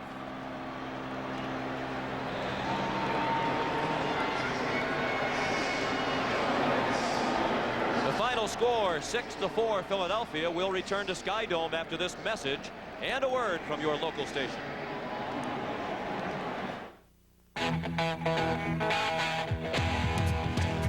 Americans have always had a love affair with their cars. Do you love? Who do you love?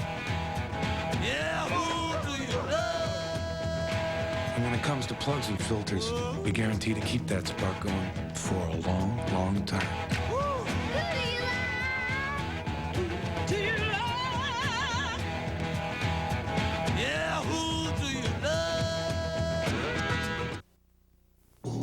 There's a lot about the new Galant that you may not know. Like being first in its class with dual airbags, standard.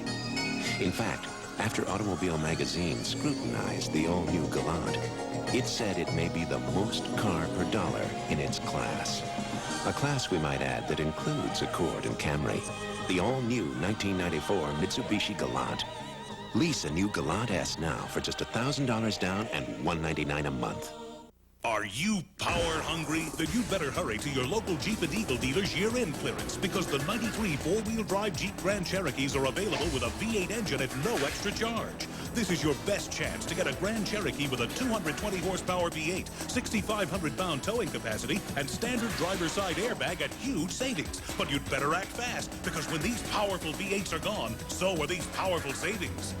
There's only one Jeep, and it's only at your Key States Jeep and Eagle dealer.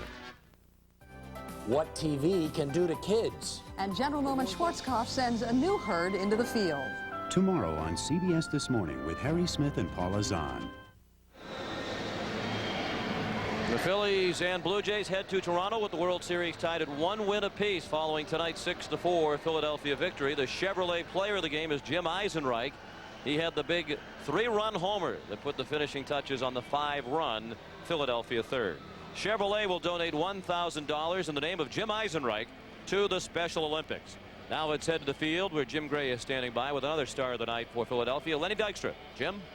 Okay, thank you very much, Sean. In the 6th inning, during the half inning when you were in the dugout, you swallowed a significant amount of chewing tobacco and you got very nauseated. Then you came up in the 7th inning and hit a home run. So is that the magic formula? Well, I hope not. I hope I don't have to do that every time to hit a home run. But, you know, it was just a big win. I mean, Toronto is a great ball club. Their offense is everybody knows what kind of offense they got. They proved that last night. But this team over here in Philadelphia has all the heart and all the character you could ask for. So we're never out. Nobody can ever count us out of anything. We're going to battle you to the very end like we proved tonight.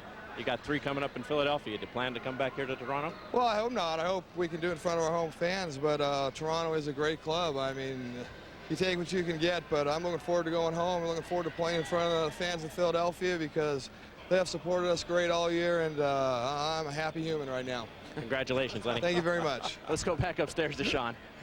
The biggest surprise tonight, he didn't throw a dude in that sentence. 2 hits and a walk, 2 runs scored, an RBI tonight for Lenny Dykstra. Now for Tim McCarver, Pat O'Brien, and Jim Gray, Sean McDonough saying so long from Sky Dome. The final score, Philadelphia 6 and Toronto 4. You have been watching CBS Sports coverage of the 1993 World Series. Good night from Toronto.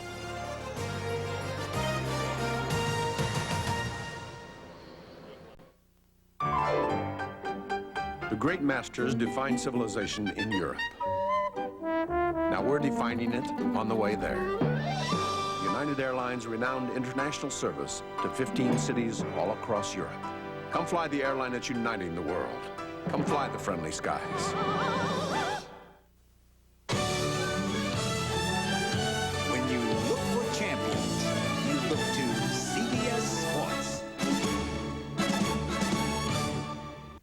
This is CBS. The 94 Ford F-150 is now at your Quality Plus Ford dealer. No other truck is built for tough. Not only is the F-150 America's tough full-size truck, now it's America's safe truck, too, with the driver's side airbag standard. Plus, every 94 F-150 has Preferred Care, the 24-hour roadside assistance program. Now save $1,200 on the #1 selling Ford F-150. See the Truck Authority, your Quality Plus Ford dealer today. You better hit the ground running in a new Ford truck. Hey, hey. In Washington, big corporations and lobbyists are spending millions making false claims about the NAFTA trade deal. But across America, people going to factories, to farms, to offices know NAFTA means jobs going south. Economists who've studied job loss say we'll lose up to 500,000 American jobs to NAFTA. Americans want to expand trade, but not by trading away their jobs. NAFTA, it's a bad deal for America, and Americans know it. Imagine this. You have cancer. You need to make a rational decision about treatment. You may never have been less able to think rationally. Let us help. The University of Pennsylvania Cancer Center is one of the best cancer centers in the country, ranked first for cancer care in the Delaware Valley by U.S. News and World Report, with the most full-time cancer specialists in the region. If you have cancer, you want the best available treatments. Don't lose precious time. Call the University of Pennsylvania Cancer Center today. WCAU-TV Philadelphia. Now, Janet Zapala, Gene Crane Weather, and Bruce Casella Sports. This is Channel 10 News. Hello, I'm Janet Zapala. Our top story at 12:12, the Phillies' dream season. Both the Phils and the Jays hammered homers in the early going of this game, but tonight it's all even in the 1993 World Series. And for Phillies fans, it was fantastic tonight as their home team heroes beat the Blue Jays under the lights at the Sky Dome in Toronto, Canada. Dream is still very much alive in this first worst-to-first season for the Phillies. The players now have just left the field, and that is exactly where our Ron Burke is standing by live, where World Series game number 2 is just ended on a very high note for Philly fans. Hi, Ron. Hi, Janet. A much higher note for the Phillies. Last night, as we mentioned from Sky Dome, Phillies did a lot of things well, but not enough things at the crucial times. Tonight, they got the big third inning, scoring 5 runs. Eisenreich steps to the plate with a couple of men on and delivers the big blow. And that is the difference. It's a game of inches, so to speak, baseball. And in situations like this, you need your money men to come through. And Jim Eisenreich, not ordinarily thought of as that kind of a money man like a Dalton or a Dykstra, but he does the job tonight. They get to some solid pitching from Terry Mulholland, and this series, as you mentioned, is even now at 1 game apiece. Now, hopefully, we hope later on during this newscast to have some interviews, some responses from the Phillies. Channel 10's Al Meltzer in the clubhouse right now getting that. So we'll be back a little later on here at Skydome with more to follow up this Phillies 6-4 victory that evens this best-of-7 series now at a game apiece, heading back to Philadelphia for Game 3 on Tuesday. That's the story right now from Skydome. Let me send it to Cherry Hill, New Jersey, where Bill Baldini joins us live. Bill? Hey, Ronnie, I'm here with a whole bunch of people that are diehard fans. They watch this game all night, even though they have to work tomorrow. How'd you feel about the game?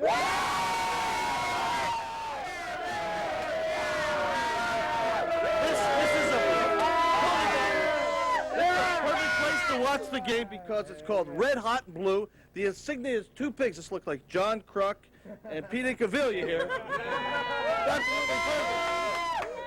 Now, there are an awful lot of people who weren't nearly as lucky as the fans here to see this game. A lot of people are going to come down from Toronto, and they're going to have a tough time finding a place to stay overnight. And that's our story within a story. There are a lot of disappointed tourists in and around the Philadelphia area. The World Series, coupled with a number of conventions, have caused almost everyone to hang out that no vacancy sign. In fact, there is no room in the inn from downtown Philadelphia to Valley Forge and King of Prussia to the airport or in the South Jersey area. This is the Holiday Inn in Cherry Hill, and this is what you hear when you ask for the impossible, a room for the World Series. Starting tomorrow, Tuesday, and Wednesday, I would have to turn them away. For tomorrow, the next day? For about 3 weeks now. 3 weeks? Mm-hmm. You've been sold out for 3 weeks? That's correct. In other words, the Phillies didn't even win their division yet. Right. In anticipation of that, people just... That's correct. Book everything in sight. That's correct. To help ease the shortage, Chips Airhorn of Chestnut Hill says he doesn't have much, but he would gladly offer his home to 5 visitors. Any baseball fan that's coming in for the game. You're telling me they can stay at your house? Yep, for free. Why? I'm tired of Philadelphia looking like the bad guy in the national media. Since all those Philadelphia area hotels are filled to the penthouses, I wondered if Chips, at the Philadelphia Tourist and Convention Bureau, know about his offer. I've called, yes. And what was their response? What's the catch? And there is no catch. Well, none here. They said they've had people calling saying